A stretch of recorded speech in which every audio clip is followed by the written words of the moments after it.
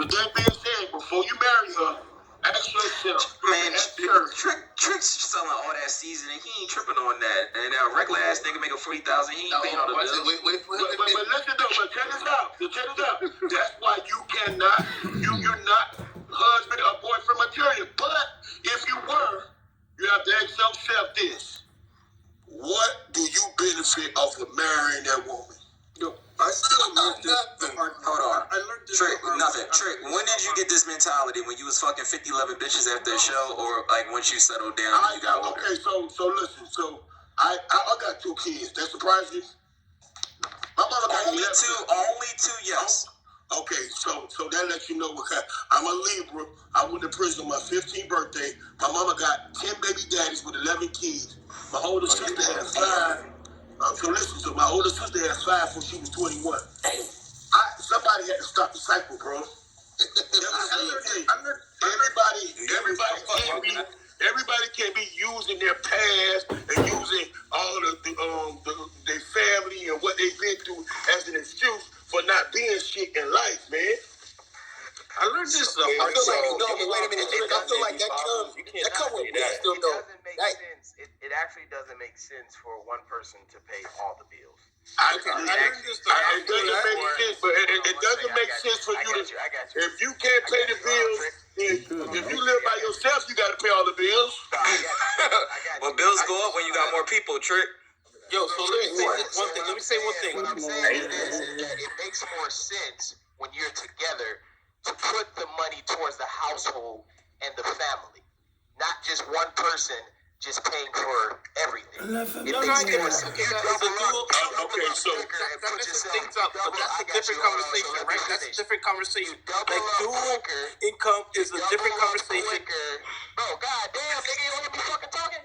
No, I can barely hear you, bro. But dual, I can barely hear you, bro. No, you good. It's not a good thing. Dual income is not a good thing, right? But what I want to say is meet your spouse early in life. Grow up together. You can't guarantee. That doesn't make any sense. Build something up together. Otherwise, after that, my bad. Can you hear me now? Yeah, Emilio, this nigga put on his face. You ain't gonna get no talk time, Emilio. Yeah, I appreciate it. Right. I appreciate it. So he about to bogard you, my boy. That nigga playing defense. He about to get a humble. That nigga got that one. That nigga like I was trying to say. He gonna box you. It makes more sense for you to pay together, save together, instead of it just being my money is her money and then her money is her money bullshit. That's a crock of shit. And a second thing is you're talking about the $40,000 whatever people, the average wage. That's most average people. Not everybody gonna have $1 million ticket, $100,000 ticket and shit like that. Most motherfuckers gonna be in that medium range, and that don't make them less of a husband or less of a wife. But what makes every woman? I don't know what the fuck is that might be. Well, that's Trick about the he wanted to respond. Well, I don't know. So my question is, what makes every woman available for this millionaire? What is so special about every woman that they all deserve to have this millionaire? And if they don't have a millionaire man, then they shouldn't be getting married. First of all, I'm not a millionaire. First of all. Yeah, I was gonna ask you that. Trick, you still got your money? First of all, I'm not a millionaire. I'm a thousandaire. Second of all, I take care of my whole family. Okay, third of all, listen, everybody knows in order to survive in this world, you need some type of investment or hustle on the side, because the average American is a $40,000, $50,000 a year man. Teachers don't make but $45,000 in Florida. I don't know what state you from, but let me explain something to you. In other words, you are not eligible to be a husband or a wife if you're not eligible to be a provider and a supporter. Women should support and husbands should provide. That way we never have a choice over the man or the head of the house. So what exactly are they supporting, Trick? They are supporting everything they support your feelings, they support your love, your hard work and dedication, all the stuff that you're doing for the family. But that's what the man is for. Hey, so Trick, supporting my love and hard work. How she supporting my? She would do that regardless. Hold on. Let me ask you this. If you wasn't married, who you gonna stay with, your mama? No, you gonna stay by yourself. You don't. Okay. But I'm not. But I'm gonna be my own deduction, and I'm gonna add to my own addition. Like I'm not gonna. But when she stay with me, hold on. But when she stay with me, and I'm taking care of everything, she just a deduction. See, that's the problem. A real man would never consider a woman as living with them. You always consider as living together. That's where the problem goes. I'm not saying that she become the soccer mom and she don't work and she don't do nothing. So the question was plain. It was, what is she doing? Like what exactly is she doing? I'm paying all the bills. What is she doing? You're like, she helping you with your love. She helping you with your. You like, no, I got you, Trick. I got you. You ready for this? Wait, go ahead. Can I ask you a question? You're raising your kids. We don't have kids, Trick. So this is the problem. Okay. Hold on. I got you. I got you. Real quick. Hold on, Trick. I got you. Check it out, Trick. Look, check it out, Trick. So this is the problem. Every time we have these conversations, the first thing we go to is kids. We don't have kids. It's just two individuals. We got married before we carried. So what exactly is her ass doing at home? So y'all should have stayed fucking around because obviously you don't know how to be a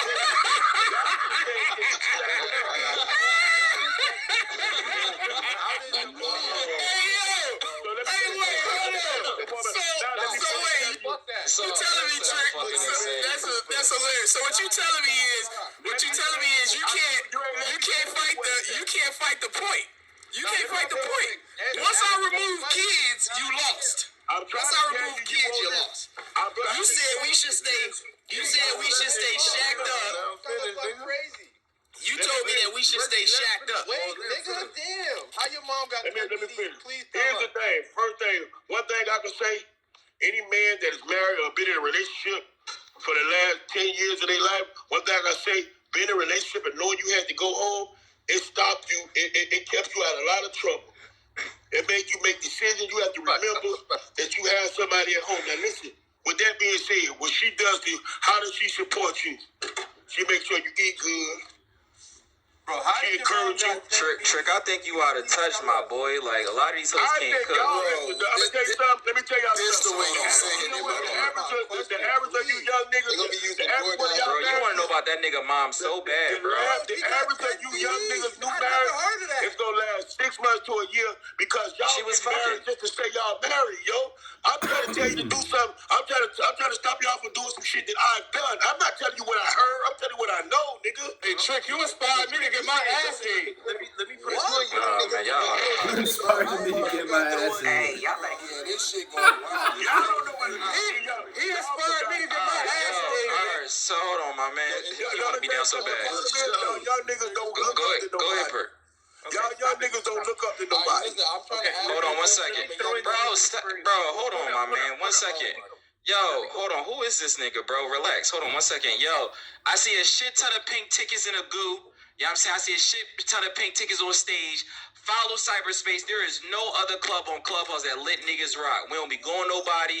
We don't mute nobody. Niggas be talking shit. We let them get their shit off. You know what I'm saying? We don't do none of that shit. Click the link at the top.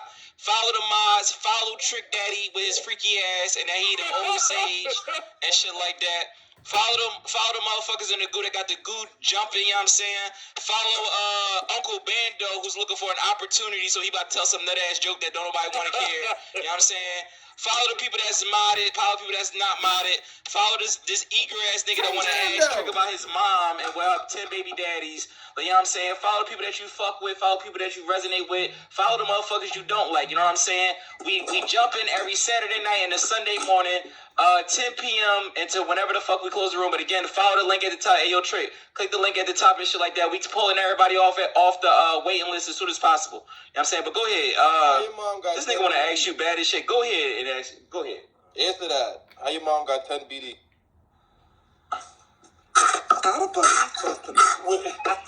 Nigga, how she got 10 baby daddies? Yeah, how she do that? Okay, so let me explain something to you. How she do it and why she did it. Let me explain something to you first of all. Sir. First of all, I'm asking you a question. Where you from? I'm from East Coast, New York. West Bubblefuck.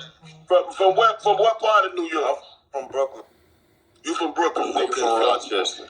If you from Brooklyn, nigga, let me tell you something. If you from Brooklyn, nigga, you got family in the South somewhere. Yeah, so let me explain to you. Hold on. So let me explain to you. You know what? You ever heard that you grew up in the projects? Yes, sir. You know what the project was? A project. Yes, I know. And you know what the rules in the project? You know what the rules in the project was? What are the rules? A woman could not have a man and live in the projects. Yeah. So when women got in relationships, when women got pregnant, a woman that's coming from out of the country of South Carolina, from Kings Free, St. Andrews, Carolina, they don't believe in abortions. Patterson. When y'all get pregnant, you got to go. Pursuit. And because the whole thing of the projects was to see if a black woman could raise a kid on his own and be on her own, and the kid come out successful. Okay. And I was gonna say, so how much did she profit off having 10 different baby fathers? there's not a profit, and it's not a joke. I don't know where you try to take it at. No, listen. I play clubhouse games, but I'm a real spinner. So be careful. Be careful how you try to disrespect my mama, because you wouldn't know. Listen to me, man. Listen, you wouldn't know about my mama if I would have told you. This is a lesson. It should not be a sentence, okay? That's a fact. This is a lesson. Definitely a lesson. So what I'm trying to tell you is, you want to know about my mama, but you forgot that my sister had 5 before she was 21. I'm just showing you, black people have came a long fucking ways. We have to do better and stop making excuses and stop stepping backwards, because we done stepped up so much, we can't be going back the wrong fucking way. And that's what we're doing, because there's a type for everybody. But so everybody the best trying to way be forward is interdependence. Not just one person take care of all the finances. If you don't want to take care, you better not say you got no hoes or no old lady then, because if you ain't taking care of, she got her sticky link, nigga. So I don't think you're listening. You do a lot of talking, bro, but you're not listening. Interdependence is where we depend on one another. Yeah, but you gotta take care of the bitch at some point. That's what it is. I got to take care of the part. So if it's 70-30, if I'm putting in 70 and she's putting in 30, it's still interdependence. I could pay the majority and still take care of it. I could cover, hold on, let me finish. I can cover every date.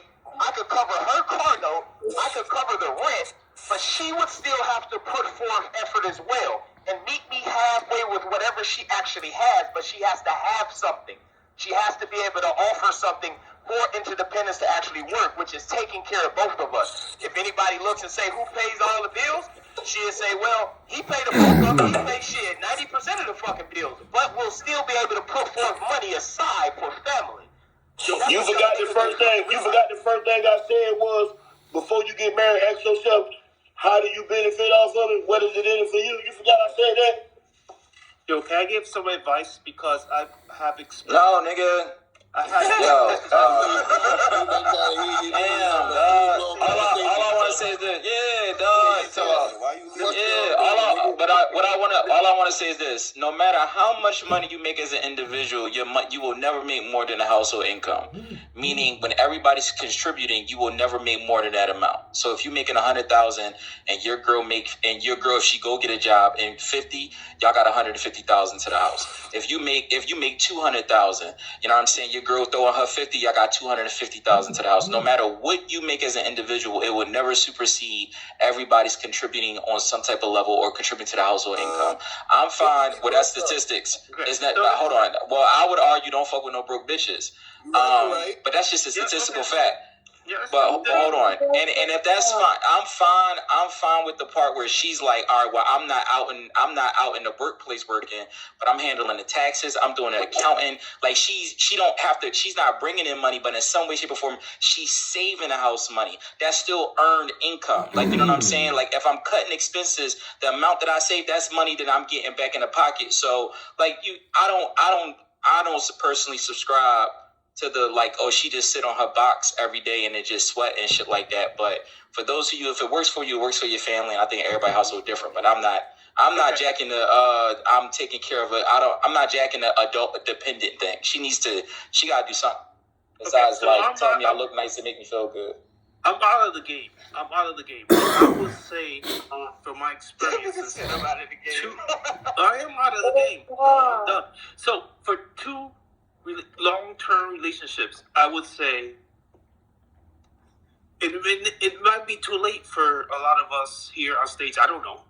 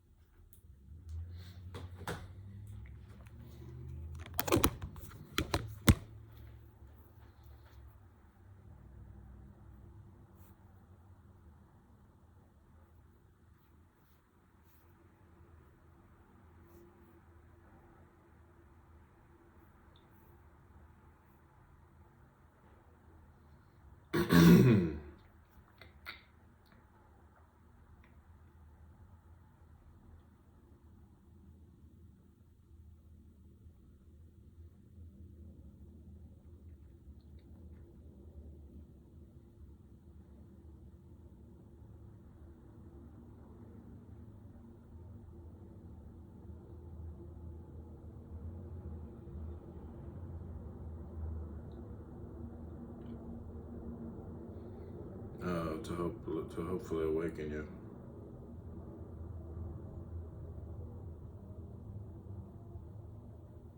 About the good life.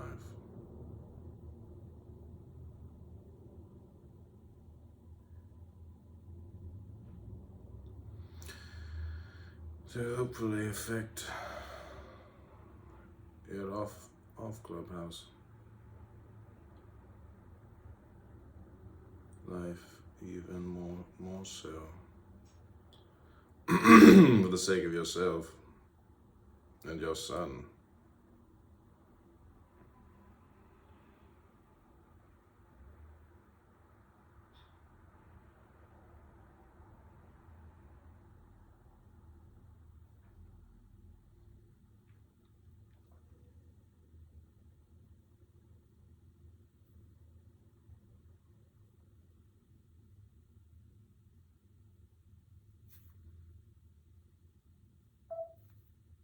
I don't know why, but Clubhouse is not playing the audio for some reason right now.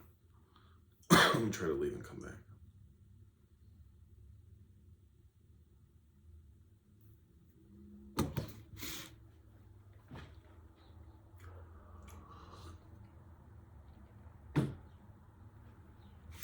Doesn't want to seem to work.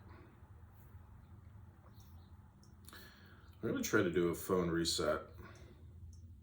This phone is really a very shitty Samsung.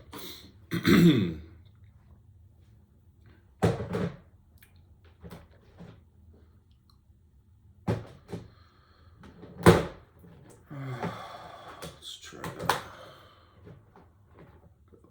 Clubhouse one's up. Okay, maybe we should try to get some work started. That's what I'm thinking. Play some focused meditation music.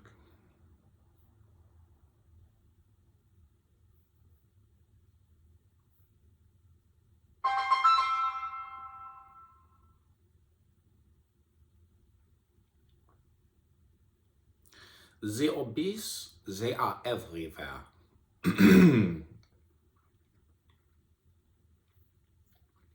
If you date fat people, you yourself will also become a fat person. Great fat bodies like to enjoy food together. This is comedy routine. Sorry if it's weird and obnoxious. Anyways, I'll try to get you back into the Clubhouse room, and I'm gonna get some work finished.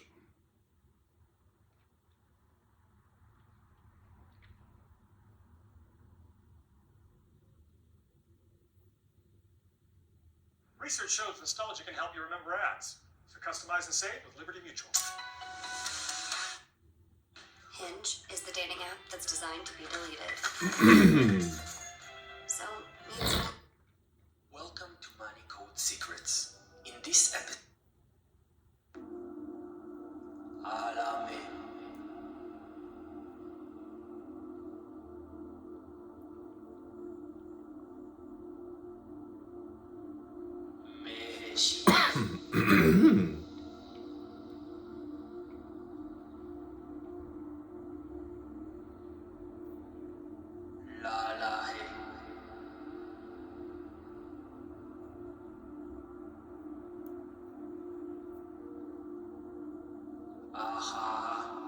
Ahaha. That's the secret word for making money. Ahaha. Kaheta.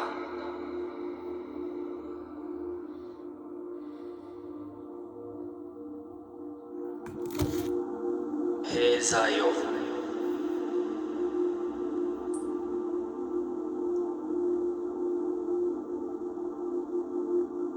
Alada.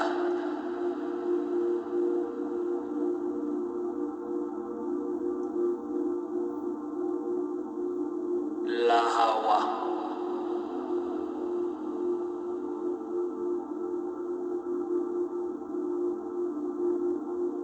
Hehea.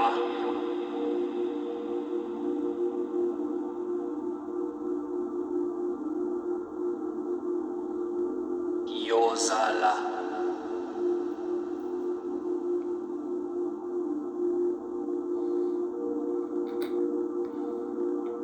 Mebehe.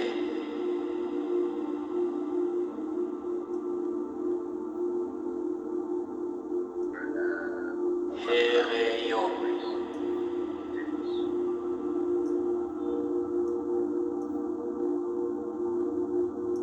Hekome.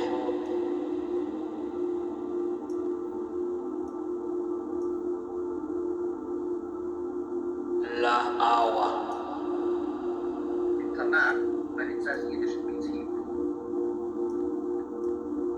When it says Kalayo. it says Hebrew, it says Melshon Yehudi.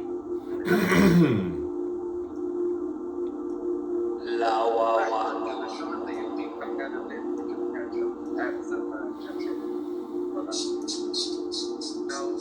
The main point is Behela. we have trouble with this midrash because we were told that the most important thing is not to change Nelacha. to have a Jewish name, to speak the Jewish language, and to dress Jewish. Yo.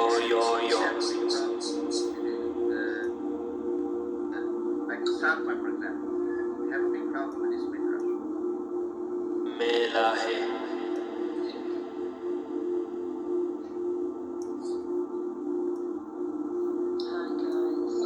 You also not aware of Hehewa. being distorted?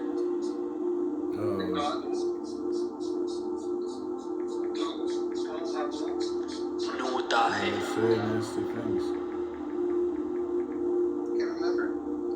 They become nasty. He a. Become nasty. Italian Jewish scholar published many books in They Israel. flower. Because his name was a rabbi, also Pia flower. Yoreta. the relation between the Canaanite God, Just the Canaanite God, and everything. The Canaanite Shihahe. they become nasty. Pia flower. Kasutu, Oh, yes, agreed. Kasutu. I did. I was going to tell you the same thing I told you about thoughts and words and what you said about carefully awaken you even more about the good life. But I think Kasutu had Clubhouse life even more so for the sake of yourself and yourself. Awame. When you say nasty things, you become nasty. Be a flower.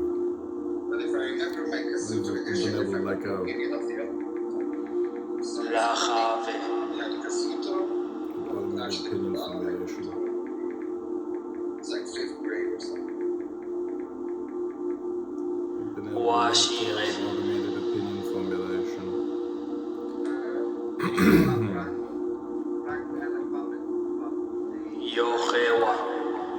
speck of dust out of place in the universe. La jeje. Just careful. I'm just playing. I'm just trying to help Kawake. if I can.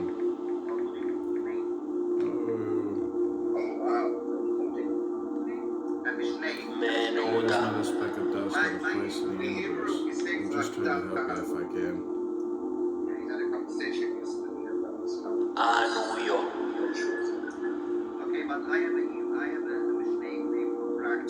Anger is the mind killer.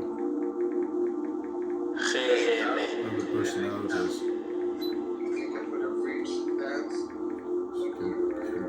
can evoke our anger. Rejea. Totally hidden anger. Anger is the mind killer. Other personalities can evoke our internally hidden anger response. Goat is.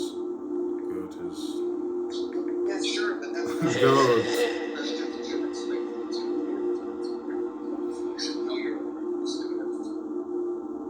Alan, Taylor, your questions just about. Meyoja. And if, wait a second, and if it would be, Wawala. masses, 39 masses on what? You know why? Yolaje. 39. And frak is to smacking a club. So, you have Sahala. frak is the same letters as frak. Now, means, spanking 39 lashes. Aveyo.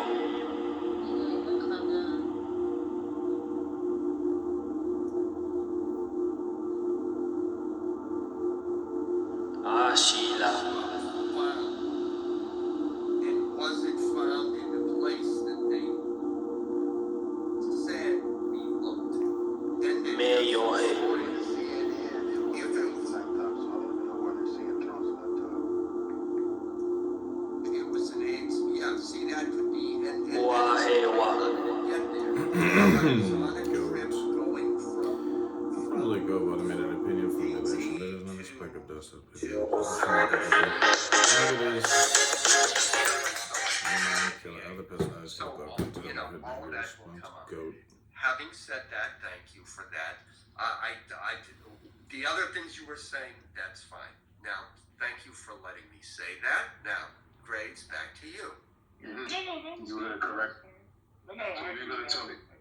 So you were gonna tell me that the Navajo Indian people. I don't care about that stuff, man. That was fine. I think this is more important. I agree with Alan. Like, if it's an AIDS laptop, again, I don't think it's a big deal.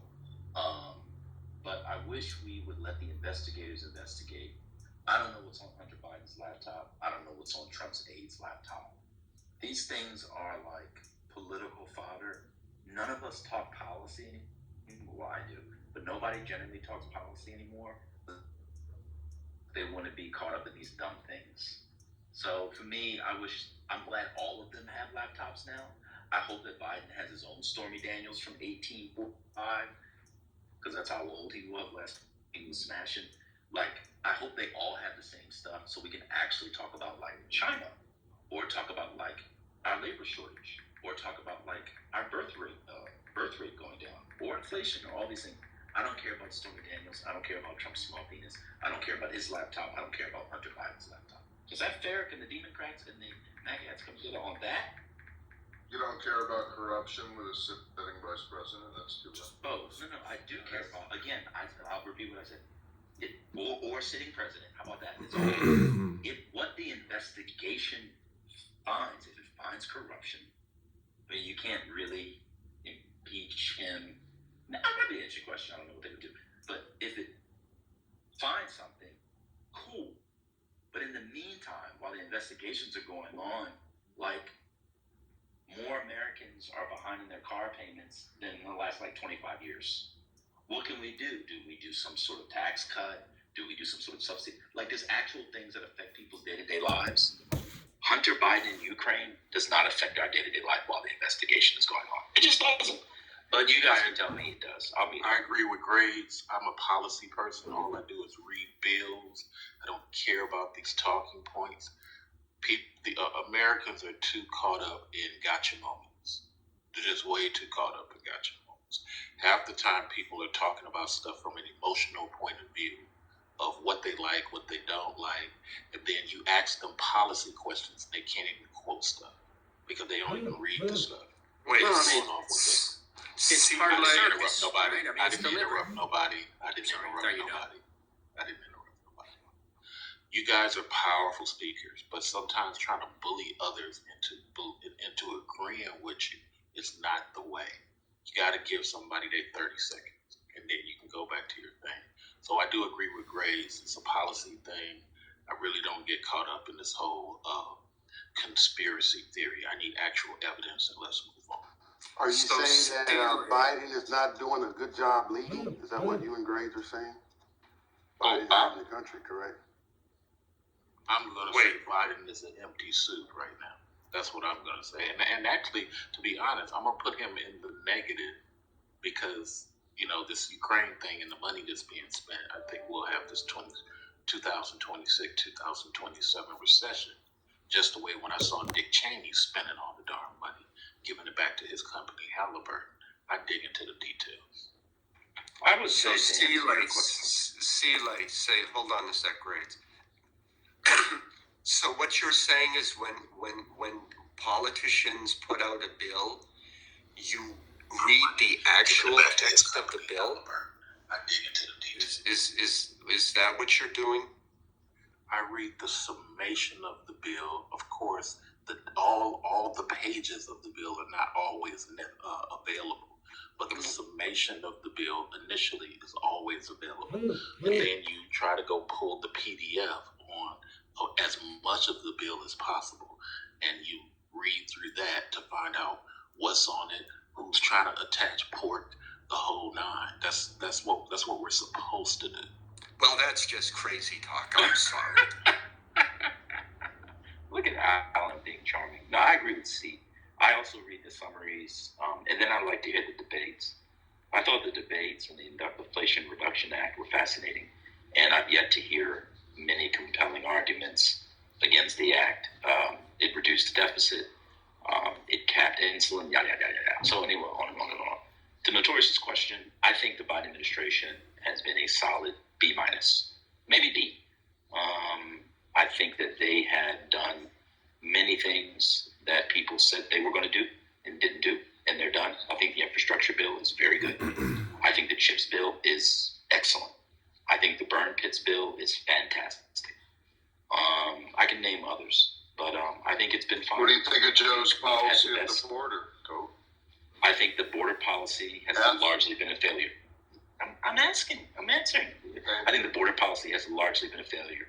I think that they got themselves in a rhetorical scramble to say they wanted to go against everything Trump did, and then they realized, we actually do want to do these things, and so it's been a lot of silly talk, and they're finally being adults. It took them 2 years to be an adult. That being said, the border issue, as he said in the State of the Union, will only be fixed by Congress. This has to be a bipartisan, massive bill, and there's just too much ill will between the two parties. The president cannot fix immigration. It has to be through law. Why? Because the next president can come in, the judges can overturn it, yada, yada, yada. So I think the border policy has been an abject failure. Last thing I'll say, do you see how I'm able to critique fairly? And I'm the Democratic shield. I can critique fairly. I said it was a failure. I wish sometimes my MAGAT friends could also talk about the many, many, many, many failures of the Trump administration. But you can't because you have a cult-like attachment to them. I understand it. God bless you. Well, he was the greatest president in our lifetime, so we try to see the good. Well, that's weird. Let me ask you this question. Other than the policy that thwarted NAFTA to some degree, what policy did he write that you find as great? Said it to me? No, that's to the gentleman who said he was the greatest. Oh, I'm sorry. Pete? I didn't hear what he said. He was talking so low. I'm sorry. What'd you say, Bob? I said that when you said that he's the greatest, other than the policy that thwarted NAFTA, what policy did he create? I was being sarcastic to make Goat laugh, but I just like the way Trump. I like the way Trump spoke of hope and sold a story of hope for America, and I just don't think Joe instills that kind of confidence in people. And I agree the CHIPS bill is awesome. Joe's done some good things, and I'm rooting for Joe to win. He's my president. He's the sitting president. I want him to win. I think Kamala's a freaking weirdo. I don't get her whole shtick. I want Joe to win. I want the border to be secure. Not that I have anything against illegal immigrants or anything. It's more about the drug. I live in San Diego. I worry about the drugs killing these kids. When we were young, we fucked up. We made mistakes, but these kids are paying for it with their life with one mistake that all of us have probably made, a million times. Took a drug from somebody at a party or whatever, and that scares me. I hope we can do something about it. It's not an easy answer. I agree with Goat, but we gotta really try to do something about it. That's, in my opinion, one of the biggest problems right now. I don't know about the Ukraine thing. I hope Zelensky's not corrupt. I hope that our weapons are making it to where they need to be, and I hope that I hope it ends soon. I really do, because I think it's really screwing up a lot of people's lives. Thank you for a very balanced, fair answer. I rarely get that nowadays. I will say this about the whole Zelensky thing. 2012, if you watch all the videos of the attack on Cossack land, I refuse to call it Donbass, only because I lived in Romania for a couple of months. And then 2014, you looked at all the killings of Russians by UKR, even to the point where Zelensky made a comment that the bombings have to stop a little bit before his election. Well, I can't even call it an election because Hillary.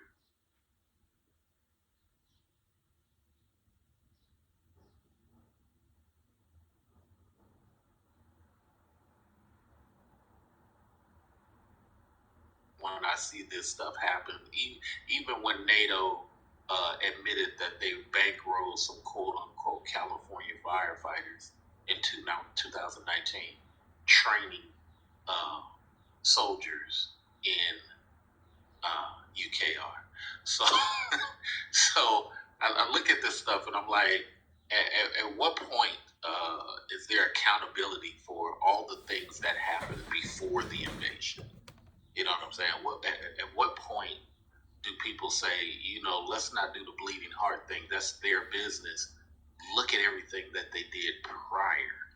And when I point this out to people, they normally tell me to shut up, because they want to hear their narrative. But these are things on video of them killing people over there, way before the dude even invaded that place. So to give so much tax money and weapons that have to be replaced, meaning that 4 more years, we're going to blame the next president for how deep of a hole we're in, because now we have to refund Pentagon on all the stuff they gave away in addition to any other monies. It's insane at this point. Yeah, I don't blame them for ousting the guy before Zelensky. I'm sure he was more corrupt. I don't know if people have heard this, but, he had siphoned so much money that he had built a 165,000-acre with a log cabin on it. I think it was almost $2 billion estate that he never got to live in, thankfully, because he's a piece of shit.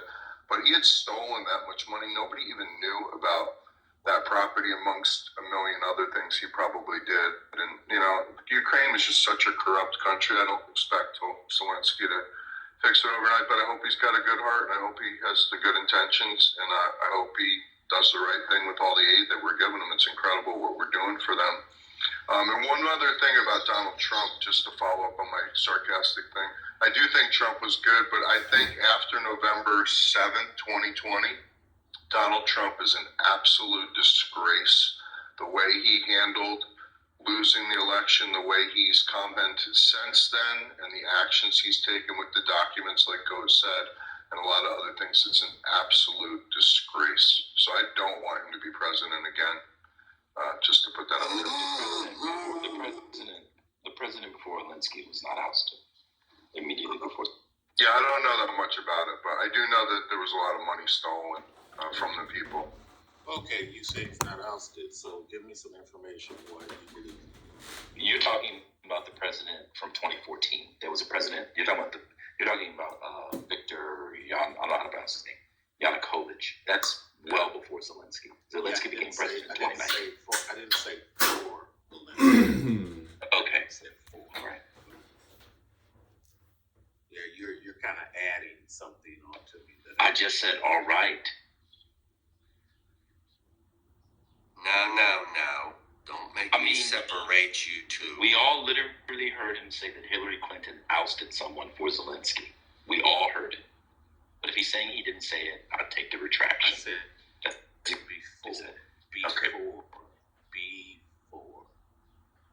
Gotta truly listen. So what about the guy who was president in the I will add this. Sile, you attributed to Hillary Clinton, which, yes, that makes sense. I'm wondering if this is a longer term goal for the U.S. and if it transcends party. That's my only question. Yeah, and that I don't have the answer for that. I'm asking you and anyone else on the stage. I'll just say in 30 seconds so somebody else can speak. I think it transcends to a degree. So far, the Democrats are really the heavy-handed ones doing it. I put a lot at evil Hillary's porch, creating 4 wars in 3 years or something like that. Egypt, Libya, Syria, UKR. And then she's gonna sit down. Yeah. I also say the same thing about the Democrat Ronald Reagan. I'm sorry, he transformed into a Republican. But 41 tried to warn everybody about that. I don't. When you go over and you try and you remove everything that Jimmy had in the Afghan hills to keep Russia away, and then you remove that, and then Russia takes those hills, and now you sell weapons to the Afghans, and now for the next 2 decades, we're trying to get weapons out of the Afghans' hands. It's silly stuff like that. You know what I'm saying? Where people create these things. But somebody else might have a different view. I'm moving to listen.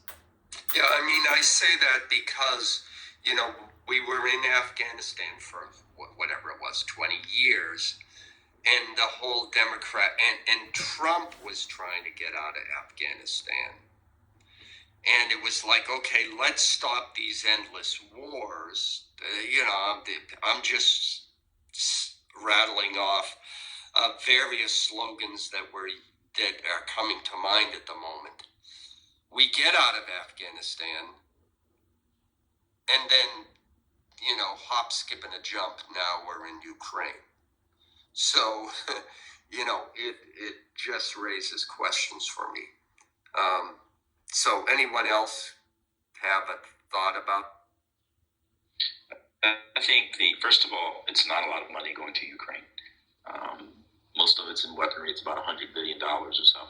That is not a lot of money in the U.S. defense. The U.S. defense regularly spends, all told, upwards of $1 trillion. $100 billion, not a lot of money. If the United States government finds Russia to be an adversary, and they can spend $100 billion with little to no American lives lost, that depletes Russian systems, weapon systems, that depletes their military. Hundreds of thousands of Russians have died. If they're able to engage in a proxy war where the other proxy is the party itself, Russia, the American government is going to take that every time. Do you think we had a right to take out Nord Stream 2? I don't know that we took out Nord Stream 2. Do I know that? I don't know that. I don't either, but what if we did? Then there probably should be an investigation, and perhaps someone should be put up on war crimes. I have no idea about Nord Stream 2. I don't live on the internet world. I live in the real world. Anyway, the point I'm trying to make is that for $100 billion or so dollars, mostly of weapon systems and training, you're able to take out large swaths of the Russian military. You're able to expose them for the frauds that they are. You're able to force people to end up buying your own weapon systems. So even though we're, quote unquote, giving them Abrams tanks, there's actually money coming back to the United States. I just don't see the net negative from a geopolitical and economic standpoint for $100 billion. $100 billion is not a lot of money, folks. The people that complain about money in Ukraine just don't follow the budget. Our budgets are trillions of dollars. The defense budget last year, just defense alone, no other data, was about $770 billion. $100 billion is not a lot of money to take out the Russian military. I'm sorry, it's not. Yeah, but it exceeds the budget of the two countries that are actually fighting in the war. I mean, it is a lot of money from their perspective. Sure, but not from ours. And by the way, many countries have given money. Many countries are giving weapon systems, and they're toppling and subverting the capabilities of Russia. Turns out Russia was not as strong as we thought anyway. Their storied tank battalions blown up. They have no air force. They have no protection of the air. If the Ukrainians, if this still goes on and they get F-16s, or I forget what the Royal Air Force is considering giving them, it's over for them. Full stop. So it's not a lot of money for me, in my mind. I know people like, oh, listen, all the money over there, they just don't know what the budget is. $100 billion is not a lot of money. That's true, but everybody just makes Putin out to be Hitler and everything. But does he have some legit grudge? I mean, Russians were being killed in Donbass. We did encourage the agreements we had with them about NATO. I mean, we continue to just push and push and push. Why is it seems like Joe Biden and them, they want this war to just continue. They love it. So somebody else invades another country, but you blame the people who are protecting the invaded country? Well, what would we do if China and Russia put their forces on our borders? I got it, Pete. So UKR did not truly own Cossack land. What you call Donbass is Cossack land. UKR did not truly own that. Did they invade that, Graves? What do you mean they did not truly own it? Was it within the sovereign territory of Ukraine? No, there was no sovereign territory. Okay, they annexed it like Russia annexed it last time. They didn't truly. It's always been Cossack land. Truly, Ukraine is above Poland. It's not even over there by that river. Truly, according to whom? So, according to the maps that precede after the fall of USSR, the maps show. So they had a vote. So my question. I don't want my question avoided. I don't want my question avoided. So my question is, they didn't own that. They were living over there. They annexed it like Russia annexed it before. So did they invade it? If the maps show that that's not Ukraine. If the maps show it, did they invade it in your view, Graves? Because you're doing all this talking, so I just want to understand your view on invasion. They did. Are we talking about Crimea? Cossack. No, Donbass. Cossack land. So it's important to remember that after the fall of the Soviet Union, those areas had a vote to either become part of the Soviet Union or not become part of the Soviet Union, and they the Donbass and all those areas voted 70-30 to exit the Soviet Union. The only area where the vote was close was Crimea, and even Crimea voted about 52% to 48% to exit the Soviet Union. So, I mean, this is a bit of a laugh, because if you look at some maps, going back to 1917, actually Ukraine's borders go further. Go further. So you know, I mean, I think at some point we have to have self-determination of the people that live there, and the people that live there don't want to be part of Russia, because, you know, Russia comes into the land and rapes their women and kills their children. You know, well, 2 points which are where I want to direct the conversation. First, I changed my PTR. That's a map. It's from Western sources. It's live interactive. I don't remember the exact name of the website. But if you look at it, it shows the areas in red are the areas that Russia controls. And the red circles there, when Russia is attacking, that's Russia. When Ukraine, they're blue circles. On this particular day, Russia was doing a lot, so you see those red circles. But the shaded areas of the map are the area that Russia controls, which has, I go from time to time, I go to the map and take a, look at it. I take a screenshot of it. It has essentially been unchanged for, I don't know, since June or July. So it has been.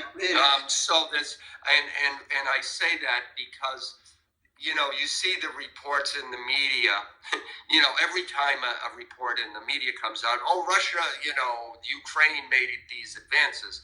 I go to that map and I make the comparison. And nothing has changed. So, early in the war, they were in Kiev, they gave that up, etc. So that's, I point that out, I bring that up only to say there's a lot of stuff in the media about what Ukraine is or is not achieving, or what Russia is not achieving. Again, I would point people to that map. Forgive me, I don't know the exact address. And then now to address what you said. Yes, everything you said about the U.S., being in this proxy war. And I'm not going to claim that that I'm a moralist about that. Only that the moral argument was made against the Republicans at various times in various proxy wars that Republicans carried out, that it's the people of the, and I think it had, like with El Salvador and places like that, that we were carrying out these proxy wars, and it's the people of that country who pay the price. Now, I'm not disagreeing with what you said, Grades, about the reasons why the U.S. is in there, et cetera, et cetera, et cetera. Yeah, those are all true. On the moral argument, that the Democrats are saying, oh, we need to, this is a fight for, we need to protect the Ukrainian people, whatever their talking points are. But in the end, it's still, as a proxy war, the Ukrainian people are still paying the price. And I say that because by the U.S. being involved, it is prolonging this war. This is going to go on for a while. So a few points. I mean, that map you had, it's not since last June it was changed. It's since the Kharkiv offensive, where Ukraine took just massive areas in the Donbass back. That occurred last spring. Russia has been on an offensive, or attempted offensive. They made very little progress, even though they're throwing people into a meat grinder in places like Bakhmut and other places. So, this isn't a proxy war. This isn't all these other things. This is a situation where you had an external power invade another sovereign country. That sovereign country has shown the will to resist. They did it at the start of the war when they stopped the Russians from taking Kyiv. They've shown the will to resist throughout this, and we should support, just like we did in World War II, just like we did, we've done throughout our history. We should support the people that want to fight for democracy and freedom. This is no different than what Russia did is no different than what Hitler did when he rolled into Poland or the Sudan and Czechoslovakia, etc.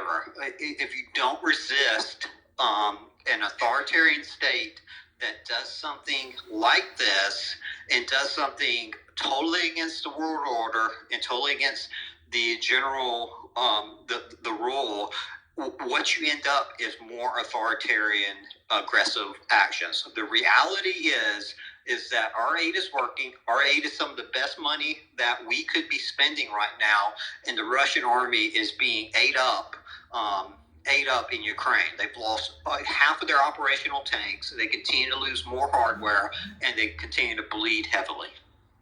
Seeley, do you agree with what Brent just said, or do you have a different perspective? So this part of what Brent, the other one was a joke, but this part of what Brenda said, I agree with half of it. I look at it from this standpoint. We'll see how everything pans out. I ultimately see between Moldova and the armies of Belarus, I don't see this thing happening the way people are dreaming it's going to happen. It is what it is. So we'll see how it goes. I just know that, especially when the guy in the chat said people voted at this percentile to remove themselves.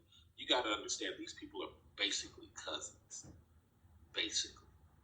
And this is a cousin fight at the end of the day. You got spies, well-known spies who are able to go between Germany, UKR, Russia, and England because they pretty much look alike in several sense of the word.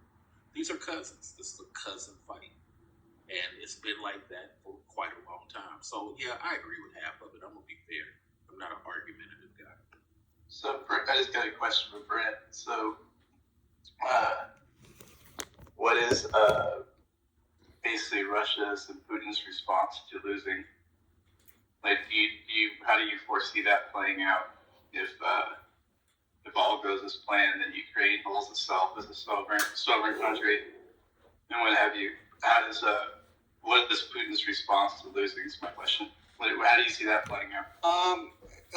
Personally, I don't know if Putin can keep power if he loses the war. I think you'll see a palace coup essentially.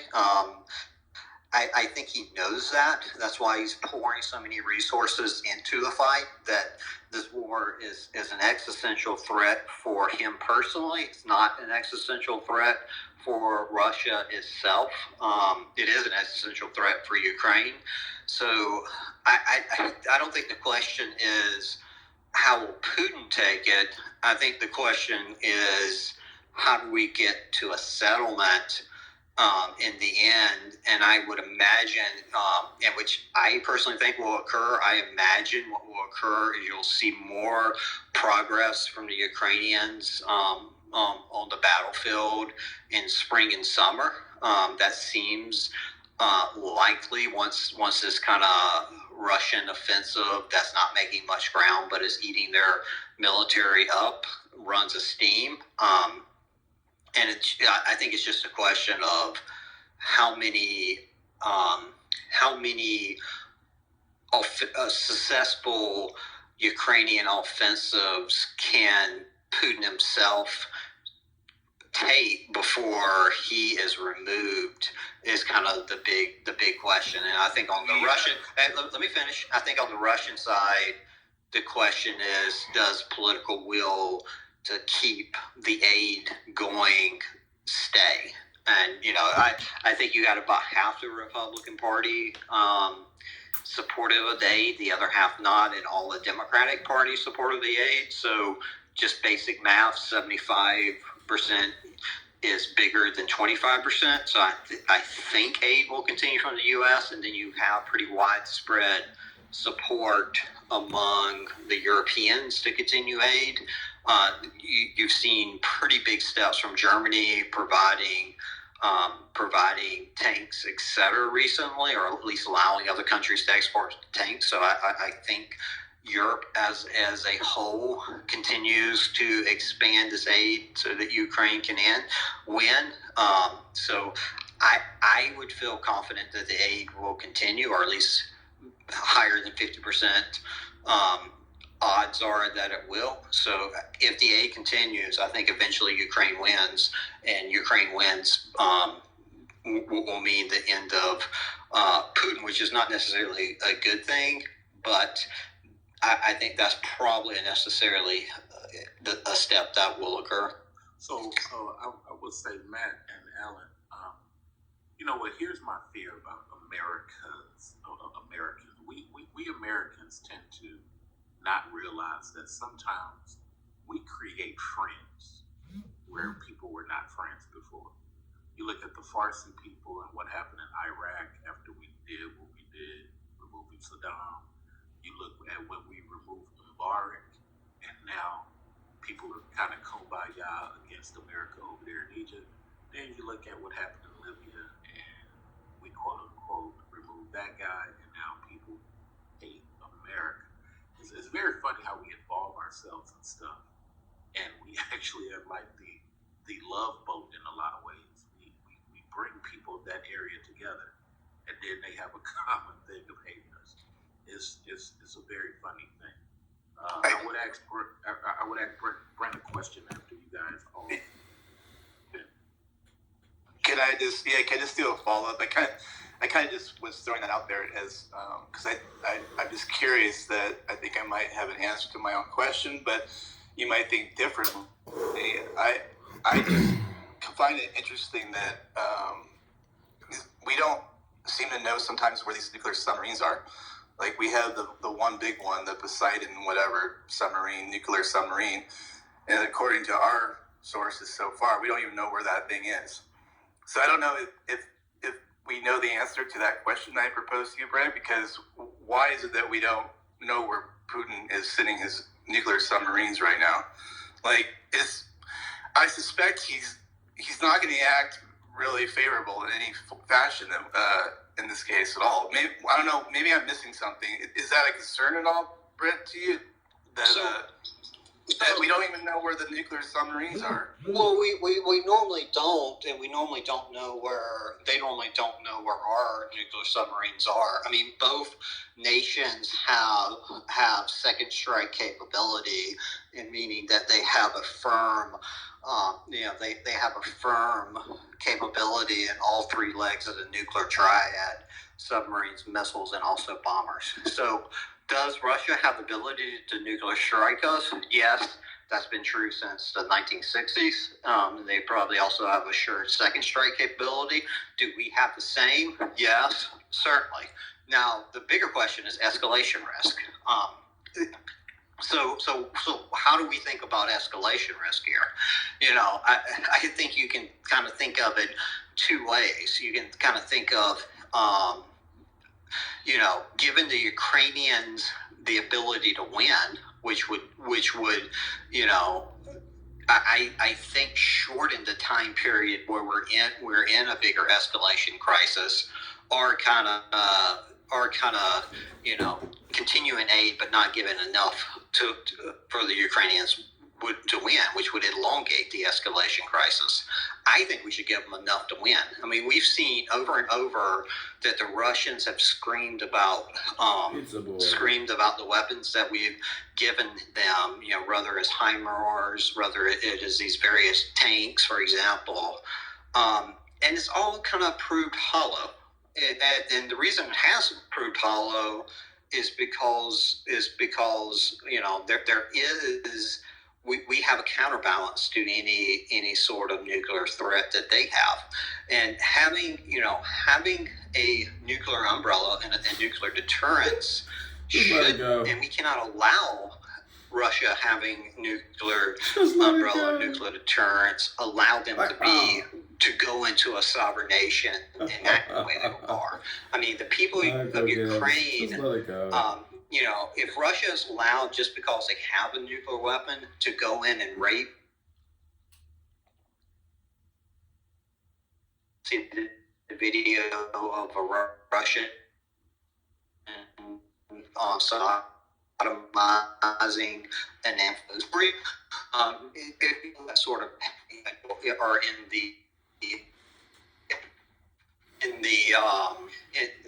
national are coming to fear. We have to meet strength with strength, and we have to face all. It's just like we had to face all when he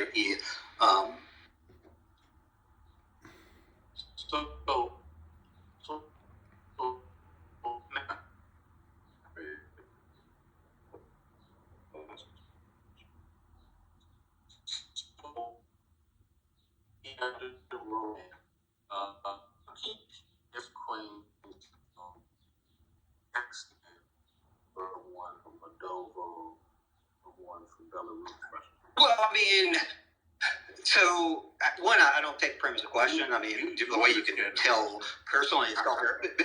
No, I mean the way you can tell on a personal level is that the Belarusians speaking Belarusian, the Russians speaking Russian, and the Ukrainians speaking Ukrainian. So it's not terribly hard if you been in those areas. But the kind of question is, you know, do people who are recognized in our global system of states who want to remain sovereign have a right to be sovereign, and not to be invaded, by an external. No, I answer your question. A Russian speaks Russian, a Belarusian speaks Belarusian, Ukrainian speaks Ukrainian. It's not that hard. You're only going off speech. So let me finish. Sir, I understand you want to make your speech. You just made the same speech. Well, no, I haven't. Like I don't understand your point. These are different groups of people throughout Eastern Europe that have different linguistic groups. Some of them are somewhat related in the Slavic people. Some of them aren't. I would do the example of the Norwegian people, for example, in the north. So just like any other place in the world, a hodgepodge of different linguistics and ethnic groups make up the people that live on the landmass. What's your point? So to Alan and Matt, everybody in that region has Slavic Russian as their primary or their secondary. Correct. So Slavic is a word for a group of ethnic groups. I'll let you finish, Brent. So going off speech, even if I was to use that argument, when you see somebody unfortunately and wrongly interacting with an infant, you can't tell what that person is. These people are cousins at the end of the day. They are interchangeable on so many levels. So here's my second question, because there's some famous Ukrainians who flew for Nazi Germany, who had several American kills. So my second question, Brandon, however you answer. I'm not even gonna rebut your next answer. How do you weigh the fact that like Russians are really against the whole Nazi concept, but every time some of the UKR people are captured, they are riddled with Nazi tattoos. They have a some of them have a Nazi fascination. How do you weigh that conundrum in your theory? It's like the people who are in love with the Nazi concept versus what you're saying Russia is. I just want to learn. Well, I would first advocate that you get off Russian propaganda sites. The far right in Ukraine, there is a thing as far right in Ukraine, is political power. I mean, if you look at the last election, I think they took essentially no seats in the Ukrainian parliament. So they're a very small minority, just like we have Nazis here. I don't like Nazis here, but we have them. Europe, Germany has Nazis. UK has Nazis. There's a lot of places in Europe where there are nationalist movements on the right that are a minority that I don't approve of. But do I think that Russia should be able to invade Germany and rape their 4-year-olds because they have a small political movement of Nazis? No, I do not think that. And I think that's the sort of whataboutism that is at the core of Russian propaganda. Now, let's switch to dial a bit and let's talk about Russian society. Russian society has a much larger nationalist movement. Their feeling about Jewish and frankly African American people is much stronger. So, if we want to start to say who's the Nazis in this, I could say one army in this conflict is acting like Nazis. One army in this conflict is rolling through land that they don't own and raping women and mutilating bodies, as shown by multiple investigations in Bucha, etc. And one is defending their homeland. So I would first advocate you to get off the Russian propaganda sites and actually look at the reality of the conflict. Okay, Sile, let me interject here. Because just a couple of points. First of all, in terms of winning this war, I think it is helpful to remember that Russia has already, I won't use the word win, but they've already achieved their objectives. And that objective is that Ukraine is now decimated as a country. So that's the first thing. No, I would disagree with that because characterization totally. Brent, Pastor. Yeah, well, I know, Brent. I would like the chance to respond to that once you. Yeah, sure.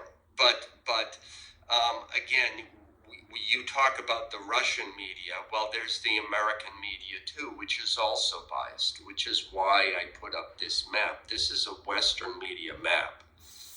And again, I say, look at the areas that Russia is holding now that has been unchanged since June. The only difference is the light red areas, that's the Russian buildup. That represents the Russian buildup whenever they began their big push as of late. But what you notice about that is that almost the entire southern seaboard is controlled by Russia. So again, they've achieved their objective. They gained the land and the territories where most of the Russians, the pro-Russian people are, who voted to align with Russia. I forget, it was a few months ago. The second thing is, again, you're listening to Western media. Putin is a revered politician in Russia, and he is seen by Russians as a strong leader. Any dissent that you hear about from us in Western media is minimal. You cannot underestimate how much he's loved. So I would add that, secondly. Thirdly, the Nazi connection. We in America have never had Nazis invade our country. Russia has been invaded 3 times, I think, in the last 100 and something years. I mean, go back to Napoleon was in Moscow. In World War I, Germany invaded Russia. In World War II, Germany invaded Russia. And when World War II ended, the war ended in 1945. They didn't eliminate the last of the Nazis in Ukraine until 1950. The Ukrainian Nazis are known to be especially virulent, if I may use that word. And if you dig a little further, I have the image on my computer, but there is in the 2014, deaths, riots, et cetera, in which our government propped. It was a colored revolution funded by our government. The memorial to the Heavenly 100, which was the 100 protesters who got killed, that memorial has the Ukrainian flag, and then it has the flag of red and black, which represents, blood and soil, which is the flag of the Nazi party. Both flags flying equally at that memorial. So the Nazi connection, I understand you feel that it's something coming from, it's Russian propaganda. But this is actions Ukraine has taken in the past that for Russians, it's very real. It's not a matter of an ideological, well, we don't like Nazis. No, they've had Nazis invade their country and kill their people. And this is a country that borders their country, which is significant. So, those are elements that cannot be underemphasized or overemphasized. Excuse me, I'm saying the correction. Now, but this is the question that I would like to ask you. Is that you're saying that, yes, morally there's a reason Russia has invaded this country, and there's they don't have a right to do that. They're like Nazis, et cetera, And I would ask you the question, yes, there are countries that invade other countries in the world and are doing it right now. So why Ukraine?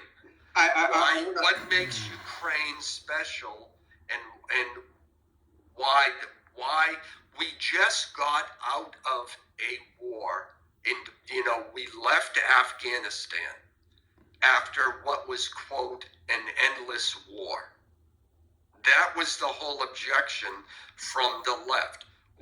Bush got us into an endless war. Are you going to let me answer this, or are you just going to keep on talking? No. I want to make sure I frame it correctly. I come back in an hour? Yeah, well, I'm sorry if it takes so long. Why this war? Okay, so I'd first kind of start to answer some of your pre-dialogue.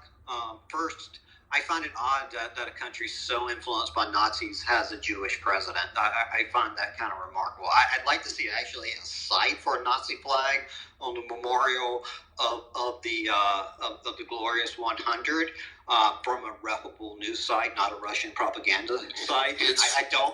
Let me finish. I let you go on for like 3 hours. I let you go on for like 3 hours. Could I? Good, Northwest Chicago. How are you It's doing? Heavenly 100. Yeah, that's all I was going to say. And remember, I am a mod, and I will exercise that from. You're really tough, man. You can kick me out of the room. I don't really care. Brent, y'all can speak bullshit to each other. Would y'all like you want to kick me out so you can speak some bullshit to each other? Brent, if you're inviting me to kick you out, I will. But if you would like to speak, okay, Go ahead. Okay, I will speak. Okay, so I find it remarkable that a Nazi-influenced country would elect a Jewish president. That seems mighty odd. If you look at some of the polling of acceptance of Jewish as citizens in Eastern Europe, you'll notice that the numbers of Ukrainians that accept Jewish people as citizens is extremely high compared to other places in the Eastern Europe, and that's an odd characteristic of such a Nazi infringed society. You are talking about the memorial after the protest, in which they overthrew essentially a Soviet installed president.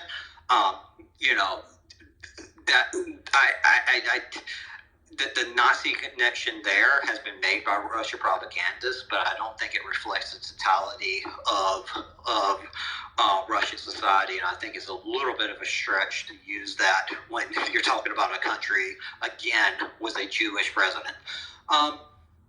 So your other point was about the changes over time of the war. So I just posted a time lapse. If you look at the last link I sent in the chat, I just posted a kind of a time lapse view of the war over time, and what you'll notice is that the initial invasion, Russia kind of maximized its influence over Ukraine, and since then they have been continuously pushed back and continuously lose territory. I mean, that's fact. This war has been static since essentially the start of winter, which is true. I mean, everybody thought that would happen, but you're going to see some more changes on the ground when more of the fighting season starts coming up. The question of why Ukraine, I can look back at past, Afghanistan, for example. If you remember, we were attacked by groups within Afghanistan. Al-Qaeda directly attacked us. We actually communicated to the Afghan government, the Taliban at the time, and said, if you give us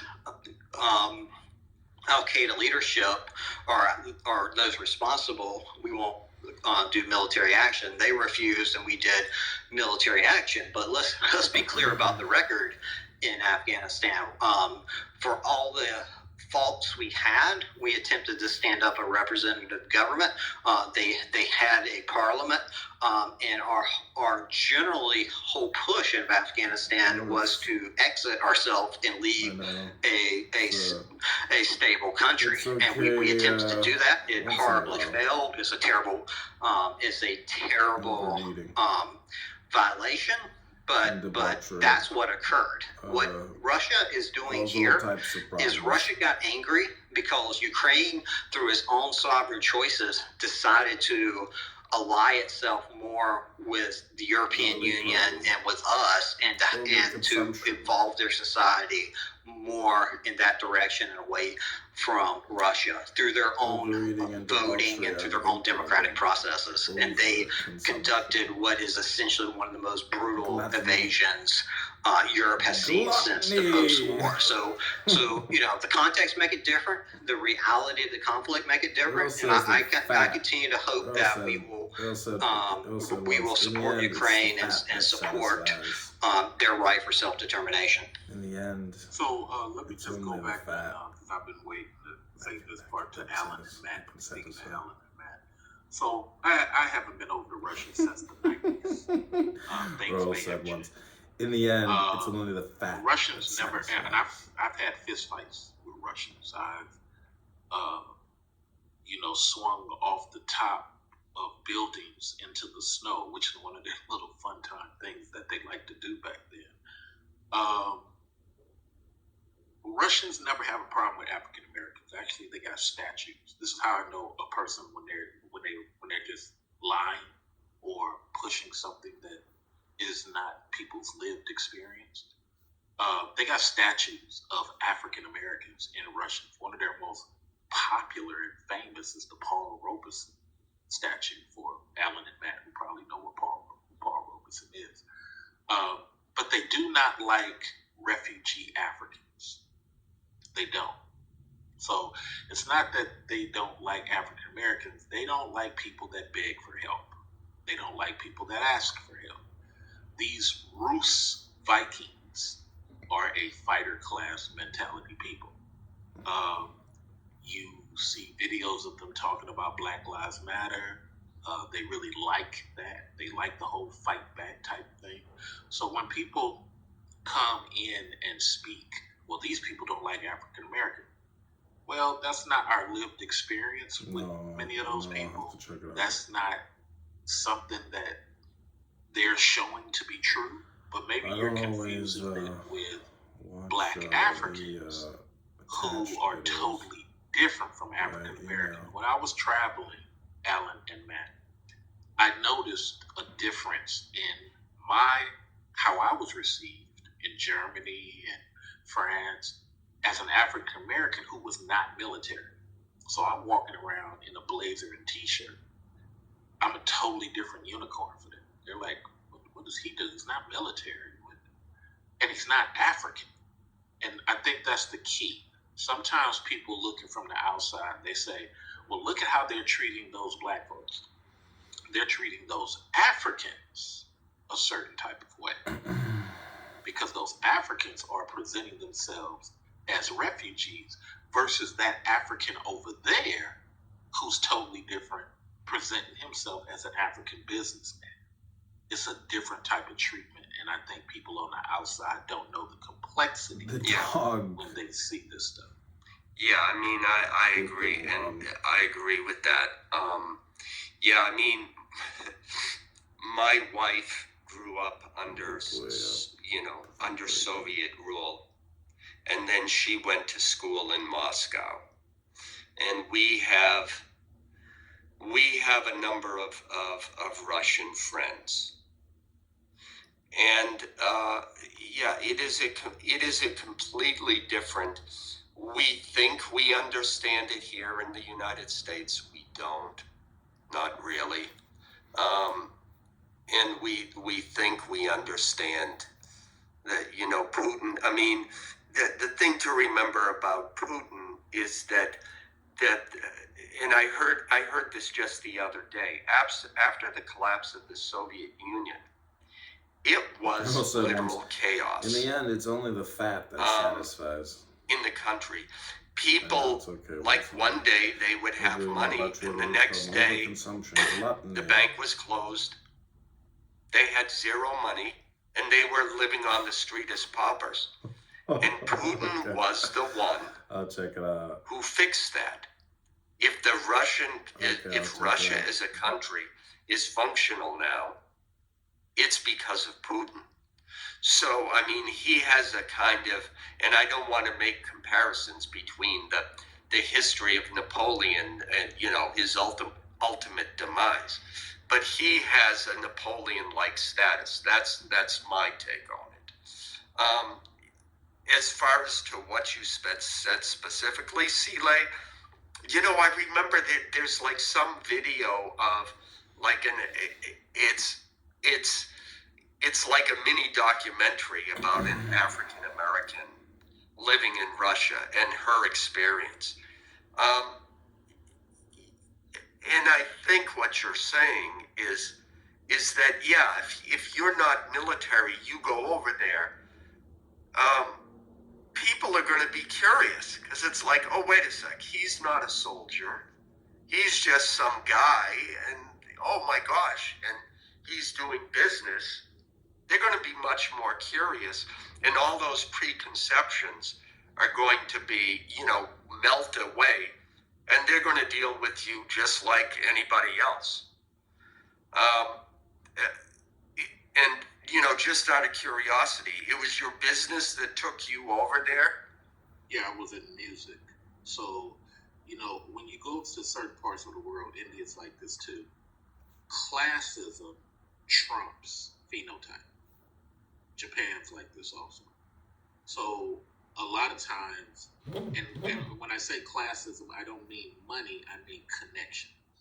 Yeah. You know, so classism trumps phenotype. So a lot of times you'll go to these countries, and if they associate you as some type of military guy doing America's bidding, that's totally different from a student, and it's totally different from an African student. Man, I keep telling people all the time, Africans were, at the time that I was traveling, they were only referred to as refugees. They were not referred from their landmass. They were not referred to what tribe they was. They were just refugees, because these people, whether it be India, France, any of these places, they looked at begging and asking for help as non-warrior mentality. Yeah. So and all that was considered refugee behavior. So I was in music, putting up concert stage, and I got to travel the world for 4 years. So, yeah, that's great. So just to interject a little data points here, I mean, if you take a look at Russian TV and comments from Russia when President Obama was president, horribly racist commentary. And also, you mentioned African American. That doesn't touch on the horrible anti-Semitic tribes that are rife within Russian media and kind of the Russian population. Now, I'm the first to say I want the Russian people to have an actual democracy. They're very intelligent people. They are, they're actually one of the most capable societies out there. They were freed from the shackles of an authoritarian regime. I think they could be as rich as any country in Western Europe. So I hope the best for the Russian population.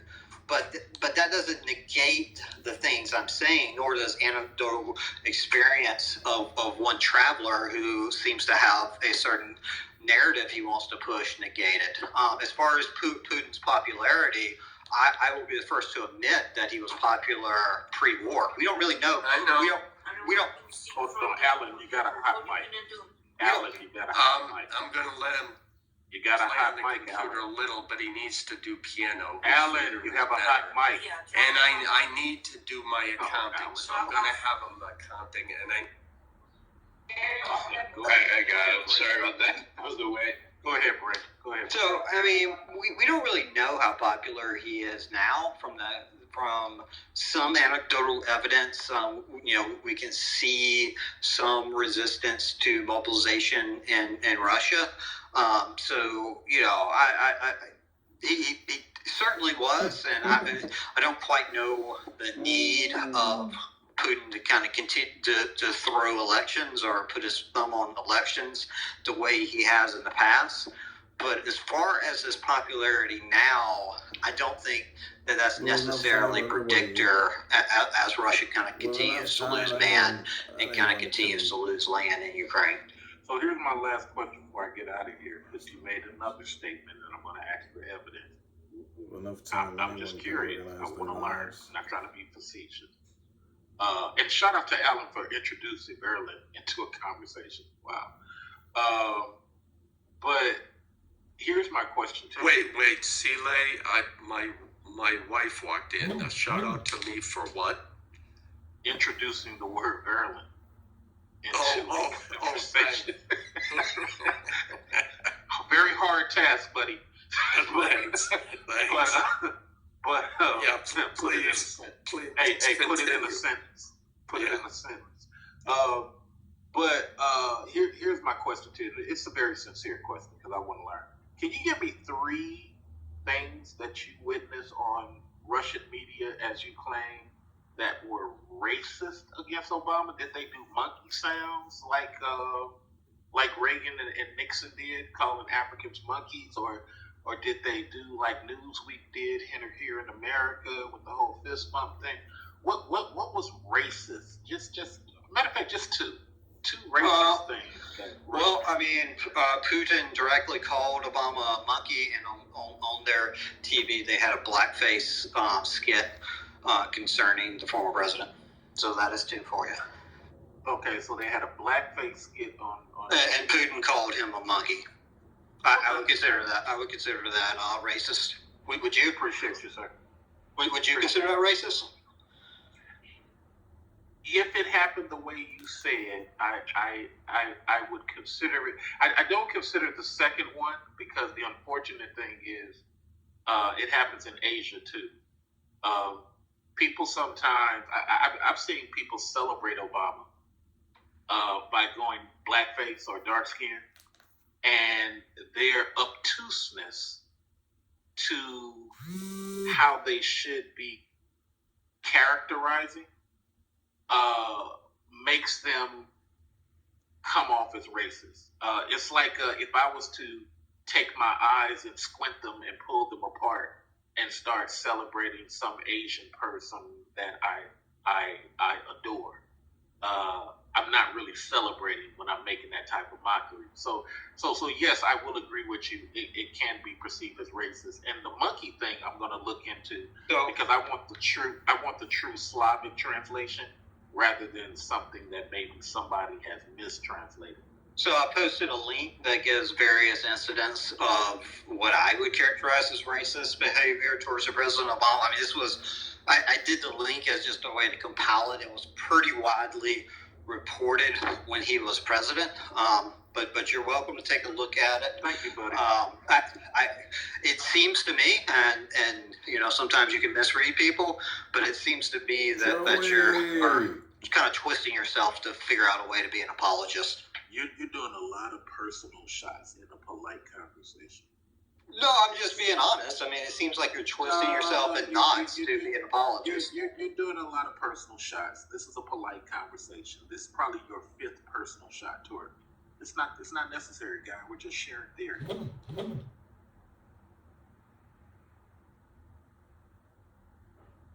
Have a good one, you guys. Peace.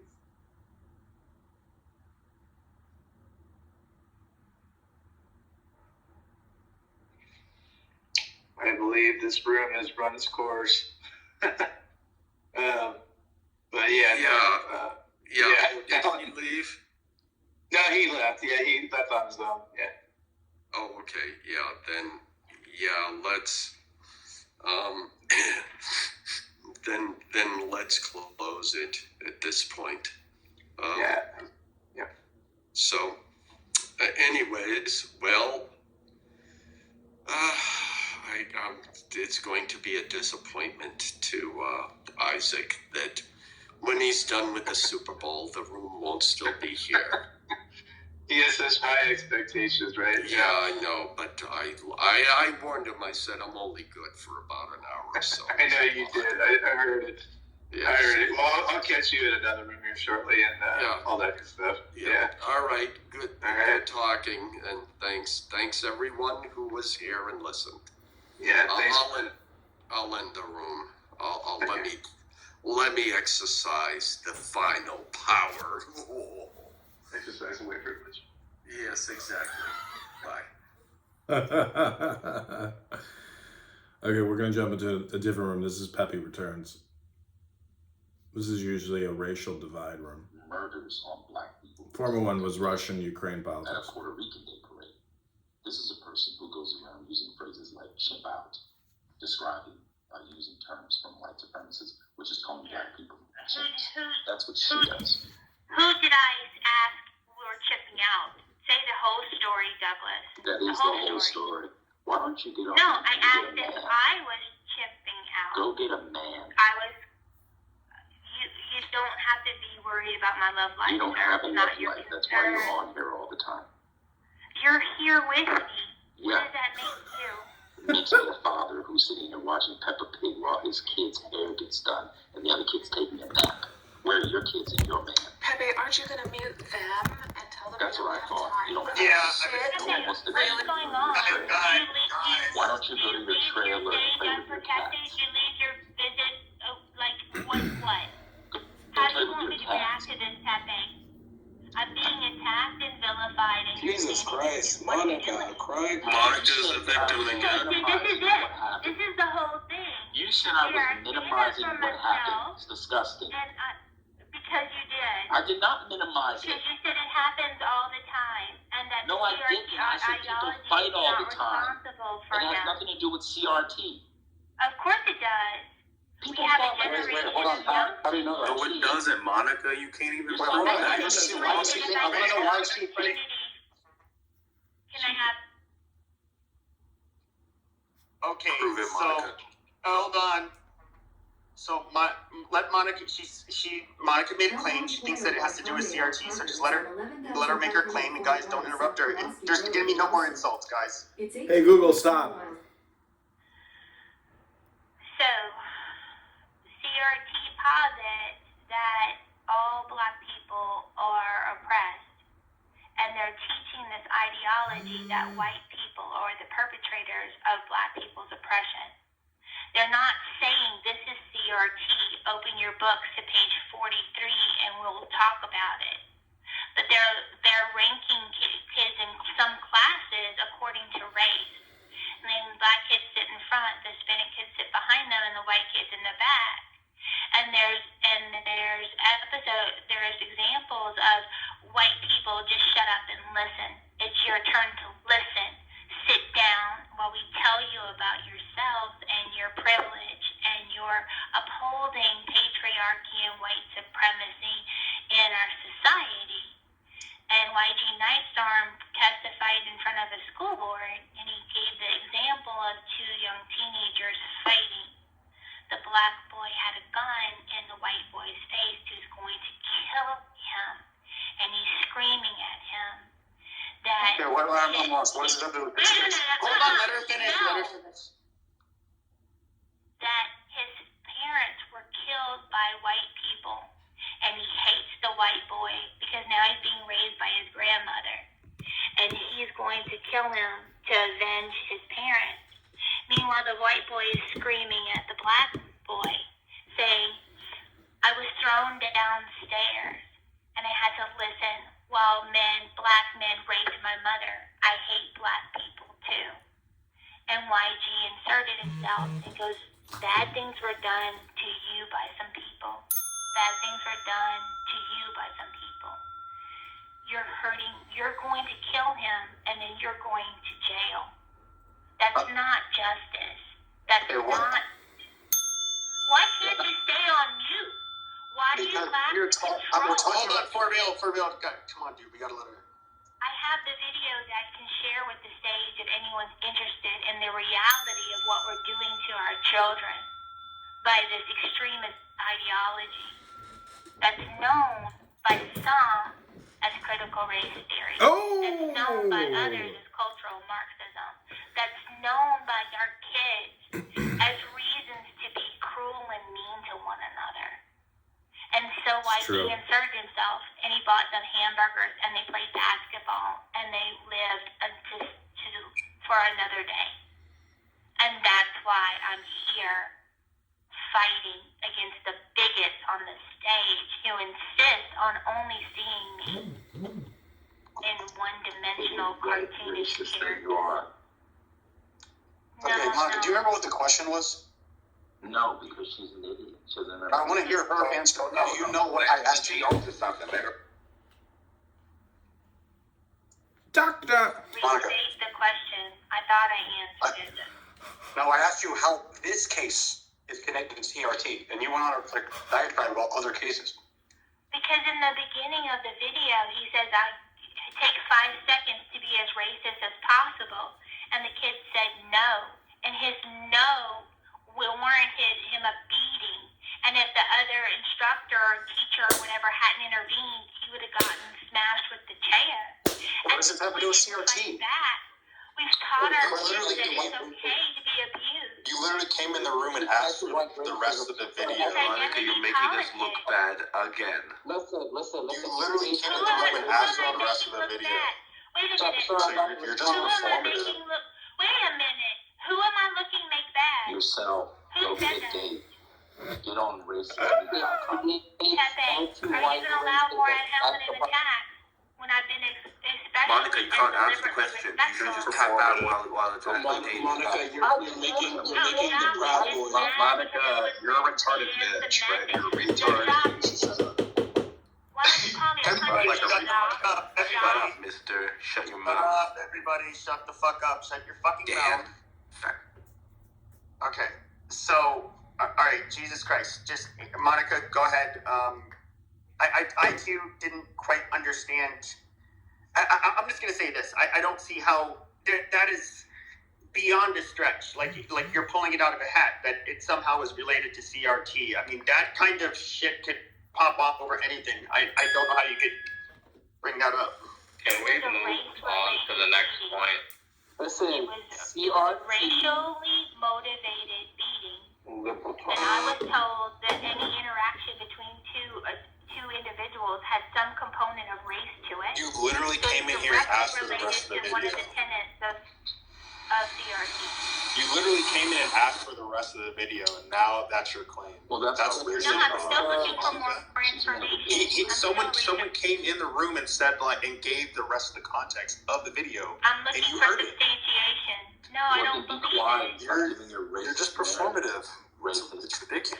Monica, you're making the Proud Boys look bad. No, I know we're not. So, okay, guys, stop. Everybody stop. Let's just move on. Yeah, give hate a chance. Or mod me. That's all you care. Since you can't get a man in there, mod. Listen, CRT creates anti-white race. Yeah, there's no reason to mod Monica. She's doing abuse all morning on people with the mod badge. Call me a cunt again, Jacques. We're not getting any. All right, guys, no more. You None of got your someone personal to trust problems. yours. Shut the You have a fuck better up. day. I think you guys should stop disrespect. Okay, enough with the personal drama. Okay, I don't really care what happened before you guys came in my fucking room. I don't give a shit. I'm tired of the bickering. Let's just move on. And I think most of us can agree we have no idea surrounding exactly everything that happened with that video. Fine, I don't really give a shit. Can I make the next Can we point? go back to Forced diversity is dysgenic. Wait, can I make the next point, please? So the proper response to being called, because this happened to me in 3rd grade, Jewish kid called me the N-word, so I called him the K-word, and we were both sent to the principal's office. I didn't haul off and beat his ass out of nowhere. Like I responded in kind. So again, we have to question what beyond him just saying a couple of racial things, what prompted the physical assault? That is not the proper response. The proper response is to go tell the teacher not to call the kid the K word. That is definitely a response. You don't have kids. I don't agree. I don't agree. I think Lame did the right thing here. A tit for a tat. I would never. No, I agree. Being a snitch and a tattletale, Isaiah, that's like the worst thing you can be. Are you kidding me? No, that's only true if you live in a shitty community. If you live in an upwardly mobile community where people are going to make money, people don't have this stop snitching view. As somebody who came out of a place with stop snitching view, this is not in $40,000, $50,000 a year private schools, which is what I'll be sending my kids to. People don't buy into the idea that telling the teacher when someone calls you a racial slur is the worst. It equates to being a snitch. What do you mean it's unethical? It's to snitch. It's not. Why did you say it's a snitch? I asked you, what makes it unethical? When I was growing up, we took it to the playground, and You're not explaining what makes it unethical. It's not about snitching. It's about the fact that the teacher was white, and there was already the understanding that she would probably not punish him. So, can I speak to the fact that the little young dude could have possibly, if everybody's been to public school in here, you know there were people that had I'd say learning disabilities, or they weren't reading at the grade level the current grade level they were in, or they weren't performing testing at the state regulated level, and they weren't really able to articulate themselves in arguments, and they were really quick to fight you if you offended them. They were really quick to just problem solve with fighting. So I think we can also take that into account. That was me. I mean, there's probably something. 4th grade. My mom was a drug addict. I've been to 4 foster homes. actually 6 foster homes until I was adopted by a Jewish white family.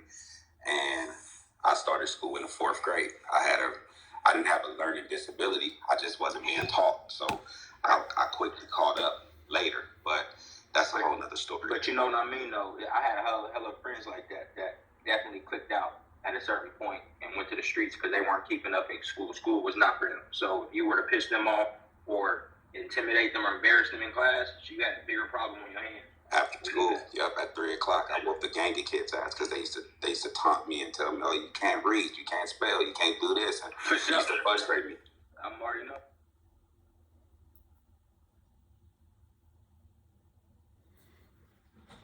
Can we go back to the assimilation conversation, because that was more interesting than this. Assimilation. What was that? Yeah, that was with the video. That's what the conversation was originally. I mean, this video was up there, but that we started off talking about assimilation. So, what are y'all's moderate left thoughts on this forced diversity equity crap? There's no way you buy it. What does forced diversity mean? There is no forced diversity. That was ruled illegal in the 70s. Correct. If you're not an American citizen, you wouldn't know that. One thing that's important to note is that we do have in the United States that are almost universally white. There's no people who are non-white basically living in large parts of the United States. Most of these states are shitholes. And I mean, and by shitholes, I mean their own children who they have raised in these places want to leave them, right? I'm thinking of Maine. I'm thinking of places in the upper Midwest. I'm thinking of a lot of the plain states. They have a very tough time keeping their own kids in their states. They go off to school outside of the state and they never come home. It's a known thing. But that's life, right? That's true for every nation. You have. I mean, I live down the street from where I grew up. I live within 15 minutes of the house. But you can't have everyone be high intelligence, highly academized. You have to have the geniuses come from the random rural areas, if you will. No, but these are geniuses, right? Because those geniuses are very rare. What I'm saying is that if what do you want to do to these I think it's really disingenuous because you're comparing flyover states that may not have much in the way of opportunities with white people, whereas if you're going to make anything of yourself, you often have to go where the opportunities are, which are often big cities. Why is that? So this is the question, right? Why is it that the places that don't have the diversity, why aren't they the successful places? Well, look where they're located. So Colorado's in the middle of the country, and Colorado's very successful. Colorado's not close to the coasts. Monica, you should never defend your race. Is she even here? No, she went to run and not check on her cats in her trailer. No, she's trailer. She's got to go clean up after the Proud Boys meeting. Not the Proud Boy. Just so long we were having a discussion. But Thugga, if I was going to give a retort that would be rather damning of what you were saying, is that, well, you can look at the inner cities, or the cities, I should say, on the east and west coast, and what you get are high-achieving whites and Asians and brain-drain immigrants, and then you have, we don't need to talk about how the black community, by and large, fares in comparison to them. So black population absolutely. Look at the crime. Look at the crime that's committed in New York City. Tell me who's doing it. There's obviously big disparities between the whites that live in places like New York City and black people. You can't tell me the black kids in Boston's NAEP scores, in Massachusetts, their NAEP scores, their math and reading scores are on par. So this is the government stats on math and reading for school, right? Their scores on those subjects are on par with white kids in Alabama, right? So then my question is, why is it that the places, again, that are nothing but white people, why didn't they just become the most successful places? I mean, you can claim that it's because they're like not in like developed places, but California was super far away from where like all of the industry was located when it started out, right? It was on the clear other side of the country before there was any cars or anything. And California has become the fourth largest economy in the world. So, is that a serious question? Why don't these all white states have the best schools in the United States? You're not taking into account. You said something like Massachusetts has been around way longer than Alabama. Well, like you got to take into account things like that. Like, What does that have to do with schools being good? You're talking about schools. Well, they got public schools at the same time. He said something about development in Massachusetts has been around way longer than California too, but California is the fourth largest economy. Oh, okay, but that's really disingenuous. If I recall correctly, isn't like Birmingham like the largest city in Alabama, and it's not even that big? It's largely rural, it's poor, it's out in the middle.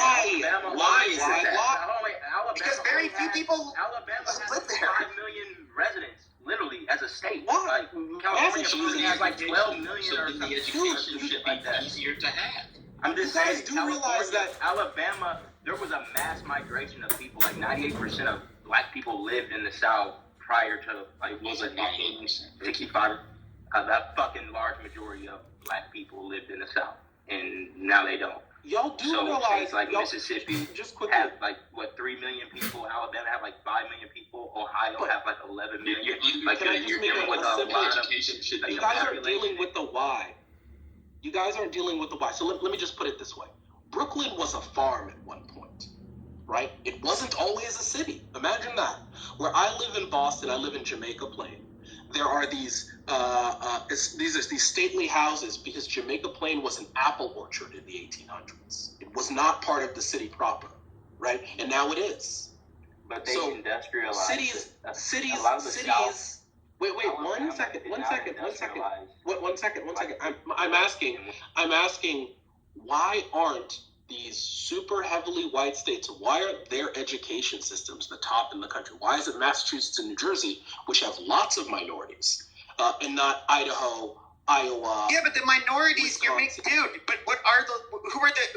There's lots of black people in Boston. But who's doing excellent in those cities? It tends not to be the black kids. What do they have to do with the stately houses? What do they have to do with the stately houses that were annexed? The point is I don't know what you mean by that. The point is we have a natural experiment.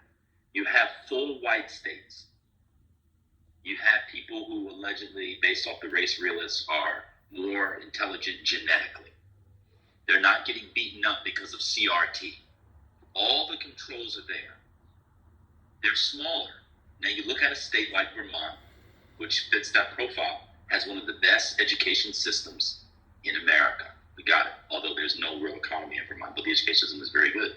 All of the right-wing, Republican, anti-CRT places, especially in the districts that are 100% white, are still achieving lower NAEP and PISA scores than the black kids in places like Boston, throughout New Jersey, etc.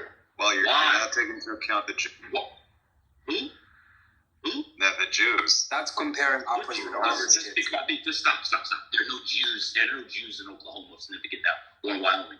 Why don't the all-white districts in Idaho, which is a mecca for white supremacy, why aren't they scoring higher on the NAEP and PISA scores than the blacks and Latinos in Boston, than the blacks and Latinos in Maryland, than the black, not just Baltimore, there's other blacks in Maryland. Well, Brother Gray, it's being predominant. Let me ask you the question. Infiltrated the Boston public school system is trash. How can you answer if I'm speaking?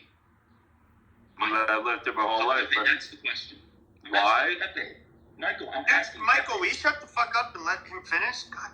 I'm done. Pepe, just answer that. Go ahead. I'm sorry, I didn't realize you were asking me a question. I was doing something. It's all right, man. The point is that this whole race thing, you have a woman on the stage who just said it happened again in Florida with the.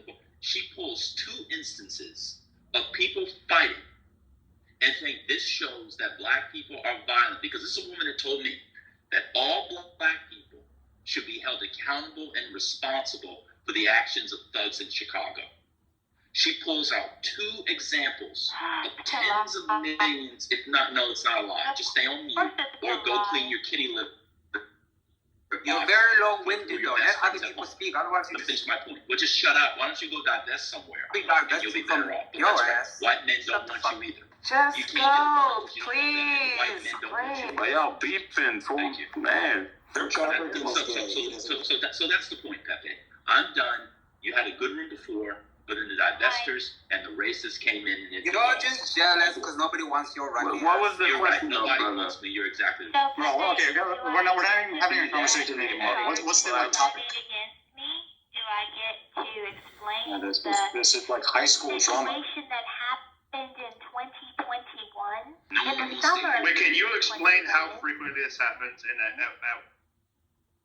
Well, someone said that for Boston. All right, just Monica, go ahead. All right, I'm getting really sick of this drama.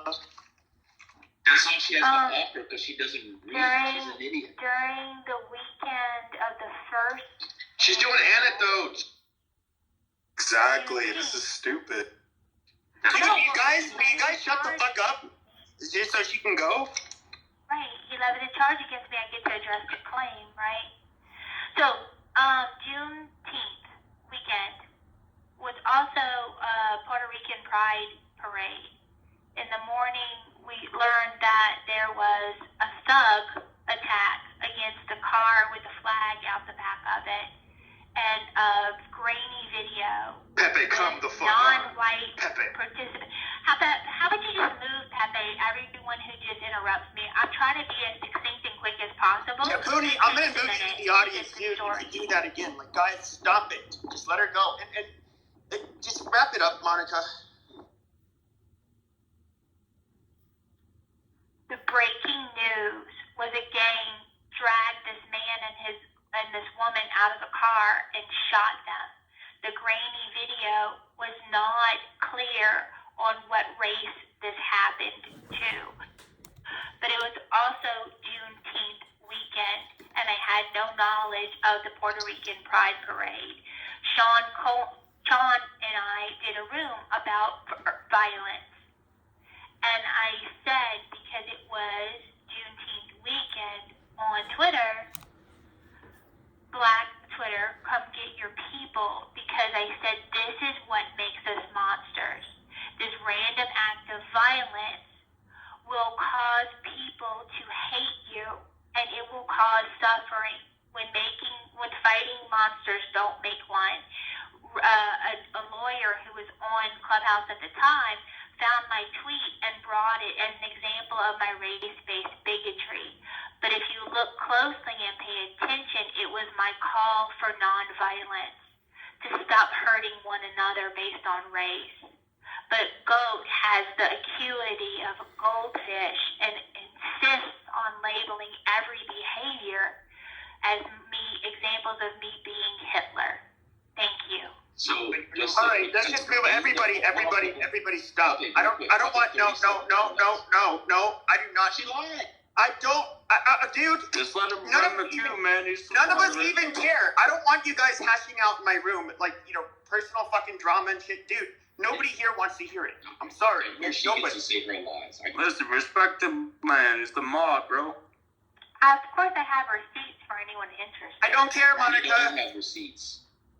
Although you got the Eagles going for you. You know I don't have receipts. Okay. We gotta go. You are Mahatma Gandhi, not Nazi. I got receipts too from Walmart. Not Hitler. Go start your guys' own room to do this fucking bullshit. That's what this room is for. It's a bullshit.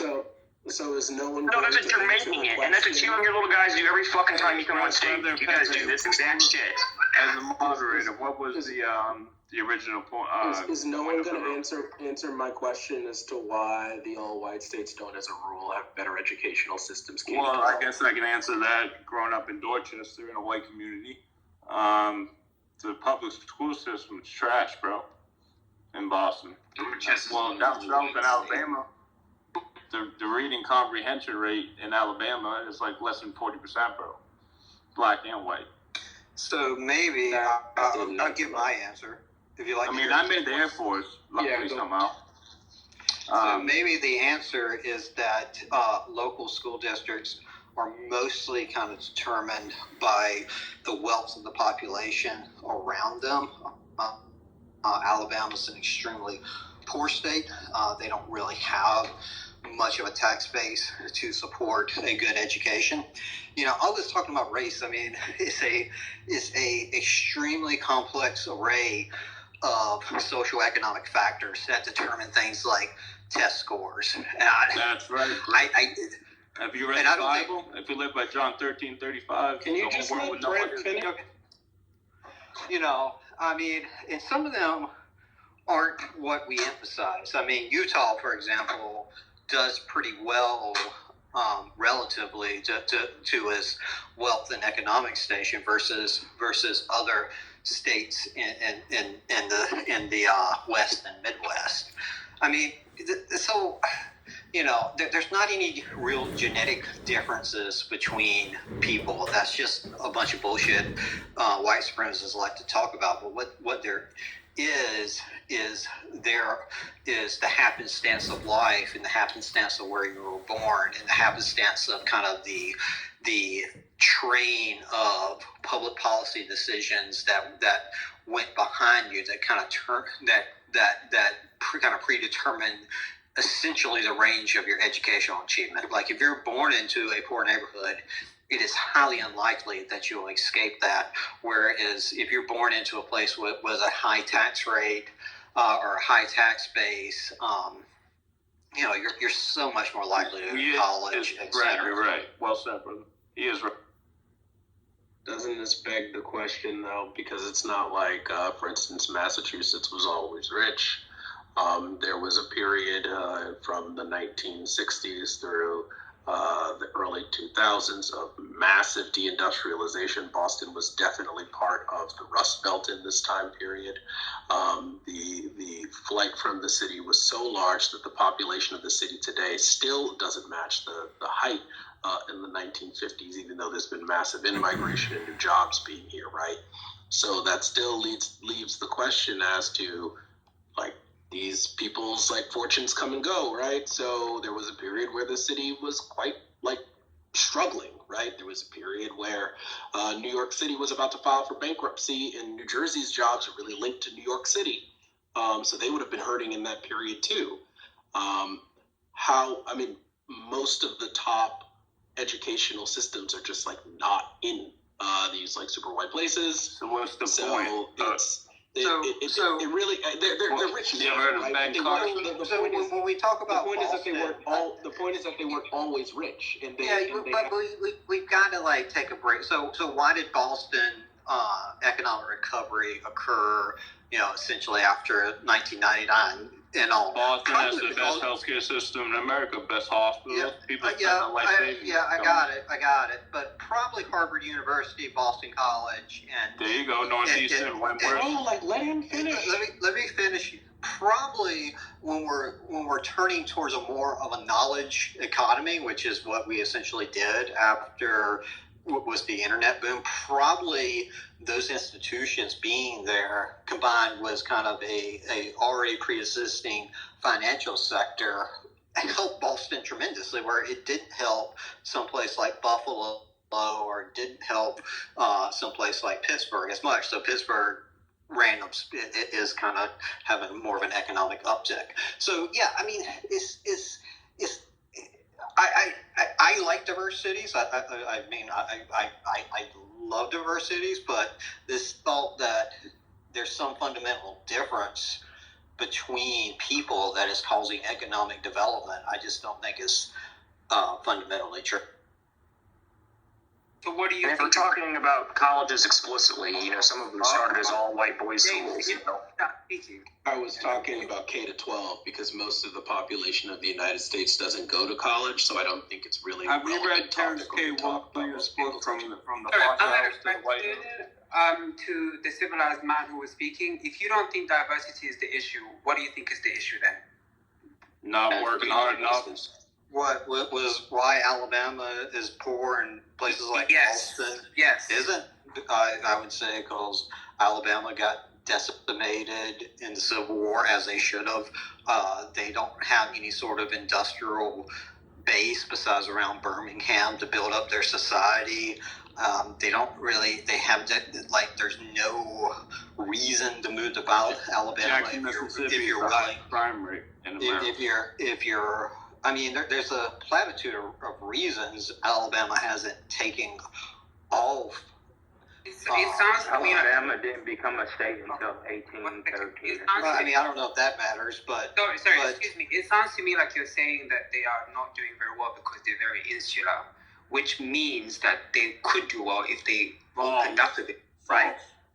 I mean, I think if their policies, if I were governor of Alabama, I would try to strengthen my education system. Try to, don't pay the coach of Alabama. Jesus Christ, man, don't pay the coach of Alabama. Make him the highest. Can I finish? But how about writing your argument from elsewhere? So hold on, let me just finish my point. You fucking interrupted me, man. Can I finish? Gosh, you were pontificating. No, I'm not pontificating. I'm making direct examples of why Alabama. Sense, but y'all don't want to hear it. So, if I were a governor of Alabama, I wouldn't make the coach of Alabama the highest paid state employee. I would invest my resources into expand an educational opportunity in college and down. I would try to be a more inclusive state and support those policies. Yeah, but then you wouldn't become Jesus fucking Christ! I haven't interrupted anybody here. Yeah, but you're talking too long. You would.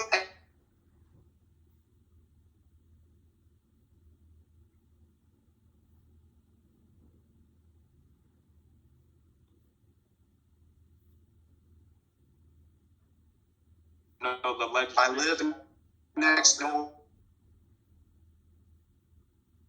Or Alabama. So Alabama's so far behind, I don't see how they catch up. So it's kind of a selfless. Yeah, but I feel like you're trying to say that you don't see how inclusion is something that could solve these problems. And I'm telling you that in a state like Alabama that is very insular, that is more centered around looking inwards, they could benefit from inclusion by attracting outside influence and outside knowledge to help their raggedy state. Okay, how do you implement that? Get the smartest people in the world not go to Boston where the best colleges are and go to Alabama? Absolutely. So hold on. If you think the University of Alabama is not a particularly bad university. I didn't say it was. Mac Jones is my quarterback from Alabama. So are you going to let me answer your question or not? Well, I think it's a retarded argument. Why would you not go to Harvard and go to Alabama? And ask it to yourself because you sound retarded. You're retarded, dude. We don't pronounce that. So look at you. You got a beanie hat on and you got Stop with this bullshit. Just discuss the fucking subject. Stop fucking attacking each other, guys. You got decimated in 17. Well, I was about to answer the question to him, but he couldn't control his fucking tongue. No, but no one's gonna go to Alabama to college. You fucking holy shit. So, but I'm just curious though. I mean, with the coach being like the highest paid person in the state, I mean, wouldn't their football team in general just like drive in a lot of income? I don't know. You don't think they do? They make over $150,000 a year, bro. Just from tickets. That was his point. But I'm talking about the smartest people go to Boston to be a doctor, MIT, Harvard. People, so stay wherever you. You ever heard of Ben Carson? He didn't go to no Alabama, bro. I don't know. Bama State's got a pretty good, medical research program. They even do stuff like medical marijuana. Boston has the best colleges for doctors, and most doctors come out of Harvard, come out of BU, come out of MIT. Most doctors come out of fucking state university medical school. Look up statistics. What if you ever looked at your doctor and been like, "What school did you go to?" You don't. You just. Hey, doctor, the other day. He went to MIT, Massachusetts Institute of Technology. The bar for getting into even a state medical school is so fucking high that, it's... Why do you think Boston's the best, bro? People spend their life savings to come here to get cancer. So who all said Alabama has no hope? Alabama definitely has hope. We're Americans, bro. Of course. So the thing is, though, you know how I think Texas, they they have it to where their businesses or their people don't pay income tax, right? Is that what it is in the state of Texas? Yeah, they don't have state income tax. Well, So I started to taxes are very high. Something simple as that. Flint still has. Industry, and you think about industries moving to state and things like that. Something simple as that drives people to a state. Yeah, but their So I don't property think- taxes are pretty high. That's true. New Hampshire is But the tax situation is like downstream, right? Texas has just way more dynamic. But yes, Alabama is tons of hope. We just have to. All right, everybody. This That's is okay, Super I'm Bowl 2023. Like, it seems to Super me Bowl that Super Bowl Alabama has commercials. options. Let's Like, get on the this water, football, it's baby. got Let's get it climate. going. It's cheap to live. Like, there's no reason Mobile couldn't become a future Boston. Well, it used to have. The land is so cheap to buy. It used to have harbors and stuff that were active to get, supplies to like the Midwest. But once the Panama Canal was created and that cut like 16, 17 hours worth of travel to the West Coast, then it really, stopped the Gulf of Mexico's harbor travel. Yeah, definitely. Yeah, but still in the modern world, there's no reason that Alabama couldn't be like forward thinking and build an attractive like place for people to move. And it just comes down to the legislation and the policymakers. A lot of Alabama's revenue is still centered on timber and cotton. Like literally, you look it up, it's like, what the fuck? They're really behind. Literally. So it's just a lot of fucking politics and shit. With the future of the tech industry, it looks like, these Midwestern and Southern states will get a good economic boost, specifically for like server hosting. Like Amazon server, their web servers. They need expansion throughout the United States, and they're looking at Southern and Midwestern states to host these things and bring tech jobs to. So hopefully that's something to look up for. Those are not tech jobs. Those are low-end jobs. You're right, but they are jobs. Jobs are jobs, and let me just be clear. Well, jobs are not. But you jobs. work a job for 10 years and you get to work your way up. It's not like you're stuck in a spot forever. No. Yes, that's what happens. The way corporations work is like people who work in that side of Amazon are never going to move into the high value side of Amazon, assuming that they're not people who like have graduate degrees who are like managing the thing, right? Those people will, but like the people who just like walk in the door, they're not in line to move up. This is just like the sorts of tech jobs that there was a lot of talk a couple of years ago about all the tech jobs moving to Miami and to Austin, and there's this researcher at Penn who was looking at it, and it was all vibes. Turns out that when you look at VC funding for new ventures, Miami and Austin only accounted for 2 to 3% of venture capital funding combined, so basically nothing. Massachusetts, New York each had 12 to 14% of VC funding. 26% was still in San Francisco, San Jose. LA had another 14%. These places are not, these like sorts of like the really high-end, high-value jobs, they are not moving to these southern places. It's like once you get to like the lower value sorts of jobs, they end up down. I mean, it's possible remote work could be attractive from Alabama. They could leverage some of that potentially because it's still cheap to live there. And we're also speaking about the future expansion of tech, which is inevitably going to take over. It's inevitably going to spread across the country. I mean, you can't have it concentrated. It's like having all the factories in one place, and inevitably spread. So maybe not today, maybe not tomorrow, maybe not 5 years, but 10, 20 years down the road, tech jobs will spread across the country. Well, that's already happening, but the places like Alabama have to be culturally prepared to like invite other people. Right. Otherwise, there ain't going to be 1 million people move to cities in Alabama if it's like some backwater ideological place where people don't want to move to. You're correct. People want to feel safe if they move somewhere, and that's a big thing holding the South down. Is people simply have an ideology where they don't feel like they would be safe to live in the South. Well, if you're from the South, you're safe. But other people, there's a bad taste in the realm where they think of the South. Yeah, but the Carolinas are killing it. I mean, Georgia's killing it. All these, Nashville, Charlotte, even Chattanooga, Atlanta, they're booming. Alabama's just they're not really taking advantage of that. Well, they're viewed differently than Alabama and Mississippi. You know, like Alabama, Mississippi, Arkansas. That's viewed as like the most racist, vile places that you can go to. Like you're gonna get like beat up and chased down by some rednecks in a truck types. Right. And then it's not that. Yeah, it just. Go ahead, Saudi. I see you were trying to speak. No, I was just gonna say James is right, and it's just not that way in the South. I feel like the South, there's more of a line drew where a guy in the chat the other day said it's technically still segregated down here, and I feel like the people know that, and that's just how it goes, and things are fine. Literally, there's no problem. As far as like the North, it's a little different. In my opinion, I feel like I've witnessed more racism as far as going to private-owned businesses in Ohio than I have in Alabama. Well, if you're from the South, the thing is, you know the rules. You know what the rules of what to do and what not to do, and how to look and identify, like certain things to see for. But if you're from up north, like a tech industry doesn't want their employees getting killed in the street, robbed, or something like that on their way to work. You know what I'm saying? So that's just a big thing. And it does happen in the South, even though, like we're saying, it is safe. It's actually a safe, welcoming, like loving place. It's not as crazy as it sounds. I thought Birmingham had a big crime problem. Yeah, they do. The southern places have the biggest crime problems. The thing about these sorts of high-end jobs, they require good educational systems to be established, K-12, because these people who work in these industries value education. They want their kids to be able to do what they're doing. They want them to be able to go to good jobs.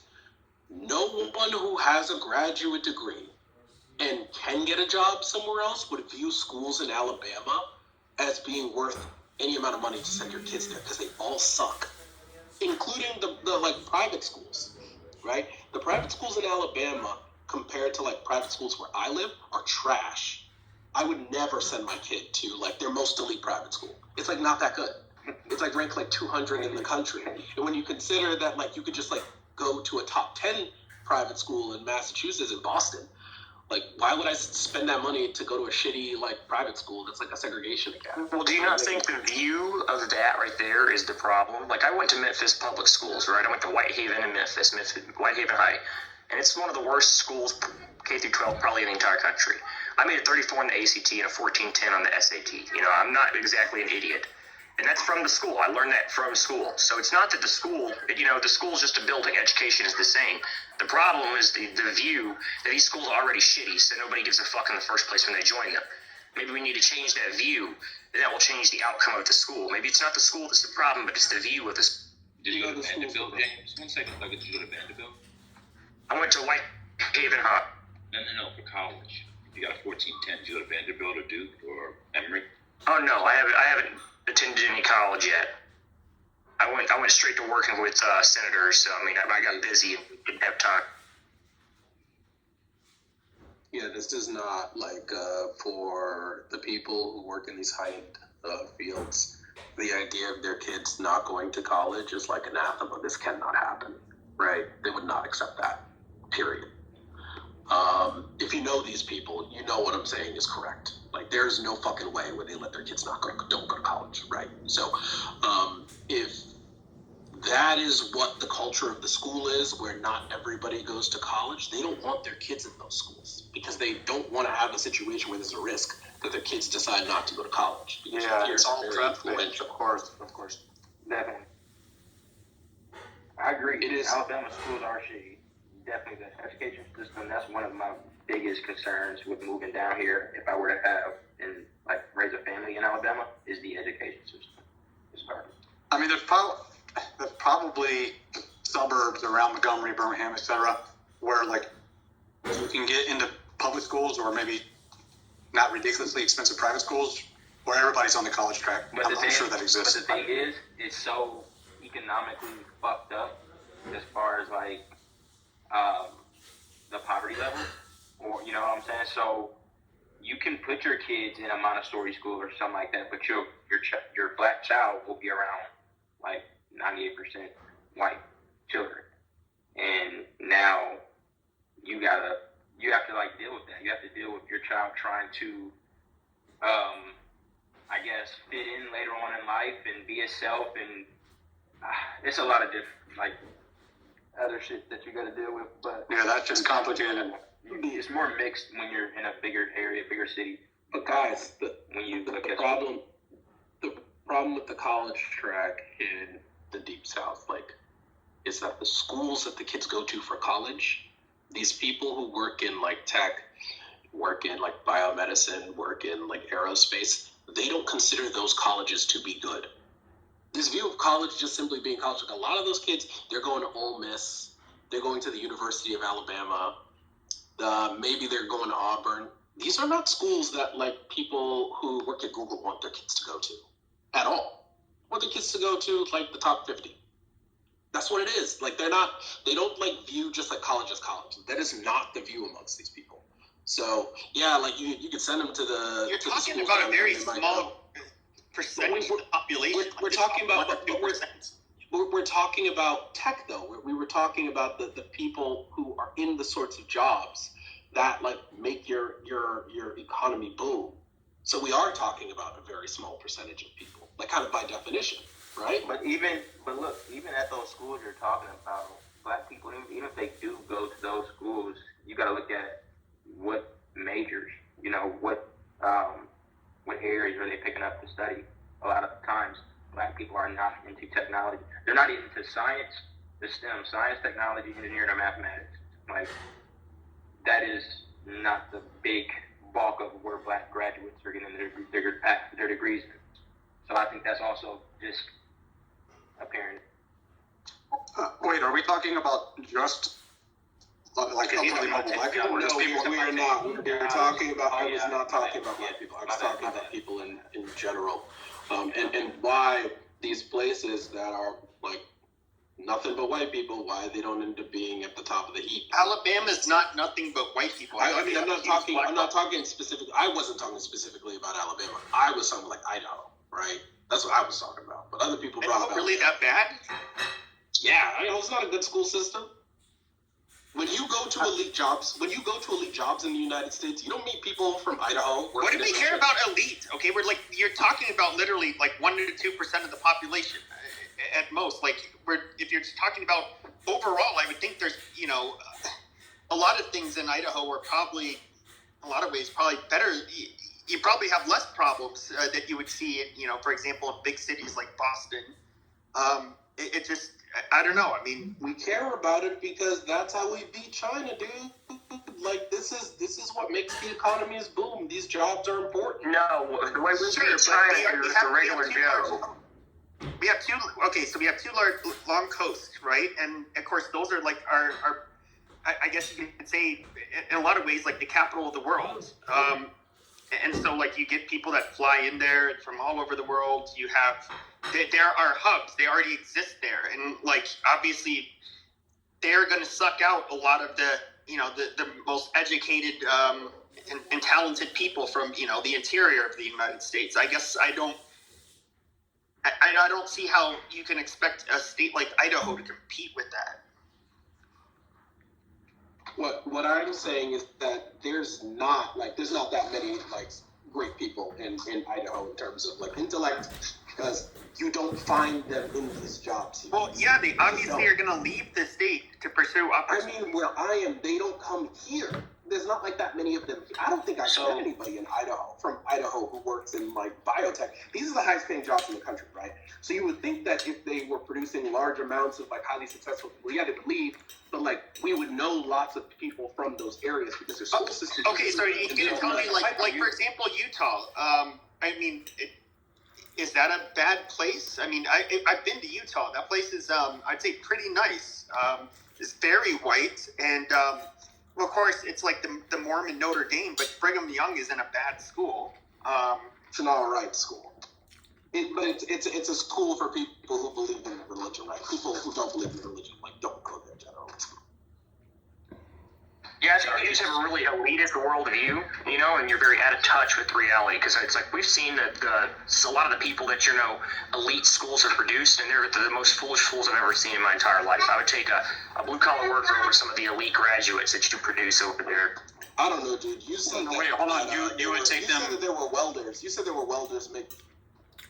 You would take. What are we analyzing here? Because the quote unquote elite people that you're talking about, don't we desperately need them to run? Jesus, why that's so much noise. James, what's the point you're making? Yeah, no. We don't desperately need them to run anything. They have that idea, and they think that, you know, they propagate themselves, that we need them. But the fact is, 90% of jobs are easily replaced with algorithm. You know, like what? They're just holding on. Well, like an accountant, for example, or data analysis. You don't need any of those people. You know, a lot of technology jobs. You don't need any of that. You know, the engineers. Wait, why don't you need? Hold on. You don't think you need like doing forensic analysis, like for really complicated corporate accounting? Oh yeah, for that probably, sure, but for the most basic accounting, yeah, an easy algorithm can replace it. Well, but that already has happened. But the elite people built the TurboTax algorithms that regular people use. Well, how do you know they're elite? How do you know they weren't from Utah State or Idaho? We're talking about the types of people who do this type of work. Something. If you have no idea, for all you know, they could have been from Ole Miss and they created TurboTax. Right, but if they're at Ole Miss and they're studying tech and they enter into the space and then they produce a product that everybody gobbles up, how would this not be elite person? Well, according to Thugga, the elite are these elite schools on the East and West Coast, you know, Harvard and stuff like that. Ole Miss was not on his list, and neither was, schools like in Idaho. Ole Miss is a piece of shit school, for sure. Ole Miss is actually one of the best schools in the country, so for you to think that, it shows that you have this elite worldview. Dude, James, what are you talking about? What makes Ole Miss one of the best schools in the country? Ole Miss has one of the best and most open and most funded medical research programs in the entire country. You know, they have huge science labs. I'm not sure if you've ever been and toured the campus or ever seen the campus, but if you have, then you would know it's not some shitty fucking backwoods school. Okay, so you think Ole Miss's medical research arena is funded like the most elite schools in the world, in the country?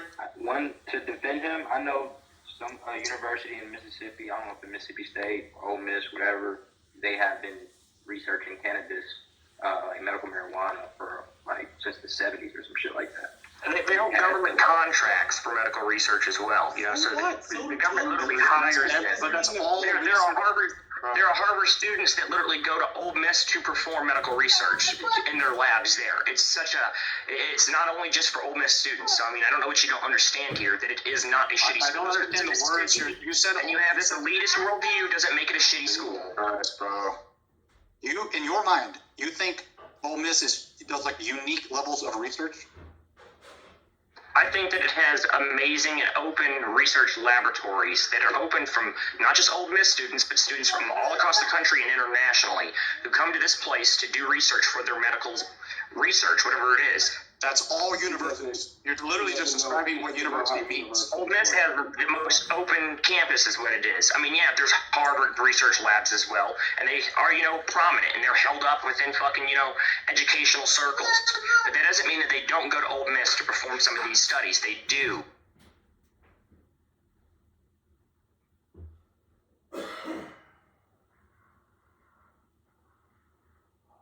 I don't think you know how, the university system works, and that's what the disconnect is. No. I definitely understand how the system works. It's you elitists who have no idea. But that's the reason why. So, I went to Arizona State University. Well, I went to University of Arizona, then graduated from Arizona State. And then, by all means, it's like a big school, but it's not like highly ranked or anything like that. It's a party school. But they have shut the fuck up. But they have they did have for example, the Mars rover lander. I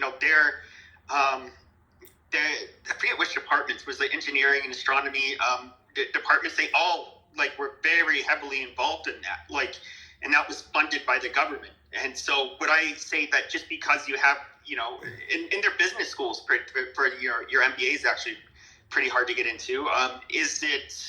There's good parts of the school, but it doesn't mean it's by no means is it up there with University of Michigan or Cal Berkeley. funding is pretty standard for universities. Well, even the top schools, they have specific studies that they're, subjected in. Like Harvard. Harvard is considered a law school. Yeah, obviously it's open and has, other studies that you can go to it for. Harvard Political is science, not medical. considered a law school. What are you talking Most people, when they think of Harvard, they think of Harvard Law. That is all they think. Harvard Law is after you graduate. Yeah, they're known for they think of Harvard, they think of Yale, and they think of law school. Bro, you're showing that you didn't go to college. You don't understand how the system works. No, I do. Considered law school. Harvard is. Oh my gosh, it's so funny talking to you, Thugga. Because it's like, I love it. I love it, honestly. I get to see what the other side views and how blind they are. So it's like, Harvard is an undergraduate university, and then there's undergraduate school, and then there are multiple graduate schools. Harvard is not a law school. There are standalone law schools in the United States. Harvard is not that. Yeah, see, well, the point that I was making a minute ago, before you interrupted me to try to correct me, I said that every single school, right, has a specific study that they're known for. Arizona is known for its science and technology. It may not be the best school for other things. It's known for a party school for a lot of parts, but for science and technology, it is good. Ole Miss, for medical research, it is good. Harvard Law, that's what it's known for. It is good. There's other things it might not be just as good in because Harvard Law is what it's been invested in. Look at go to Harvard and look at how much their funding is for the law versus everything else. It is obvious that Harvard Law is what it's known for. Yale Law is what it's known for. Harvard Law is a Harvard tiny sliver of Harvard. Harvard's business school is pretty known too. Yes, there's also a business part as well. I agree with that 100%. But it's not like you are known. I would go Harvard for psychology.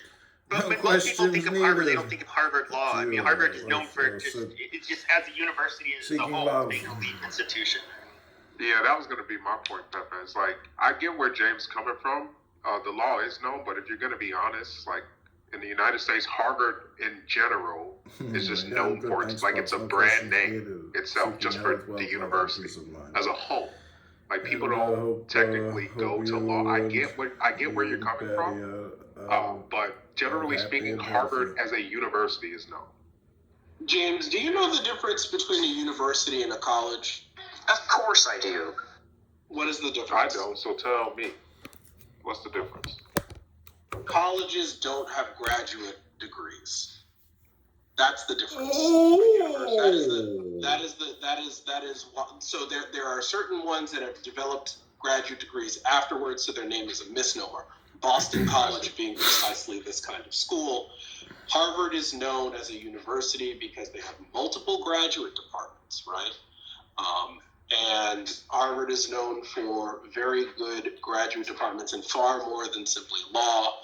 I work in biomedical research. I know that Ole Miss is not well known for biomedical research because they don't generate a lot of patents out of that place, right? And if they did generate a lot of patents, they'd be making a shitload of money like Harvard is, like MIT is, like Michigan is, like Berkeley is. They don't have a big tech transfer program. They have like some. We did like one. We did one M&A out of, or spun a company out of the University of Alabama, for instance, and we like made it leave Alabama in order to fund the company because like they ain't shit down there and they need to be closer to where we were. So these are not like highly valued programs. Hey, brother, you said you worked in biomedical research, correct? Correct. Are you an advocate of people getting clinical trials or like being subject to clinical trials or clinical trials? Yes, you need to do clinical trials. No but questions obviously people need needed. to agree to be in clinical trials. You don't just do it on them without their knowledge. But do you feel like throughout your, I guess, college career, they kind of pushed that on you to be application of clinical trials? No one has said anything about. You don't feel like it? No one said anything about clinical trials when I was in. Wait, I'm confused by the question. Did you have public health? Was public health like part of your biomedical research? Not in undergrad, no. I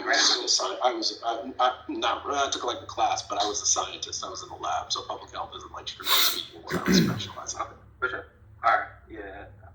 It's no You real. can't I was trying to ask a question, trying to figure something out, but you can't approve drugs without clinical trials. If you don't have clinical trials, then you're just hurting large numbers of people by releasing drugs into a population that haven't gone through the trial process. You don't. What if have you ever heard anyone say that the whole COVID-19 situation could have been like a huge clinical trial, like on a national scale? What? I heard PSYOP. I don't know about clinical trials. I'm sure Pepe doesn't want to turn this into a COVID room. So No, my bad. Well, I mean, we can talk about it without COVID, right? Well, I mean, they wanted to vax the blacks and kill all of them. I mean, duh. Well, that's not. I think COVID was definitely, I say clinical trial because they're gathering research. So I don't know what they were planning to do with the research, what they're going to do with the research, but it was definitely research based. What clinical trial for what though? Well, hold on. The clinical trials occurred before the vaccines hit the market. No, the clinical trials occurred once we took the vaccine and they started going back to the doctors and they started putting the data. Well, hold on. Okay, just don't say it's not correct. We have to talk about it. So I don't understand something. You think? All right. Typically, when people talk about the phrase clinical trials, they're talking about the stuff that's occurring before the product hits the market. All of that's just the clinical trial. Right, but it wasn't necessarily the research. They weren't specific enough as to the outcomes. No one told us a lot of what was to come. So at that point, I believe what does that mean? They didn't tell us what was to come. No one knew they didn't even articulate the research, the outcomes of what was. No one knows. People are dropping dead. Who knows? People aren't dropping dead. I don't know what you're saying. I know a couple people who have gotten blood clots. Who suffer from blood clots that they never had blood clots in their life prior to being vaccinated. I think this is an issue of not understanding how vaccines work. One second. If you get a blood clot within like 6 weeks of a vaccine, oh yeah, that could certainly be vaccine related, right? But if you're getting blood clots 2, 3, 4, 5, 6, 7, 8, 9, 10 months, years afterwards, there's nothing in your system. Okay. Okay, doctor. I'm not a virologist or whatever you have to be to know the super. We can tell you're not. Vaccines, but all I'm saying is typically a vaccine from like basic knowledge was supposed to be the actual virus that had been neutralized, for lack of a better word, and then introduced to the body, giving the body kind of ability to build up these antigens to fight it off, or whatever blood cells to fight this virus off, so that when if you do come in contact with the virus, you're better suited to fight it. That's what I thought the idea was. But the COVID vaccine was something dealing with mRNA and a bunch of different shit that starts talking about like DNA replication from you're like dealing with genetics and shit. Like I remember that in genetic class. I'm like, why are we talking about that? And we're talking about vaccines. So you don't have to be a vet. So you can't. Jesus, over 33,000 people have died in the Turkey earthquake. That the COVID vaccine was a little bit different, if not totally different from the other vaccines that we have been getting. Well, a couple of them were, but there were also traditional vaccines. Yeah. Quickly, there are 4 vaccines which are approved, and there are multiple different types of vaccines. You only named one possible type of vaccine, which would be a live attenuated virus. Right. There's also killed viruses, which can be used as vaccines. Then there is now the new modality of mRNA, which can be used to generate vaccines. mRNA is not the same as DNA. There are multiple ways of doing these sorts of mRNA-based vaccines. The ones that we have use lipid nanoparticles. Wait, what's the argument here? Are you working for Big Pharma or something? One second. You could also like possibly administer these things with other viruses as like carriers to put them into the cell. So there are multiple types of vaccine, right? But that's one. 2, they don't all behave the same way. in terms of how they enter the cell and the sorts of responses that they're going to elicit. You can't know what they're going to elicit beforehand. You have to like actually do the study because the immune system's pretty complicated. Did those vaccines, those 4 that you named, did they come in some type of order, or were they all released scientifically and through the public at the same time? Or they came over time. There's the one that we really don't use anymore because it's less effective, the J&J vaccine, which is an adenovirus-based vaccine. We don't use it anymore. There's the Pfizer vaccine, which came from, which was originated at BioNTech, and they did they had a joint development with Pfizer after the phase 1, and then there's the Moderna vaccine, and then there's the one that nobody has gotten in the United States because it was super late on the scene. And they just don't like have a market, but they have been approved. The Novavax vaccine, which is a traditional killed virus vaccine. No one's done it because like most of the population was vaccinated by the time it was approved last year. So it they were too late. They didn't have a market after they got approved, but they're pretty effective. These vaccines, I'm not whatever. They were different. They were not the same vaccines that. Yeah, but which ones specifically are you talking about? Talking about the COVID vaccines and I don't know about the booster shots, but I'm sure the boosters and all that other shit was some bullshit as well. Because I never got a vaccine. I'm sorry. I don't. When you say bullshit, I don't know what you're referring to. Like Pfizer and Moderna are mRNA vaccines, but like AstraZeneca, J&J, Novavax, they are traditional. The mRNA, but primarily the mRNA, but all of the vaccines. Any vaccine that came out to tackle or battle against COVID was bullshit. Yeah, but the J&J, AstraZeneca vaccines are very. No, don't say that. Don't say that, please. There are both what you would consider. Because I have been vaccinated with a bullshit product. And mRNA vaccine. I'll defend it until the day I die. It is now a part of me. I think what he's alluding to is that the all fact that vaccines are bullshit that came out under COVID, because I'm not about to go through the sciences and it's just about the mRNA from Pfizer and Moderna being the fact that they had to redefine what a vaccine was in order to accommodate it, and the fact that it got approved by the FDA without going through a phase 2 trial. Yep. What? Not before it was approved. It was approved before that. That's not true. Doc, do you know what a phase 2 trial does? Of course I'm vaccinated. Come on, Doc. I know everything, Doc. I'm GOAT. I'm a genius. Bring it up. So is most of the population of the United States. Most of the that's fine. There's a factual claim being made here that mRNA vaccines did not go through phase 2 trials. It went through phase 3 trials. Of course they did. They don't even know. Doc won't even be able to define what the difference between a phase 2 and a phase 3 trial is. We know everything. That's the point, though. That's the point. Even if that's besides the point, the whole point was they were bullshit. Yeah, but listen, a clinical trial because these are clinical trials. It wasn't tested efficiently enough, because if it was, we would have knew about a lot of the outcomes ahead of time, and we didn't. So that's proof why it was not tested efficiently. Yeah, because for real, remember when they came out, the progression and the public were the efficacy. Hold on, hey, Saudi, I got you, Saudi, I'm with you. I'm with you, bro.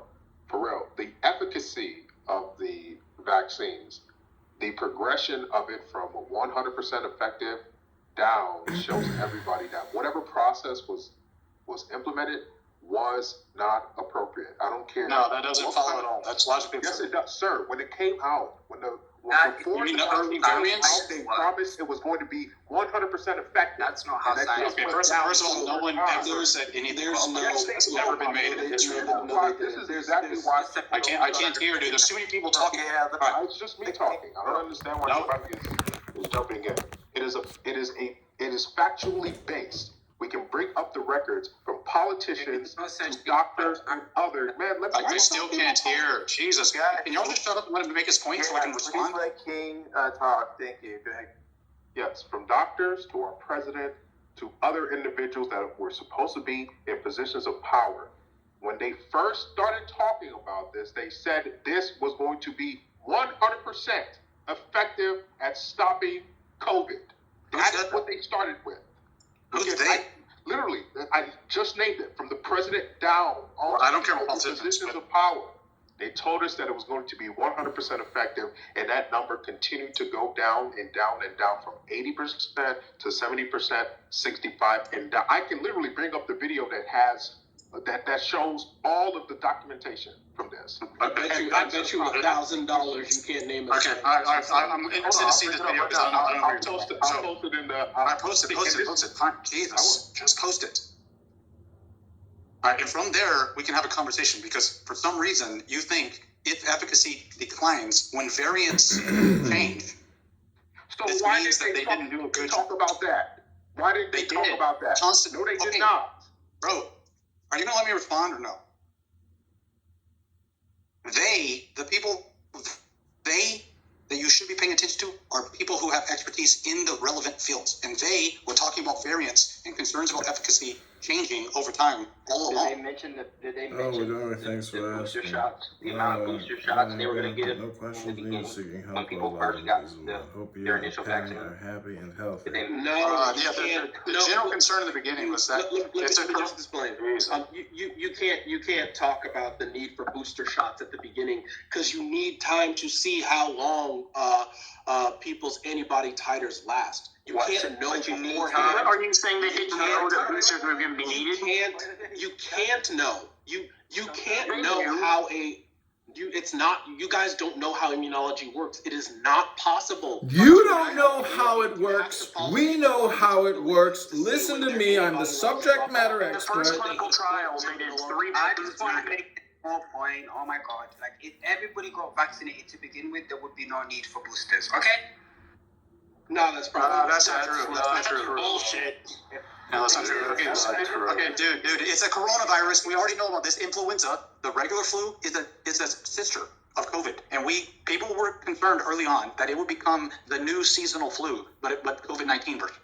So there was discussion about future quote unquote boosters. We just didn't call them boosters at the time. Did they mention? Yes, at the beginning. They mentioned still catching COVID. Did they tell people they were going to still catch COVID? Well, but I don't. When you say they, I don't like. If we're talking about politicians, I don't. Very interesting. Fauci, who was it? Fauci. I don't know. What about Fauci? Yeah, there was people on this app, including a Dr. Priya, who I spent more than a few hours in her rooms, in which what she promoted, as well as other people who were talking about the vaccine when it first came out, the idea that you want to make your body an inhospitable host, and when you do that by taking the vaccine, you will not spread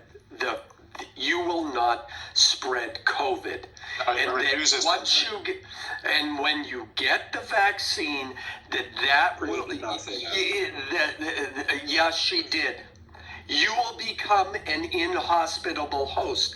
And the result of that and the other marketing by the people who are pushing the vaccine, keep in mind, folks, I did get vaccinated. Okay? So I'm not one of those who are like, I can't get the vaccine. No, I'm not. I got vaccinated. I'm talking only about the messaging right now.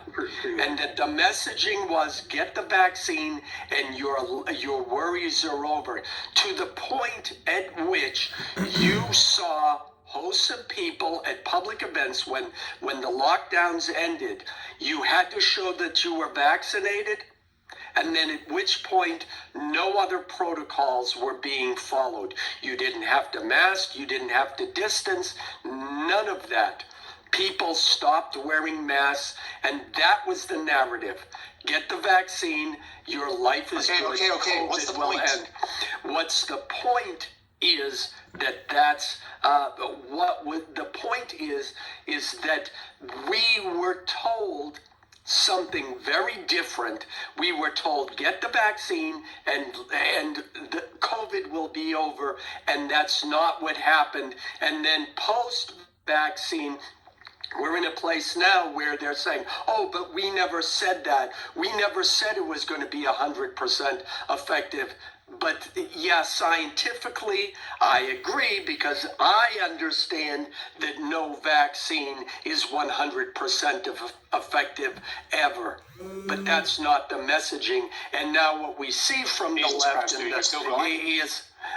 four, please, you're not a mod. Now you can't act like one. Shut the fuck up. Okay, thank you very much. And what we see from the left now is this squirming, oh, well, we didn't say that. Yeah, they did. And that's what you have people objecting to. Again, I made my decision about getting vaxxed. It had nothing to do with either what the left or the right said. Thanks. Priya did not say that you wouldn't spread the virus. I was there, I was in the room with her. I was in the room. Yeah, I was in the room trying to. Yeah, no, you're lying, Thugga. So when you lie, I'm going to interrupt you. Yeah, and I'm going to interrupt when you lie, because I'm doing the same thing you do all the time. All right, everybody. Okay, I don't give a shit what this doctor said personally, but Thugga, go ahead. Yeah, I think this is dumb as well. Priya did not say that you would not be able to spread the virus for the simple fact that inhibition of spread is a secondary endpoint of like all vaccine clinical trials. That is not the primary thing that you are concerned with around vaccines, and never has been in the history of vaccinology. What you're primarily trying to do is to limit people's illness, right? And sometimes that means that you stop spread and that people can't transmit viruses, but it doesn't always mean that, right? We know that, for instance, when people are vaccinated against varicella, the chicken pox, they definitely still get infected, but they don't present symptoms, which is why kids who don't get vaccinated still contract chicken pox. There's plenty of examples of viruses still being transmitted, but your body like wipes them out very quickly, and you don't ever see any symptoms. There's a difference between. Wait 1 second. There's a difference between like the amount of viral particles you have to have in order to like present symptoms, and the amount of viral particles you have to have in order to spread a virus. And these are different for different viruses, and different for different variants of the same virus too. So it's not something that you can know beforehand. You have to actually observe. And if you remember, I said, she said, you will make your body an inhospitable host. Wait, who's this like she person we're debating about? Why do we care about this random doctor? It's the person who, because she said it on here, allegedly, the entire vaccine project in the world failed. You're a failure, go. She wasn't a random. She was one of the women. She was along with Dr. Eugene Copeland. Yeah, I know, man. This is an application with like 30,000 people on it. Who cares? Why are y'all so obsessed with some people? Yeah, I don't really care about the doctor on here. I just want to move on. This is hella boring. Yeah, we can move on. Dr. Priya said this. Who cares? Dr. Priya. Rewind. That's fine. Dr. Fauci said this. Who cares? No. Dr. Fauci said what? What did Dr. Fauci say specifically? What did Dr. Fauci say? What did Dr. Fauci say? There's no way that you have evidence of Fauci. It was in the 90s. It was in the documents. Alex has got That's a lie. Fauci did not. Yeah, it was Dr. Goddess who said it. That's funny. One of the most problematic things that I heard during the vaccine stuff was actually Bill Gates when he said that he's scared that the virus will mutate out of human pathogen before they get to implement the vaccine. I was wondering what the fuck. So I had to look it up, and apparently it did. But he was making a good point because that's a very good point. That's why I'm against vaccines, really, and even antibiotics. And a lot of this whole antibacterial phase that we.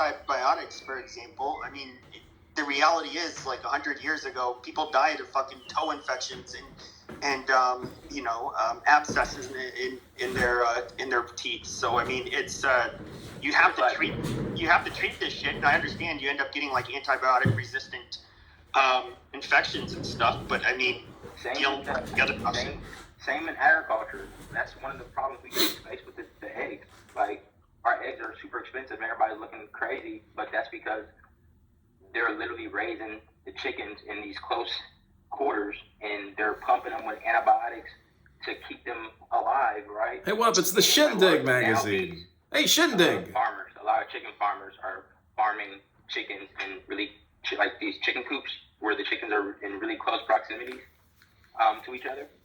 And they're feeding them. So since that's happening, the virus spread is like impossible to stop damn near. If one chicken gets a virus, every chicken gets the virus. So they're pumping them with antibiotics, and these viruses are getting stronger and stronger. And that's what happened. We lost a lot. The virus is getting stronger and stronger. Fucking bird flu or some shit. Yeah, another coronavirus. So, but it was a stronger bird flu than the last bird flu. So this next bird flu may be the last bird flu. Like, so that's what Bill Gates was relating to. Like, we're building super viruses and super bugs because of what we're doing. Just is unsustainable in how we raise our food and how we live. But that's always been but pandemics have like wiped out large parts of populations. I mean, they've always been a thing. Well, when he says mutate out of human pathogen, that means it wouldn't infect humans anymore. So he was worried about it. Violent mom. Use the vaccine that he invested in. And that's what I found odd. No, he's worried about it going to animals, changing, and then coming back to humans, and us being unable to deal with it that quickly. Yeah, our science not being. I guess that would be the big explanation. And then a lot of the stuff that we have, a lot of the pesticides we have, they're just. What war was it? Was it World War I or World War II where we bombed Japan? That was World War II. So we used a lot of the bombs that we had amassed at the time for war we didn't use. And with a lot of the pesticide companies have those, they bought the fucking bombs or the chemicals because it was chemical warfare, and they're diluting them to a rate that they have the EPA. It's not true. Approve them to use. Yes, it is true. But I'm having a really hard time following. We're like bouncing all over the place. I'm sorry, but yeah, they're using them on products. Just at diluted rate. Not every last chemical, but some of the chemicals that they use pesticides today, just diluted. It was the war of 1812. That's a little long stretch. No. It was French and Indian War. It was French and Indian. I thought you were talking about Agent Orange or something. No, he's talking about. Agent Orange is no, it's not. Agent Orange is Agent Orange is a defoliant. It's not a pesticide. Oh my! I know. That's why I didn't know where he was going with it. It's a chemical. It's a chemical. I said it's a chemical. It's a chemical. Agent Orange. Chemicals that were being used. Chemicals that were being used as bombs that were diluted and used as another purpose. All right, Sally, how many times do you have to prove to us you don't know what you're talking about? Just me and somebody else. No, I'm not gonna go super deep on a. It's just. Pause. Just go super deep on fourth grade. Pause up. I come on, fucking Google it. Google it. Even though I don't know what the claim is. What do we? Well, I don't understand what the claim is. He's conflating the fact that I can take ammonium nitrate and hold on, dude. Bro, you're talking about taking ammonium nitrate that you use for fertilizer and make it for bombs, or turn around and make stuff from bombs and make ammonium nitrate. If you're breaking it back down, it doesn't make sense.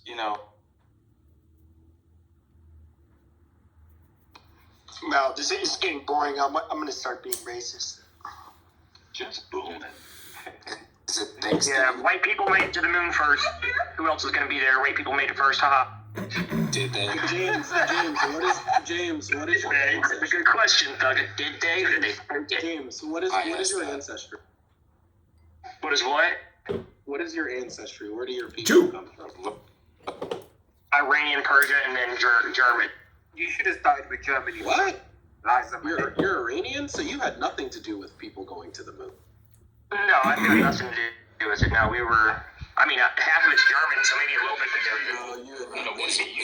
The Germans invented rockets. Yeah, without German, there's no rocket. Hey, but is your family? Germans didn't invent rockets. A certain individual. But we were making tubes, so I'm not sure we had much involved. Yeah, but James, is your whole family under 5 foot or just you?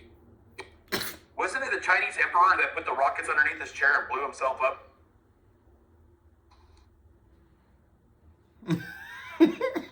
I'm saying it's very weird for people who didn't graduate college to be taking credit for going to the moon. People who didn't graduate college had virtually nothing to do with the ability of. You need to go to graduate school for that sort of work, right? You need to be a rocket scientist. In fact. Oh, back to this again. I mean, I think you went to college, I feel special. You'll eventually find a job and you won't be poor anymore. I had nothing to do. Just use your bootstraps, James. Use your bootstraps. Yeah, exactly. My bootstrap. Tie them up, and you might get. Yeah, this is getting really gay. I have to pick up the. Well, you I don't know how much of it. Yeah, I mean, Certainly, Iranian German ancestry. How many German gingers has anybody seen in Iranian? German gingers that are under 5 foot. Yes. Ginger? I'm not ginger. It's giving Irish. I'm blonde headed. Definitely giving Irish. Why is yelling all the time? Every time we come. There's 4 of them. I don't know. I got 4 of them, man. They play. They're playing. Oh, okay. Make sure you got. It's hard. You're not allowed to just say the oath to the James, you're 25. How does a 25-year-old have 4 kids? Were you having them when you were under 18? Did you have? I had my first when I was 21. Oh my God, are you a stay-at-home dad? No, not at all. I'm actually at work right now as well. I own a business. So. I posted an article on online in your free time. That will make mom a stay-at-home. He's one of the religious Jews. What's funny? Just like the religious Christians, they have lots of babies. What's funny about this is James is part of the Great Replacement as an Iranian, right? And y'all don't seem to have any problem with it. He is definitely not with the He's a white guy. Who cares? No. Iranians are just as white as everybody else. You think Thomas Jefferson didn't consider Germans to be white, right? He definitely wouldn't have considered an Iranian-German mix to be a white person. Absolutely. And one of the Arab countries at that. That's scary. Iran's not an Arab country.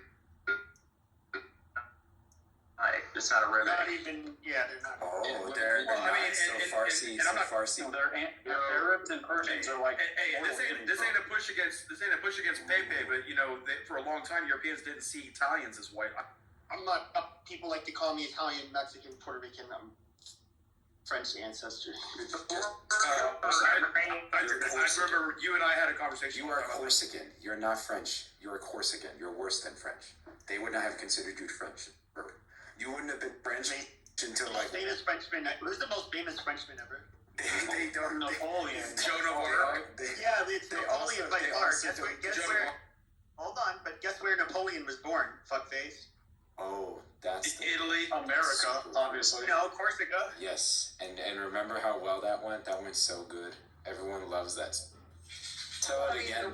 The Roman Church just decided who was freaking royalty and put everybody from family to family all across the whole. Where's Charlemagne from? Is he not from? He's Germanic, I thought. Oh, is he Germanic? Charlemagne is from New York. You mean that bald dude on the I know. Exactly. From New York. I'm just trying. I don't know. But you had. I'm not too. I'm not aware. I mean, you had Norsemen. You had. Perhaps it is. Germanic. Perhaps it is of some help. He's a Gaul. It's a fucking mixture of ancient Words, thoughts, civilizations. Speech, Pepe, do you count as white then now? Because you're. Yeah, I mean, pretty much, I guess. and making I don't really care adjustments about the late. Oh, okay. So to future that. claim from King was that Fauci said the vaccine was 100% effective. Good is a complete. We moved on to being racist now. We have to be racist. The worst of the worst. point is, I want you to post I the link suspect because I know fucking Google. I won't do When I say I he's saw had some terrible something, trauma I really fucking saw some He shit. didn't say it was 100% effective. He said it was highly in his effective at past preventing life. severe disease. Sir, Which I it didn't say just Fauci. And is a closet homosexual. That's why he did. Not just it. You don't have to believe me. Just go I know, I'm just trying to put out a few things. Rhapsody of some help. Words, thoughts, speech, feeling, You're not like that, bro. You're really not. So and making adjustments to your future outcomes. There is a complete and utter scumlord, the worst of the worst. I suspect he has had some terrible trauma in his life. He's a closet homosexual. Get a lot of courage on Clubhouse. You don't even have the courage to have your real profile in your picture. Because I know you're not like that. I know you're not like that. Shut up. Like I was saying, this is very simple. This is very simple. All right, let King go, because I'm getting really sick of the black on black violence in here. I appreciate it. Listen, you my nigga, baby. I appreciate you. So, like I was saying, this is very simple. I made a claim. We had a bunch of our the authorities in America, whether it's the president, folks from some of the companies, politicians, X, Y, and Z, tell us that this vaccine was supposed to be 100% effective, and that over time went down. And I said I saw a video that literally documented that entire process. That is the link that I'm posting. You don't have to believe me. All I'm saying is that happened. That's it. Yeah, where's the link? I want to watch it. Doesn't do what you said. Let me respond. You're right. I'm not about that because I'm a middle-aged man with a family and a mortgage and a home. So I'm not a violent bum like you who has nothing going for him. So, sir, you said it was 100% did you read my bio? sir. Sir, do you know who I am? Yeah, you're a Bitcoin. No, you don't. You clearly don't know. You clearly don't know who I am. You clearly don't know who I am. Goats is very. Hold on, Goats, stop. Goats is very good at getting under people's skin. I think that he's the King But Dusty. come on, guys, by no his insults. own, he's a King Dusty. Let me just get to the point. This is boring. King, where's the link? I want to watch this. He said that he said It's they said it literally was 100% posted at the top. effective. For real, it's posted at the top. Fauci doesn't say it's 100% effective at the top. So where's the video? Oh my God, just watch the fucking video. I just watched it. I watched it. Sir, I didn't even, you know what, Graves? Now that I think about it, I didn't even mention Fauci. So why did you use him as why you did you use Fauci? Why Did you not listen? See, this is my problem. When people don't listen, I understand you want to hear yourself speak. A lot of people are in love with their voices. You just No, I did not. He said Fauci is his Originally in his claim, he did. I remember what I said. I said politicians. I said companies. I said Fauci. He made a Fauci deal. You see, guys, you see how the goalpost is being moved? No, King, you said scientists. Originally, you said scientists. I hope you all see how the goalpost is being moved. You moved it. No, I did not. I clearly show a video where they claim that 100% efficacy. A bunch of people claimed 100% efficacy, and that shit went down over time. That was how they claimed it. Y'all stop. I can't fucking follow the argument because you're bouncing noise. King, you said a bunch of people said it was 100% efficacious, and the video is of Fauci not saying that. So I don't know what I'm supposed to be watching. He said it exactly the word. As if he's the I can't hear, dude. Bro, why are you bringing up Fauci as if he's the only person that can make a claim? Because you said Your Fauci. video is I never even said Fauci. Your video that you linked for evidence, for proof of your claim, is of Fauci not saying it's 100%. So I don't know what I'm supposed to do. Sir, is Fauci the only person that can make a claim? Well, who are the other people that I'm supposed to be looking at? That's Later on, there are headlines. But because King doesn't read, it doesn't say what the 100% effective is. So 100% effective is preventing death. 1 second. Because I'm not about the dusty, violent life like you. You're not about the intellectual knowing what the F you're talking about. You are not like that. You know you're not like that. I know I'm not. Don't come on the app acting like you are. You don't even have the courage to have your own PCR. You're a Shut savage. the fuck up. That's all I'm saying. I'm not like you. You're a loser. That's simple. It's that simple. You're not about that. You've never achieved anything. I'm just trying to find out what the fucking claim is. I don't care about this back and forth. You've never seen. I'm just trying to figure out nothing like that. So why don't we do this? Can I ask you, King? This Why is is the your lowest achieving? Besides him and Sheehy are the worst. Come on, guys. I have a Stop question. the fucking back. I have a real question though. Can I ask? Yeah, go ahead, Jesse. Why is your height listed in your profile? That's so weird. Dude, A real fucking question. It's a serious question. I'm asking. That's actually a good question. Yes, No, I'm asking. Just trying to get a woman. He doesn't have a It's fair. So Jesse, when a lot of women ask you for your height, eventually you'll just put it up to let them know beforehand. Just So my second question. Guys, I have a real question now. If you don't know this, hold on, Jesse. So if y'all don't know this by now, Clubhouse is actually a dating app. Okay. Bro, I'm kind of jealous you got the Green Lantern shirt. You're 6'2" too, man. Shit. If I Can I ask a second question now? Can I ask you a serious? Go ask your question. My real question is, if your claim was about Fausti, and that he has claimed that there was something. Okay, so you're saying it was anybody. You're saying everyone was saying. He said a group of scientists. He said a group of scientists. So even so. No, I named a bunch of. Okay, so even so. I said our president. I said politicians. I said our president, and I said a couple of other categories. I didn't even. So even so, your thing that you're saying, it proves is what I'm trying to tell you, and I'm trying also to tell you that Fausti is a much better name. But even so, there are anything that you said is not proven by what you posted. I need you to. Yes, it is. Okay. People made the claim that the vaccine was going to be 100% effective against stopping COVID, and it was That's not what that That's says. simple. Yes, Against stopping COVID or against keeping you alive? Yeah, you're not. I literally just said stopping. I can't hear. I literally just said protecting against COVID. Yeah, well, what does that mean? Protecting you from death from COVID? Because it is basically from getting it for real, from getting it. That's not what those headlines. But that's not what. Okay. We agree. So we agree that claim was false. Okay, Fauci said to protect you from death. Okay, have there been people who died? What? Wasn't that not a meme? I don't understand what you. Are you drawing conclusions? I can't hear because two people are talking. What's the meme?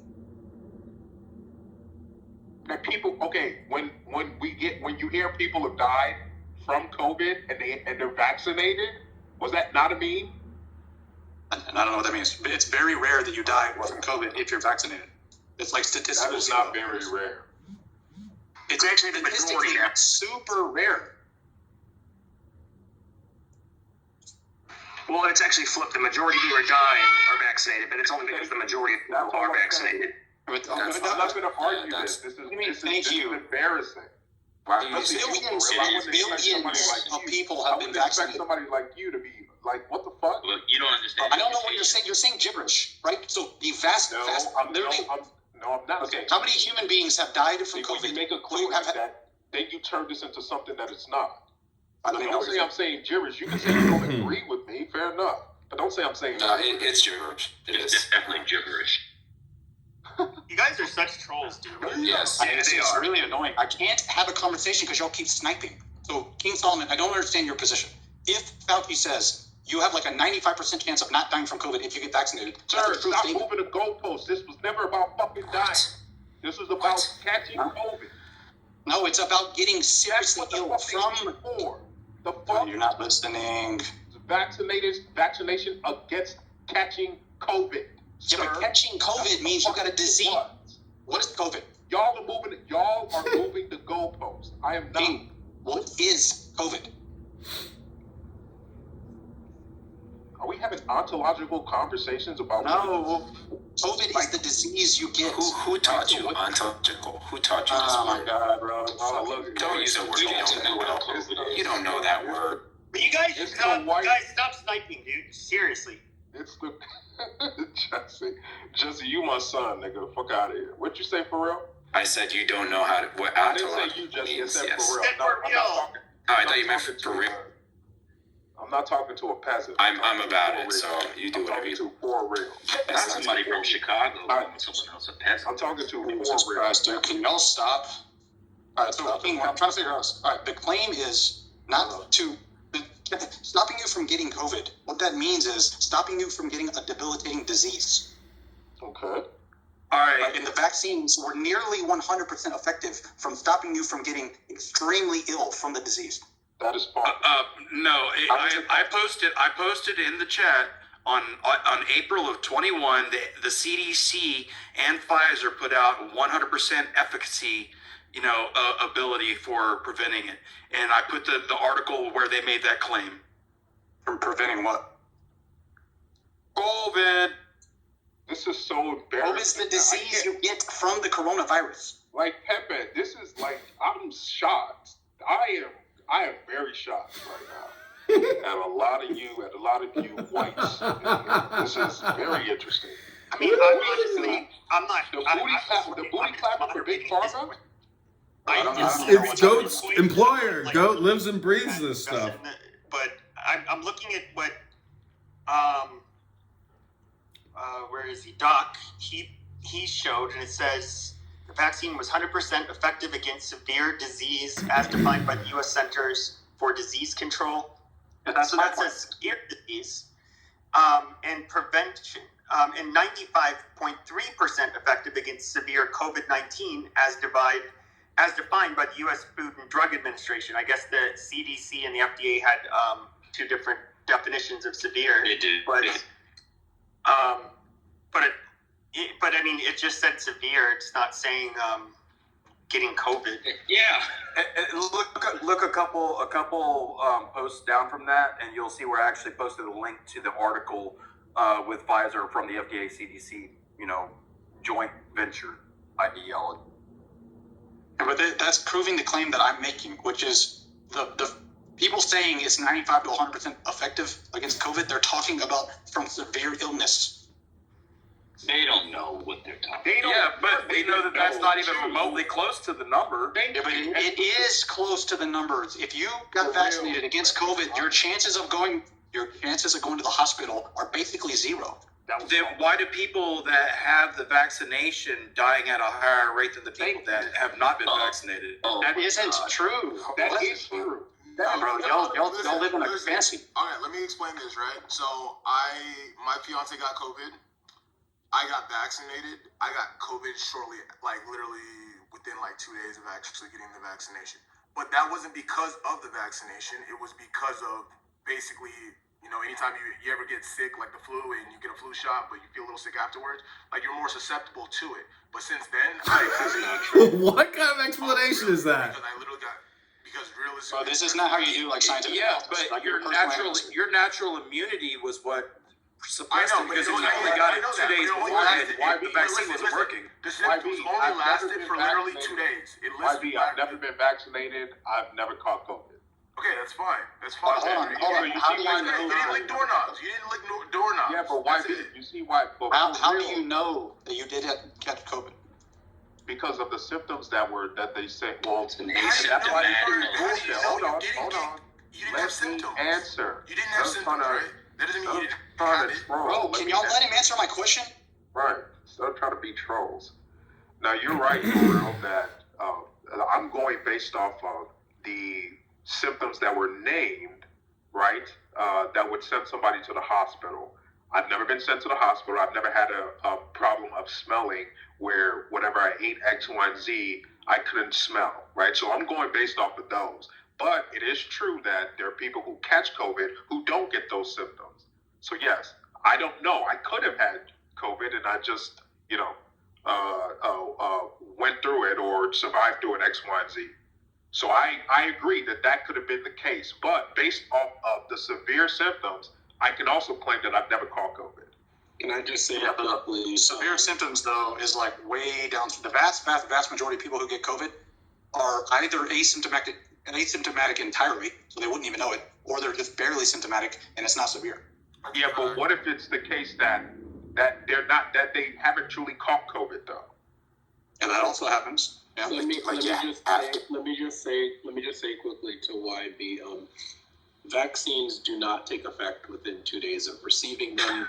It takes about 2 to 3 weeks for your body to generate the antibodies and to identify the T cells that are responsible for that will be responsible in recognizing the antigens which are being presented. That's why when you get vaccinated, they tell you you are not protected from a virus until like 3 weeks out. Yeah.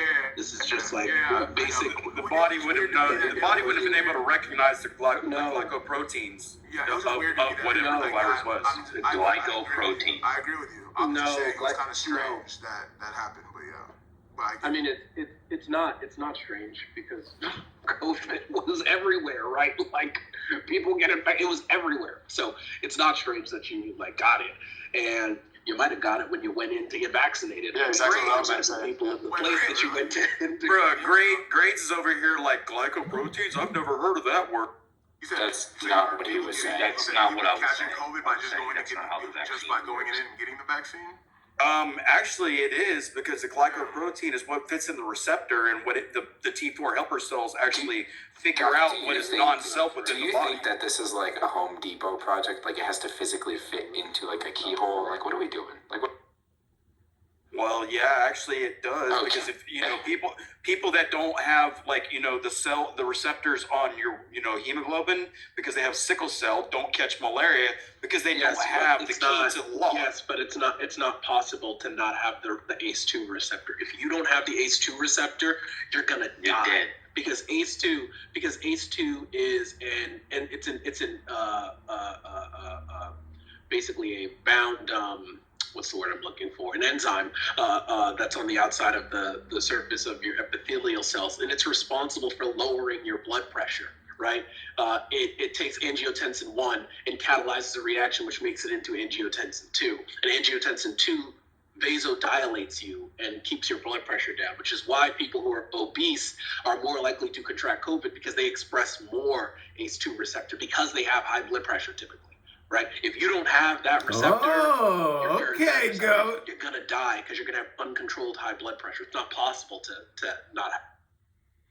So would you say not to get the booster? Because I've never gotten one. And I don't think I plan on. You should get the booster. Of course he's gonna say that. Yes, get the virus. What a fucking piece of shit this goat is. Actually, make right wingers think I'm a cuck, but I got the Johnson & Johnson one like almost 2 years ago. Oh, come on, Pepe. Yo, you got the J&J?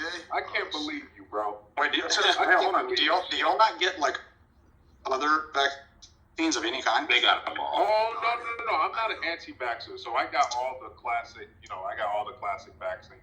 That's fine. But J&J is a classic vaccine. Yeah, he doesn't know. Which one?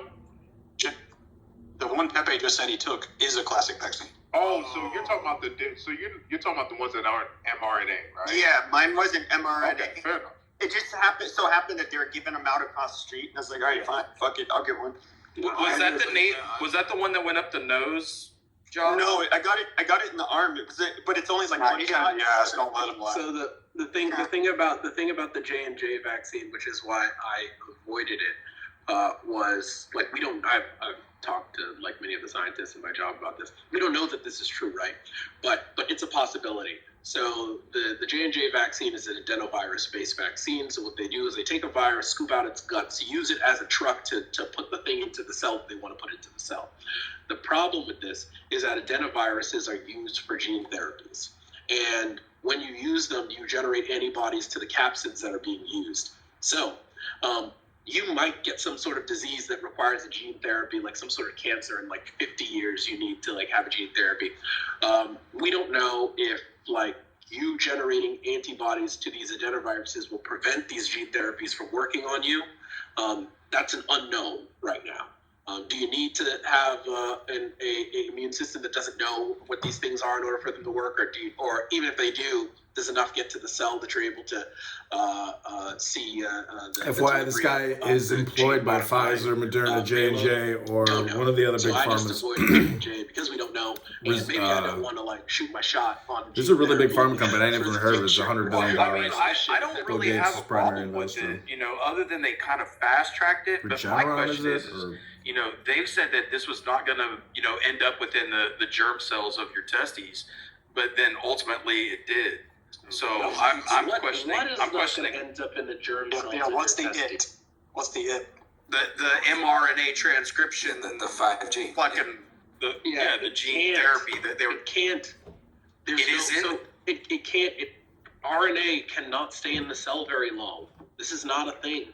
Come on, man! Duh! It hides within the seminiferous tubules. No, of the it's testes. not. This is not correct. RNAs get degraded, right? The RNA is encoding for a foreign protein. It's not possible for this thing to Learn stick your around science, in your body guys. because Come your body on. recognizes it as not Learn being your native. science. It's not native. That's the whole point of giving you the vaccine, right? Viruses that don't encode, viruses that don't reverse transcribe into your DNA, they all get taken out because they don't have a way of hiding over the course of your life from your immune system. So at what point would they be taken out?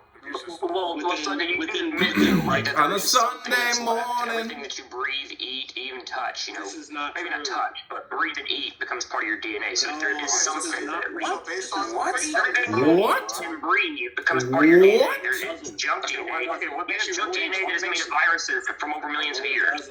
What makes you think? What makes you think that every piece of food you put, James? What makes you think that every piece of food you put in your mouth interacts with your DNA? That's exactly how it works. When you consume something, That's your claim. I'm asking you why you think this. Because that's the way biology works. Okay, you're just reasserting.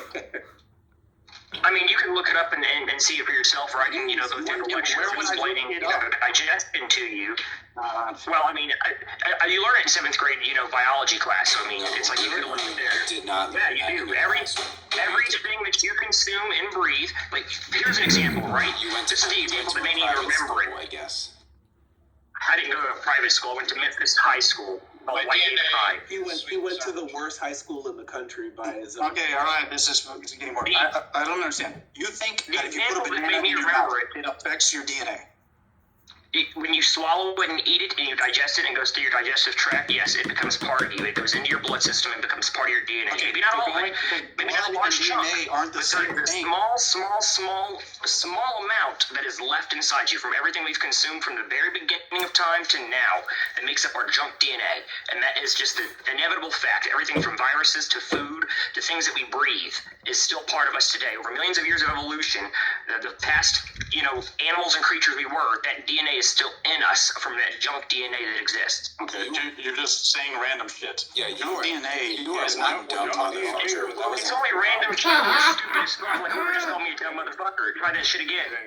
I did, and I'll say it again. You are one dumb motherfucker. Shut the fuck up, you fucking cock-sucking ball licker. I don't like to see the white fight amongst themselves. I don't like to see white on white crime. Come on, let's reduce that. I never understand the whole cocksucker thing as an insult when no women suck cock all the time. Let me just get this off. It really is a wonderful problem. I said some factual stuff. If you don't like it, so you want to Junk DNA. What are we doing? Junk DNA was debunked a while ago. So it's very interesting to hear you using that term. I don't know what exactly you're referring to, but the DNA that was considered junk, that was not actually junk. It was a function, or I gotta bring this shit up. Y'all, this is wild to me. Y'all are so fucking crazy in here. This is great. This is interesting. Yeah, what's crazy is that you just said that it was debunked and it's not debunked. I'm not sure where you got that from. There's no such thing as junk DNA. The DNA had function. The hell are you talking about? Yeah, this is made up, dude. You couldn't back it up. You just said look it up in a science textbook, which is you said I'll give you the James MIT website. I'll give you the MIT website since you want a fucking link to it and you need to be taught from some fucking higher education place. And you can't just hear facts. You have to be told from some goddamn authority. Why are you yelling, James? Oh, why are you trying to call me stupid instead of arguing against the point? All right. So I'm talking to fucking Jesse. I'm talking to the ball licker. The guy who likes to lick nut sacks. That guy there. I'm talking. Ooh. Why is everybody so upset? I know. I don't understand. Holy shit. This is ridiculous. Don't come on the fucking stage after I sit here and I'm trying to fucking share something and then try to call me stupid afterward instead of refuting what I said. It makes you look foolish and weak and it pisses me off. I don't like weak little bitches. When you were asked to provide evidence, you did not provide it. I provided it. Check it out in chat. Get over here and fucking look at it, you cuckold. Yeah, guys, just stop with the petty bullshit. Yeah, stop being hostile. It's Super Bowl Sunday. Damn. Go Birds. So Go Birds. So James, I'm not familiar with your science ideology, but if you're open, You mean conventional science? It's called MIT. I just posted the link. Go read it. But Don't talk to me. You read the link. Your problem's with science, not James. Okay, James, please, sir. I'm not Jesse. I'm not trying to argue with you. I don't think you're stupid. You said a lot of good shit today. But respectfully, you are wrong when it comes to this specific Again, you say I am wrong. I'm not MIT, okay? I'm not the people who did this. Don't say I'm wrong. Your problem is with MIT, with technical institutes and stuff like that who have developed the science of DNA. So argue with them. Dude, you're getting too emotional. Well, when you say I am wrong, I'm going to have a problem with it. It's again, I'm not the ones who conduct this research. Not an opinion. MIT is a research facility. Okay, your view, your opinion. Again, stop characterizing it as mine. In my opinion, it's not. That's bullshit. Let me just finish speaking. Then speak right. I would appreciate it. You're not telling me how to speak. You can tell me. I tell you how to speak all fucking day if you're going to try to say my opinion when I'm not MIT. James, MIT is not sharing the information in the room.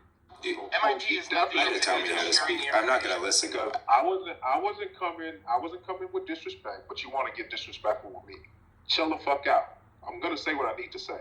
Like I said, respectfully, you are incorrect.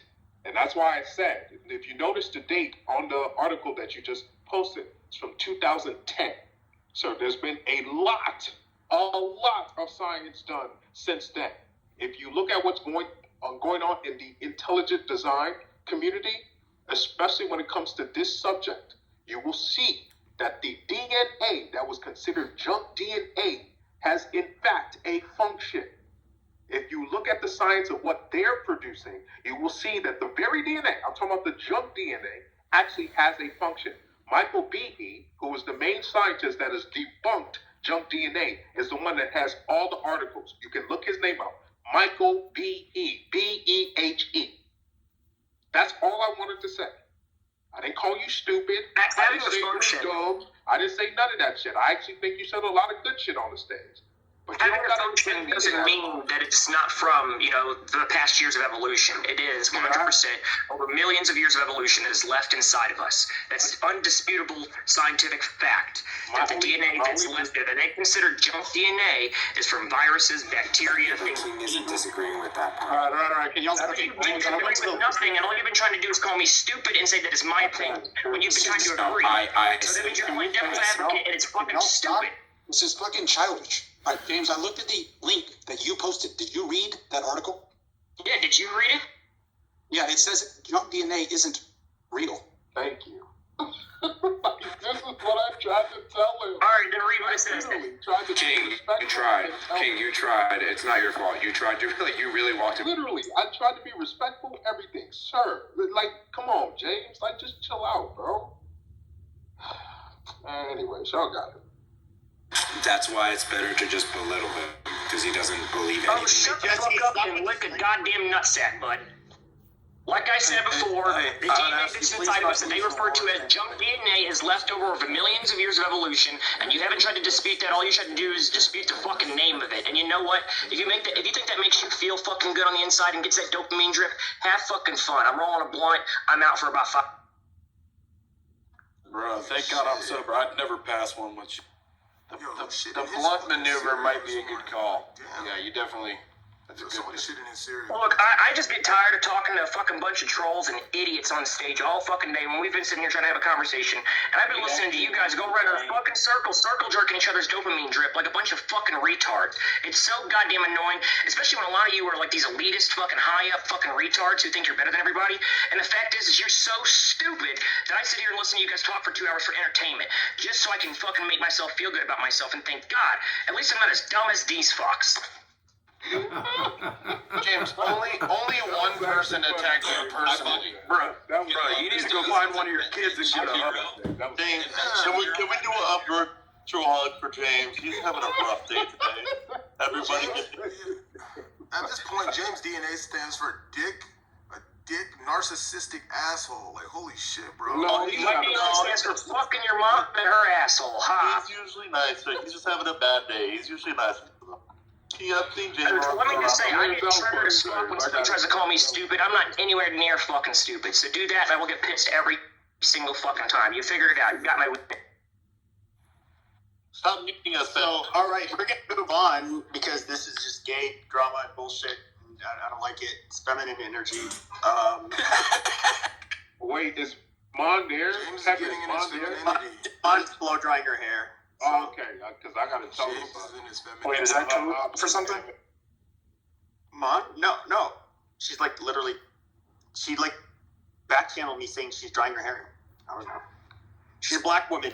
Maybe she's got like huge, thick fucking set. I don't fucking know. So.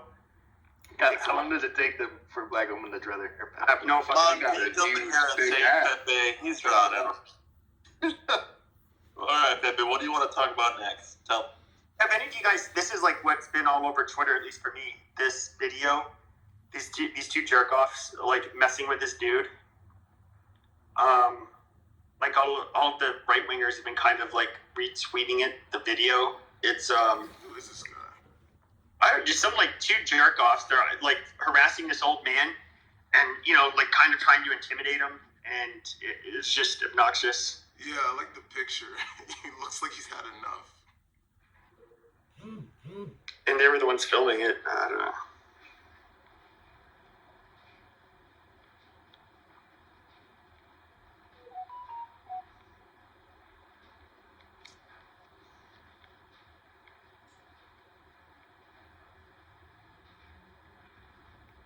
The problem is that there's just not enough they find these white people that are like not exposed to like black people or Latinos. Like they're out of their element, and it just like makes for a good show. No, he's out of his element. Number one, because he's smaller than them and a lot older. What the fuck is he gonna do to them? I mean, if those were like if that was like a Hell's Angel guy, well, he'd probably be a lot bigger. I mean, they probably wouldn't have that kind of mouth with them. So they realized it wouldn't work out in their favor. Yeah, but I'm not sure things to do with race. It just is typical of like youth and elderly, just an all natural society. Even like wolves operate in that same way. He said like called them a thug or something like that, and then he's like, "Oh, you want to call me the N-word? Huh? Is that what you're trying to do?" And he said, "Come on, hit me."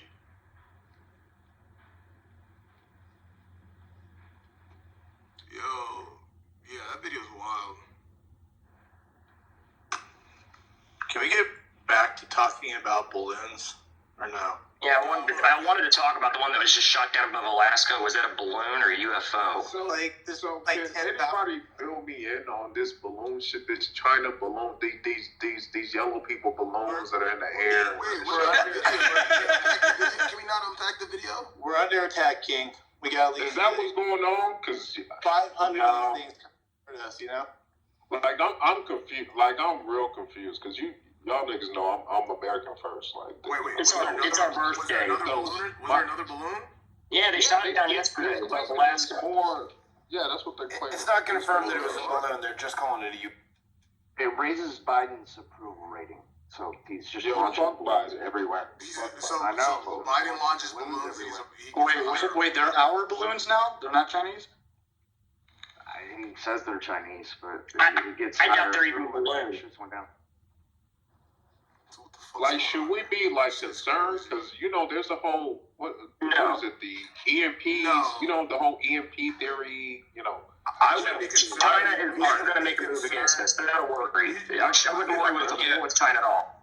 But if they're actually putting it out, if they're putting it out on the media like this, they're not concerned about it. If they were concerned, they wouldn't even discuss it. China needs to be more concerned that we're gaining intel from their balloons more than they're gaining intel of us, from their balloons. Not to mention the fact, if they were ever to be as ballsy as to try to do some kind of EMP attack, I mean, we could literally fuck their shit up royally. Kind of just pissed that we've outside of nuclear weapons, you can't generate an EMP greater than like a 20 square foot bubble. I was gonna say China's just pissed that we've elbowed them out of the chipsets with Taiwan. The semiconductors. I've looked into all. Well, that's actually what that's actually what this conflict seems to be about, is the lithium and chip production of the future over the next 20 years. They say there's going to be a shortage coming.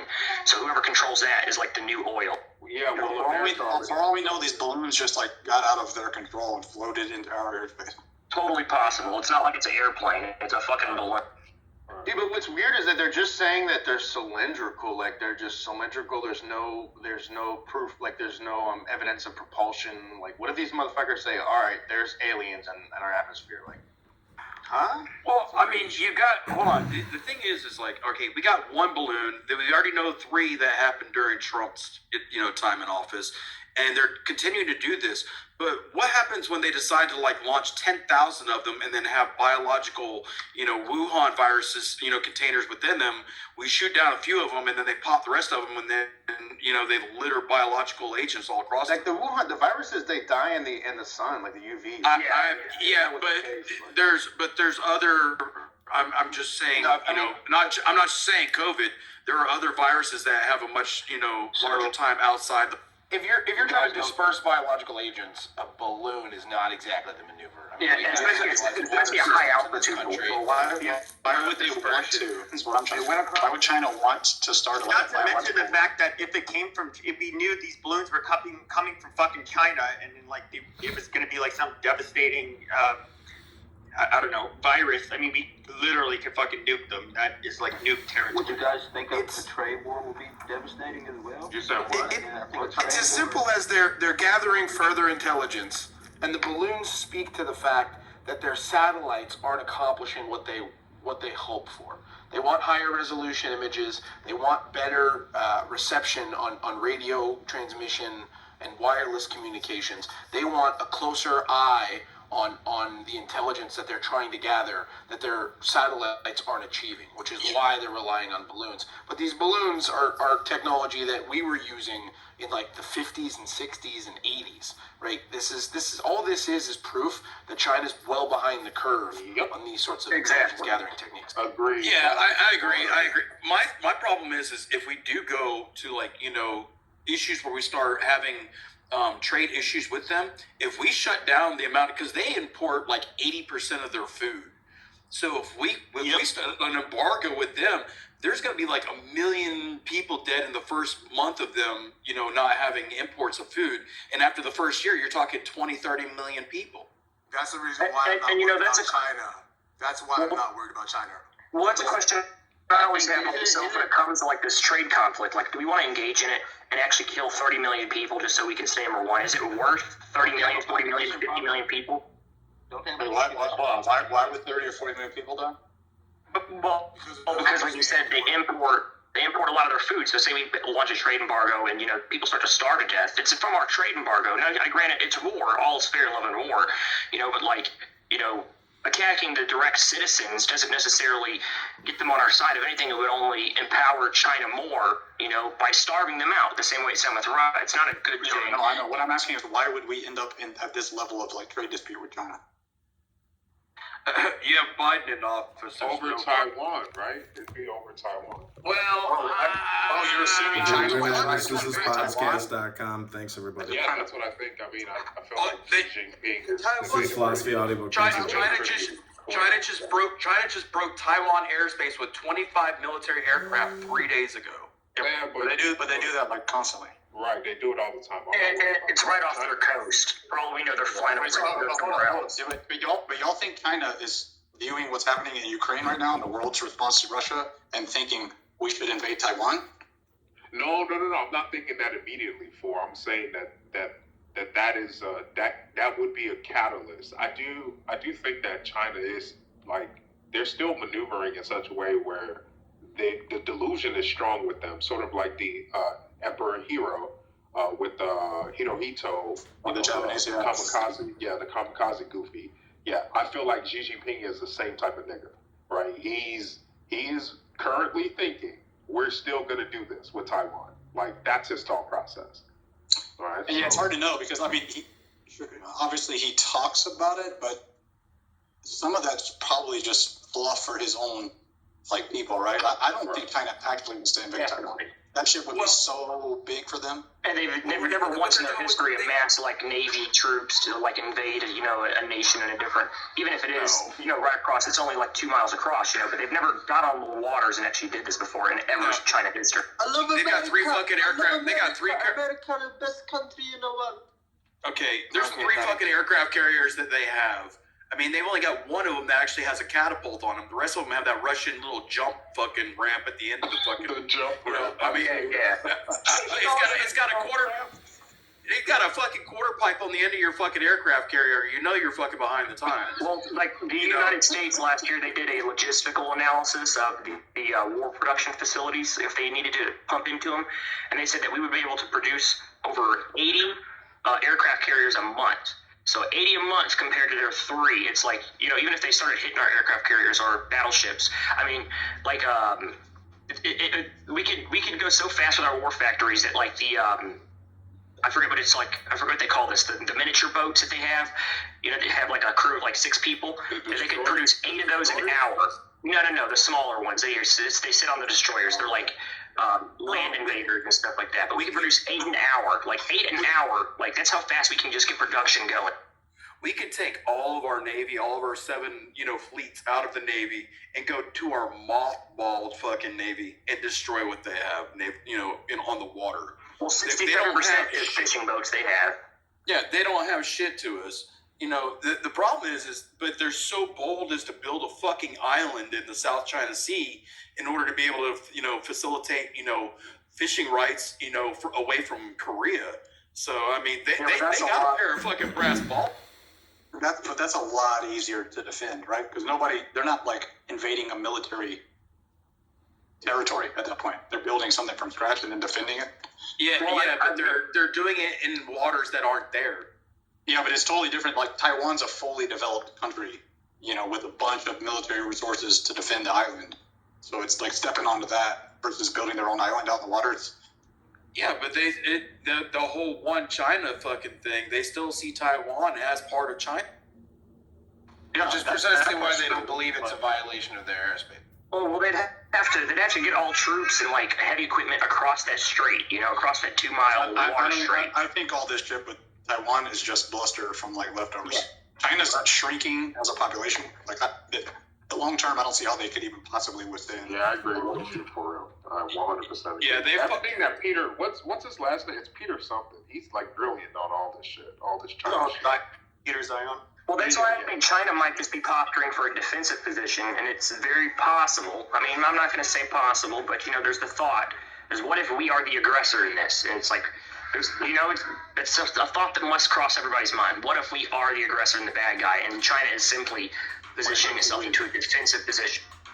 Wait, who's the we? The United States, the United States specifically, and Western alliances who are in the Pacific. Yeah, I think it's probably more likely that Xi Jinping just has to talk about this because it's leftover like Chinese culture, and he needs it politically to like satiate his audience. But I don't think they actually want to invade. Yeah, I don't think so either. I think it might be possible that we are trying to facilitate the fall of China because of the lithium deposits that are in China. It's the world's largest. And, over the next 20 years, lithium will become such an important resource. I mean, it already is important. It's in your computer, your phone, electrical systems, infrastructure and stuff like that. And whoever controls it basically will be like the new big oil, and they'll have great leverage over the planet. So if China still exists, then it's going to have a good time of success. We don't want China to collapse. When it comes to oil, though. If China collapses, Other technologies, hopefully aluminum air. There's aluminum air mix of battery that's like awesome, and there's hopefully not just the batteries. Well, I would suggest everybody look into QuantumScape out of California. They developed a lithium metal battery, so it's a solid state battery, and they've already got the patents. I bought it when it was 120 a share in December of 21, and I bought like a shit ton when it dropped to 60 because the guy said that they weren't even going to go into production of the battery until 24. So everybody they're all just solid started state nowadays. All the lithium are solid state. No, they're not. We're not talking about acid batteries. No, these are like I'm not. Yeah, but you're talking about between the anode and the cathode. That you have. You're talking about different technology than that. Yeah, it's literally a solid state battery. It's solid. It's not a liquid electrode. In between the anode and the cathode, so you don't actually end up with dendrites where the anode and the cathode. You think of dendrites like as in a cathode. Yeah, I know dendrites is usually when you go over overdraw the battery, you get and not dendrites as far as usage. Yeah, But in a cave, you have, stalactites, stalagmites, but if a stalagmite, might touch the ceiling, a stalactite better hold on tight or it'll fall off the ceiling and hit the floor. But if one of those stalactites or stalagmites, being like a dendrite between the anode and the cathode, the roof and the ceiling, if they touch the other, if one of them touch the bottom or the top, then you have a short circuit within the battery. That's what happens. Yeah, they penetrate that membrane that within lithium metal hydride, and it's in a liquid form. But the new state is like, you're talking the same size battery that you'd have in a Tesla. Within 5 minutes, you go from 0 to 200 miles on fill in 5 minutes. So that's what this technology is going to afford us. And they're coming into production. I'm gonna look it up. QuantumScape, QS is their ticker code. And right now it's trading at about 8 and change. If you get it on this level, they go into production next year for consumer. Volkswagen put almost $500 million into them. Bill Gates put in, I hate that fucking dude, but he's got like $100 million in the company. And the Indian dude that runs it is actually a fucking genius. And I have an electric bicycle company, so I do this shit, for goofs and giggles on the side. So, Doc, do you know anti-gravity batteries? Are you familiar with them? No, but how does anything go anti-gravity? Go for it. Yeah, please. It's just a joke because the guy got into motocross, and he, back when they had used gel batteries, and the lithium batteries. You're talking about Sizzix, Michael Sizzix. No. This is a different guy, but he called them anti-gravity because they were so light. It was a joke. But he uses lithium. He uses lithium carbonate jump starters, and then he also uses lithium ion, not lithium metal hydride, but what's the other one called? It's LiPo, lithium iron phosphate, lithium cobalt, lithium manganese, lithium iron phosphate. Yeah. Okay, lithium manganese. There's different chemistries. Yeah, he uses lithium manganese for. I think that's for like the batteries with the longer reserve time. Yeah, lithium cobalt has the highest C rate, so you have the highest current C. But that's the one that if you pierce it, it catches fire. Fucking dangerous, yeah. Well, the problem with the problem with a lot of the new battery technology is it's not miniaturized, or at least not going to be soon. So it's not going to be able to replace like what's inside motherboards on the CPUs of computers and stuff like that. So the shortages is what I'm really worried about, is like the infrastructure of electrical technology. Well, I would ask you to look into the technology because it's already patented. It has been since 21. The problem is everybody got into it when they put the patents in, thinking that they were going to go straight into production, and they wanted to be able to mainline exactly how to do the production. And so what we're doing, I've invested in a couple lithium companies down in Australia, in southern Australia, and then one in Canada. And there's not necessarily going to be a lithium shortage for, in our lifetime. There will be in the long run, but by then we'll have a different set of chemistries that we'll be able to use. But the technology itself is just, in the last 3 years has changed, more than what's happened in the last 20. Doc, if you want to look, there's somewhat of a small niche for these lithium batteries with reserve time versus just like a starter battery. Like a lot of them, I remember talking to a lot of like boat owners with trolling motors, and motorcycle enthusiasts and car enthusiasts that needed additional batteries in addition to their starter battery. Yeah, I build my own custom batteries out of 18650 cells that I buy, in surplus from Yehu Garcia out of California. He gets like these 36 volt, cells that are for like scooters, but I can buy a whole pallet for like, $2,000, and then I just break them apart and get all the cells I want, and then I go back through, and then I just, I have a fucking, not soldering iron because you don't want to do that. It overheats the battery. My arcer, it's a spot welder essentially, but it's an. A lot of these companies are going, they're going away from the 18650s, and you're just getting these pouches. The pouches, the pouch cells. Well, yeah, there's just different ways of doing the same thing. All an 18650 is one of those pouch cells rolled up into a fucking cylinder. Yeah, but the issue with the 18650s, as you mentioned, was like the weld points like breaking, and then you look at the batteries. Like there was a lot of defects that with regards to the 18650s, with regards to those like weld points breaking. Yeah, And as far as China is concerned regarding batteries, LG, Panasonic being the inventor of the 1860 cell, and then LG, Samsung, and all the people that are doing their thing there. Once we've got our what we have going on here in America, they're going to go by the wayside because they're going to have old facilities that they're still paying for the equipment to do old technology. That's like buying a 1080p television when 8K televisions are out. You can still get them, but you're paying $150 for a 44-inch TV. So I mean, you're going to end up having an overflow of technologies, but we're going to end up being on the high side of it because we're investing into the newer version of the technology. But the lithium manganese oxide, I actually mistook that up. I'm talking about lithium titanate for like the longer reserve times. Have you ever worked with those lithium titanates? I don't even know what Titanix is.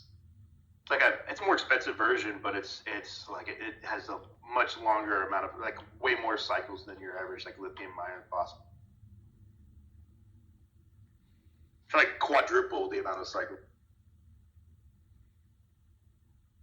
I don't know. I have to look that up. I mean, if you could put it in the chat and spell it for me, because I suck at spelling. Yeah. I have 3 college degrees, but man, if I don't fucking go to Microsoft Word to figure out if I'm spelling the word right or not, I'm fucking up. So on the Jumbotron, that's interesting. China also detected a UFO, both their airspace, and shot it down. Plausible for being invaded by aliens. Plausible deniability. Yeah, they shot down their own balloon, probably. Yeah. For real, it wouldn't surprise me if... No, not at all. They were worried about us, counter surveilling their balloons once they hit Canadian and American airspace or something. Yeah, but, our satellites, we don't need balloons. I mean, our satellites can read your fucking watch on your wrist, dude. What's the point of Well, but the value for, our intel would be what kind of tech they're using and what kind of intel they're gathering on these balloons. Knowing that, it's useful for us. Well, I know the reason they use balloons. It's 13th century.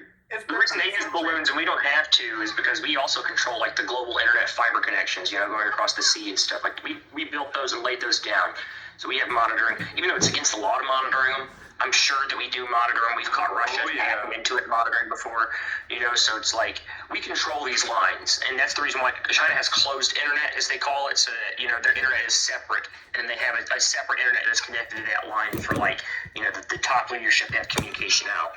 But yeah, we surveil them 1,000 times better than they could ever do with us. They have to use a balloon, and I'm sure they have citizens over here that are spies for them that are taking pictures on Polaroids and shit and mailing it under trash cans and dead drops and stuff. So they're using 60. Look, if there's one thing this whole shit with Russia taught me is don't believe anything that's on paper. Believe what you see. Bruh. Russia claimed that they had all these tanks, and man, they ain't got shit. Yep, it's on TV. One thing I learned, Doc, let that shit go. Only believe what they show you. Because this shit with Russia, it never again, bro. It made me realize the U.S. government has not been scared, while the rest of us all been oh no. They've been don't worry. We've seen it all. They ain't got shit. Bro, wasn't it wild? Before they invaded officially, when the U.S. was here's the intel, we think they're going to invade in the next week or so, blah, blah, blah, and everybody's it's bullshit, and then bam. I'm sorry, King. I was just going to say, if y'all really think that they stopped the Star Wars program, no. Hey, did you guys see these green lasers coming down from and that's seen from Hawaii? I saw that. They claim it's Chinese, yeah. Well, it's not NASA. It's an ISAT-2 satellite. Pretty crazy. I think the only fear of Russia is not necessarily what they got military, it's just they have nukes. I think that's literally the only thing where it's what, Alvin? I even wonder now, are their nukes even serviceable? Or do they still have them? All right. It's a good question. All right. The one you need to look out for, in regards to nukes, the one you need to look out for is called Poseidon from Russia. It's actually a torpedo that is nuclear that is on their largest submarine that keeps going out into, getting missed out, and it takes off. But it's a torpedo that if it went off, the idea is that it would blow up like a couple miles out from, like, say, New York City, and the tidal wave that it would ensue would be, astronomical, but it would be radioactive water that would spill across like a whole state of New York.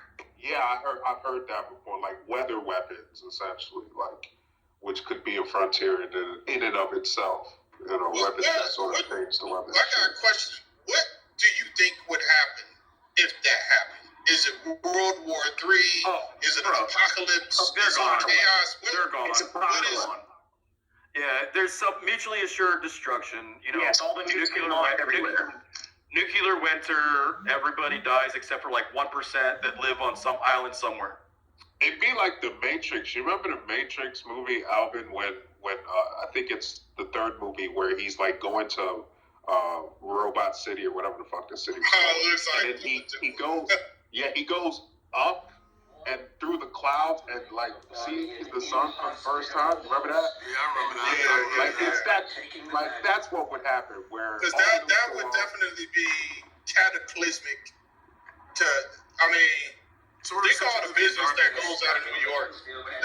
The stock market is over with if that happens, right? Like, who cares? Is there a stock market? Who cares about the reason I have more than 50,000 rounds of ammunition is because when the shit hits the fan, bullets will be worth more than gold. And fuck money because people are going to be worried. I mean, you can live a couple minutes without air, you can live a couple days without water, you can live a couple weeks without food. But when people start fighting over fucking water, you'll have people dying in droves trying to fucking secure their. Because that would be such a. And I think that's why I don't think Russia. Could they do something that stupid? Well, they could I'm more worried about Putin. They could do tactical, like. Do yoga. Do dinner. Yeah, Putin stated the way the nuclear war actually looks in reality. We always think of like the Armageddon nuclear war. Blowing cities up like we did with Tokyo, or like we did with Japan and Hiroshima and Nagasaki. But the modern nuclear war would be like tactical nukes, which are smaller, but they're used to drop on like fleets. Ships, Navy shipyards, harbors, and stuff like that, so that you're not like irradiating the area, but you're, destroying aircraft carriers, because it's harder to hit a target than it is to hit near a target. A nuke, it doesn't matter if you hit it or next to it. You're doing damage. So that's what the future of nuclear warfare looks like. Is really like ocean combat. What if it hits near one of our? We have like 3 main, acupuncture sites on our electrical grid in America. That if you get anywhere near them with one of those tacticals, you shut down the American grid. And imagine, in the first month, what happens with, the millions of people in New York that don't know how to get water out of the ground. All the food and everything, it's not like the old days before barcodes. You used to have warehouses that used to like stockpile shit tons of food. But now food is like, okay, somebody bought this, the barcode goes out, it scans, it says we need to order this again. And you only have like 3 days worth of food, for any given region within warehouses. I mean, people are going to be fucking killing themselves for food. I think Einstein was correct. World War III would be fought with nuclear weapons. World War IV would be fought with sticks and stones. Well, I think so I do wonder, Alvin, if World War III really will be fought with nukes rather than like information. I don't know if you've heard like 4th generational warfare, 5th generational war, like those whole like all that theory shit. I wonder if we're in World War III. We just don't know it in terms of like the information war that's being fought. We are. I agree with you, King. I agree with you 100%. Yeah, I wondered that. So war is very asymmetrical. Yeah, it's like war is very asymmetrical now. It's not like here's your front line, this our front line, we go smash. Now it's like, hey, we're gonna take down this area, and then you take down this area. A lot of times they're not even seeing who they're killing, right? So it's not as intimate as it used to be. Thank God. Like imagine, war back in the day. it wasn't you just shooting a gun at somebody. You're intimately shoving a sword into this person in front of you with their blood splashing on your face. Like, that was what back then. Like, this is now, it's like, it's not as personable anymore. It's like, you drop a drone here, you shoot a couple of, you're a sniper over there. You know what I'm saying? Well, all right, with that, there is a yes and there is a no, because you're never going to win a war without boots on ground. You can't win a war from the air with nothing but drones. I don't know. We're utilizing the Ukraine as a proxy for fighting a war with Russia. But there are boots on ground. Whether they're the proxy, it's not our boots. But in order for them to win, you have to have boots on ground. Otherwise, we would just send them a shit ton of fucking drones and tell them to go ham. Well, Doc, it's not officially our boots because PMCs are on the ground. BlackRock is there, and on the opposite side is I forget what Russia's PMC group is called. Wagner. Doc, as sensor technology gets better and better, I do wonder if because I know everybody's seen the videos of like the drones where they make like the Pokemon characters in the air, or they make like all these symbols and shit. When I see videos like that, it makes me truly wonder, like, the future of armies are just going to be robots, like thousands and thousands and millions upon robots. Hopefully, yeah. Yeah, what is the world going to be though? Actually, that type of shit. I think this is what we need. Theoretically, wouldn't that reduce warfare? Yeah, well, it would reduce the cost of building an army. Right? I'm telling you guys, it's a fucking Star Wars plot against us. They're going to build robots. The robots are going to become our enemy. They're going to unite us behind this robot threat, and then they're going to rule us through tyranny on top of it. It's fucking Star Wars written. I don't even want robots with the nest. Listen, I hope I live long enough to see Megabot. America has its Megabot representation. Each country, and you want to go to war, use your Megabot versus my Megabot, right? And then there's a tournament. Like, I hope I get to see this. Gun. Okay, gun. Mech style. The Americans got them.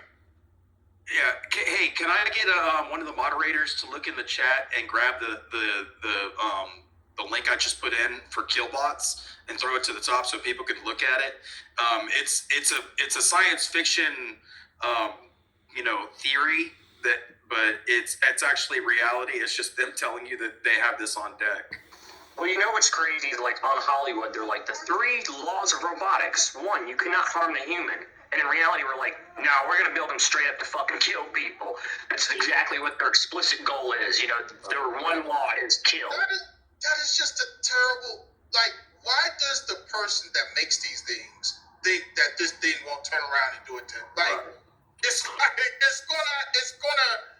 like in Jurassic Park, what, life finds a way, right? Like, I don't know, man.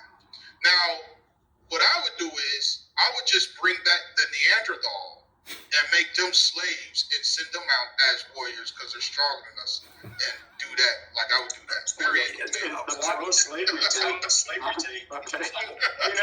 For all we know, we are the slaves, and it's aliens fighting over like territory, and they're like, if my country wins, then I get this planet. If your country wins, then you get this planet, and we are the Neanderthals. Why would I know humans, Homo sapiens started having sex with these things, right? Like, what were they that desperate? Like, Neanderthals, right? Like, why? How did you? They looked at a Neanderthal and was like, yeah, I want to bang that. It's the same. They were different. What do you mean? They were like monkey people, just like the Neanderthals. Bro, you have a movie called American Pie because people put their fucking dick in an apple pie. I still, to this day, do not understand what the fuck that was. It's just they get teenagers to laugh, prepubescent teenagers laughing for some reason. It's rated R, but it's for fucking preteens. It's not for, if you're old enough, it's not funny at all. It's just stupid.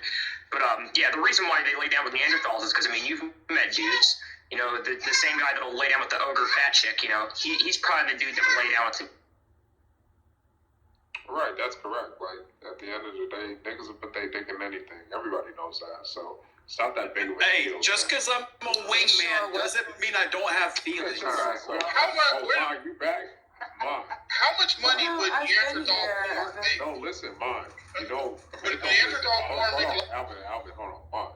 Makeup. I'm letting you know. Makeup was in the chat talking about she gonna wake it up with you this week. Of course. She came in here saying that. I'm just letting you know. Thank you. Okay. Did anybody watch the link up above with the kill bots? Because that shit's real. If y'all don't know.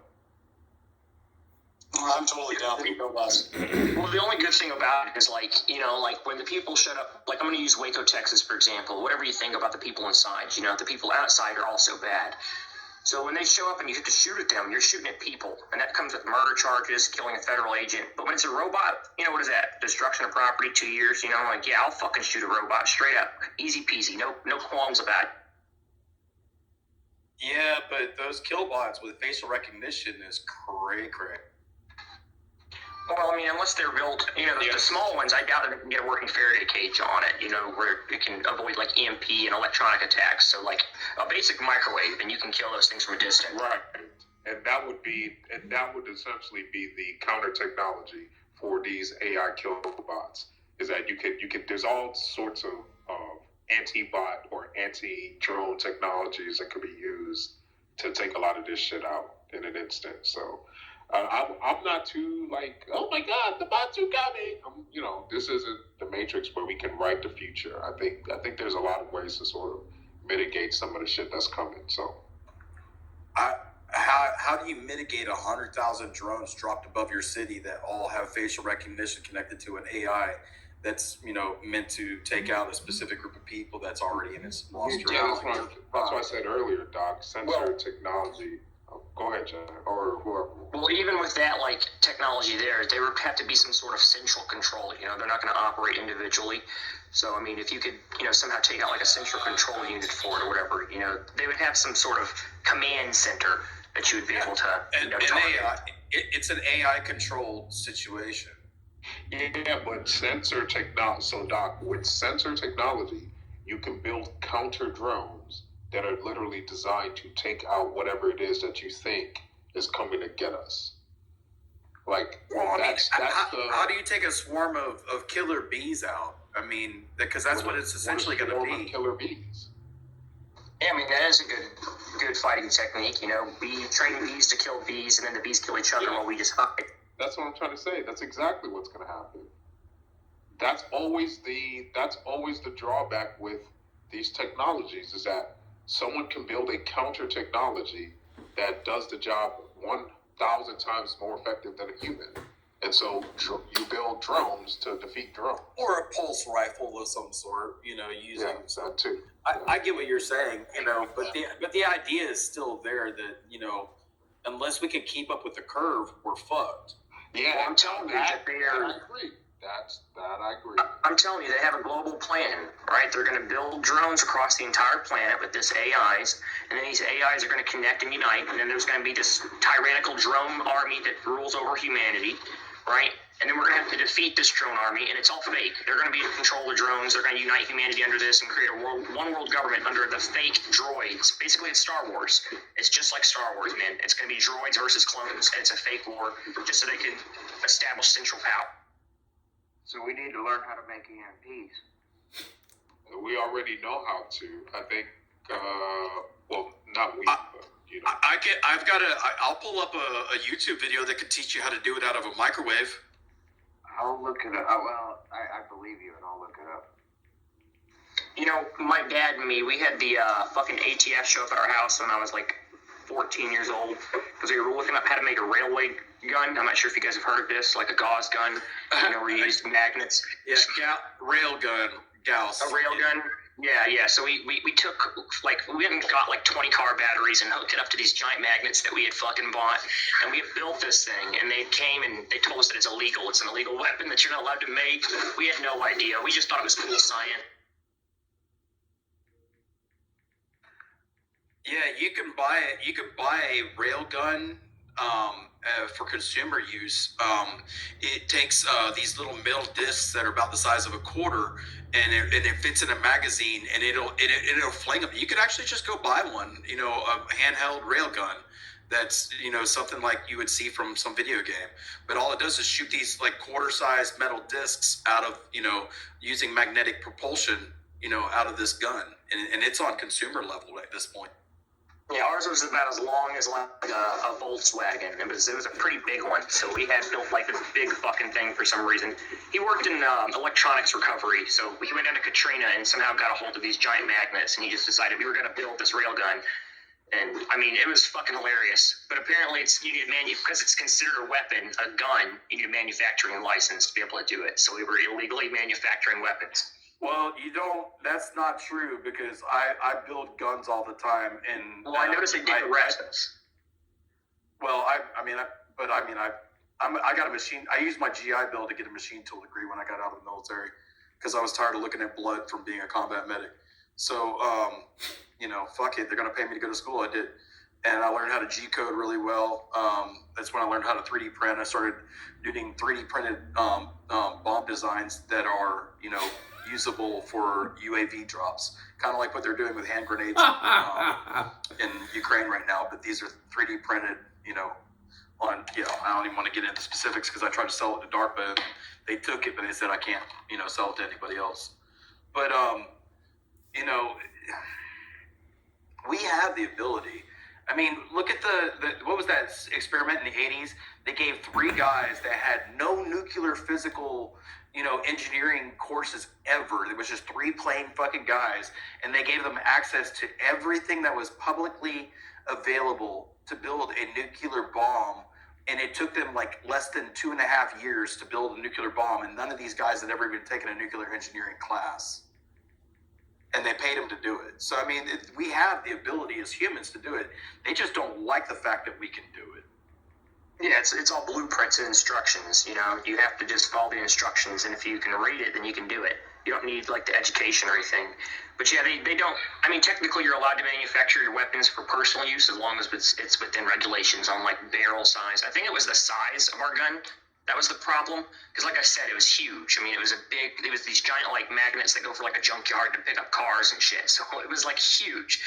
Like we shot a marble through it, and it ended up hitting this junk car we had. I mean, it blew a hole the size of like half of your body in the side of this car. A marble blew a hole that big. That's how just giant this fucking force was.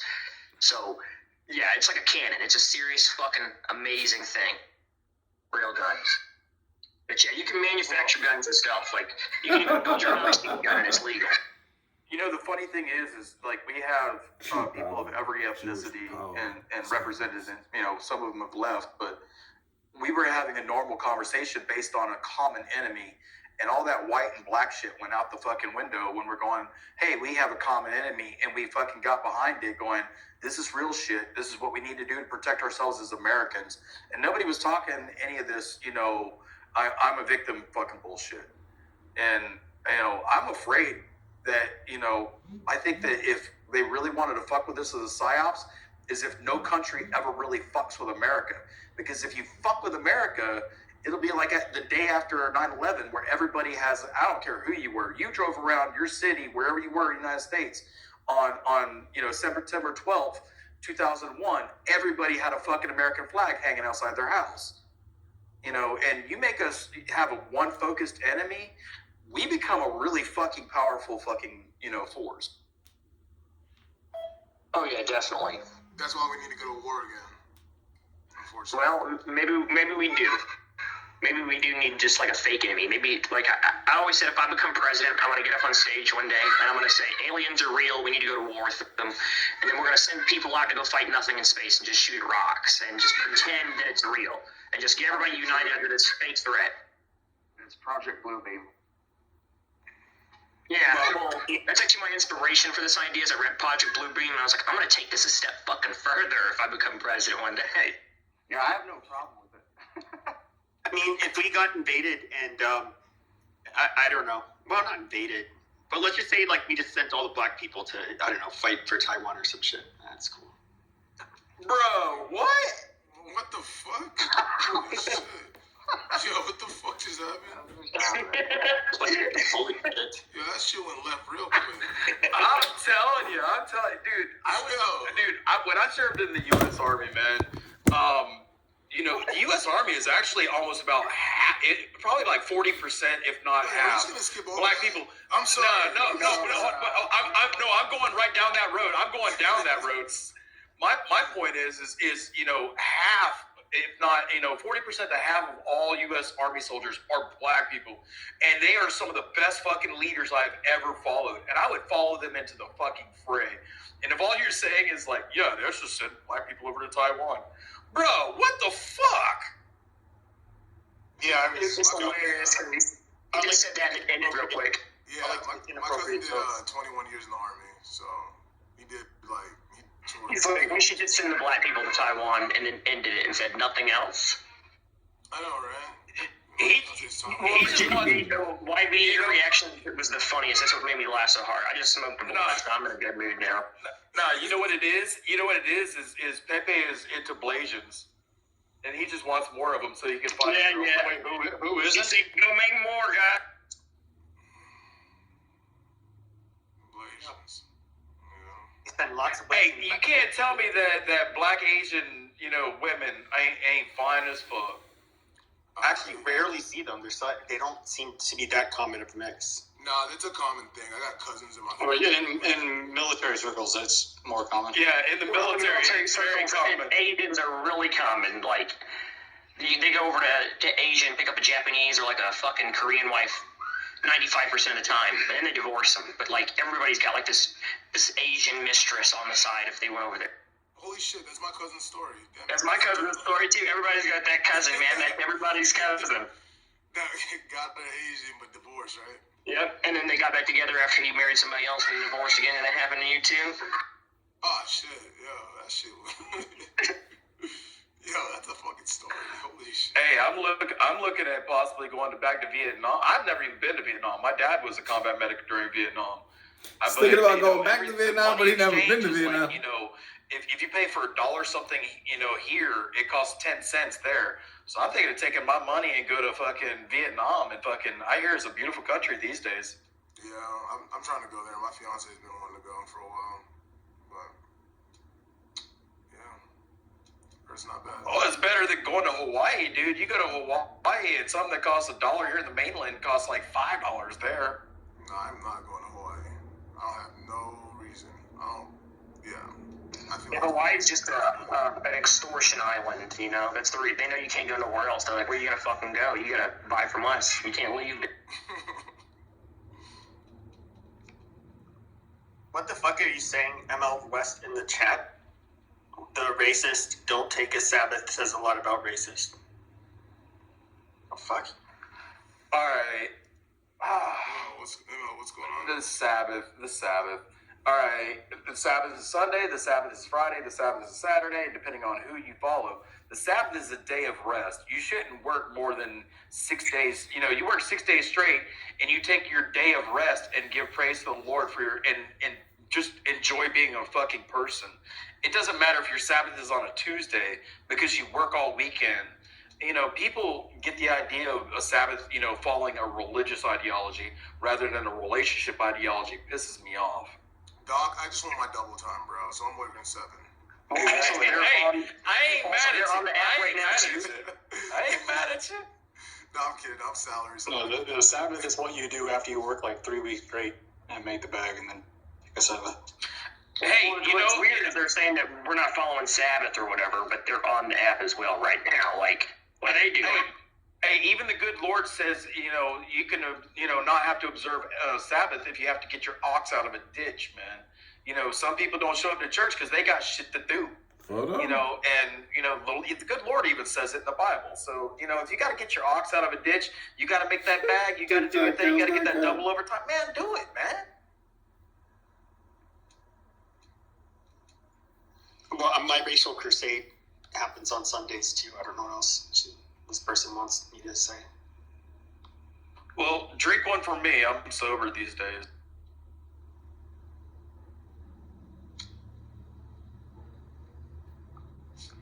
Lord knows I drank enough for you when I was drinking. Hey, can I ask y'all a Clubhouse app question? When you jump up from audience to stage, does your mic flip from headphones? Oh, yeah, hell yeah. Hell yeah. And so how do you get that to flip back to Bluetooth? Wait, what? What do you mean? When I'm on Bluetooth headset on this app, it works fine in audience, but when I jump to stage, it goes back to phone speaker. You gotta go to the Bluetooth settings, right? And then it's gonna say audio connection and call connection. You gotta do call connection because this is coming through as a phone call. So it's two different audio types. Yeah. So go to your Bluetooth. Go to the Bluetooth device, and it should have two sections: audio and then call. It should be for call and media, but it's call for when you get up here. Because every time I'm on stage and somebody calls me, and if I just connect to the call without dropping this app, I can hear what's going on in this app and hear the person talking to me on the phone call. And as soon as I come back off that, if I don't drop this and I come back into the app, then Thanks, all my everybody. This has been volumes my are way up. I can barely Super hear Bowl anybody, podcast. and nobody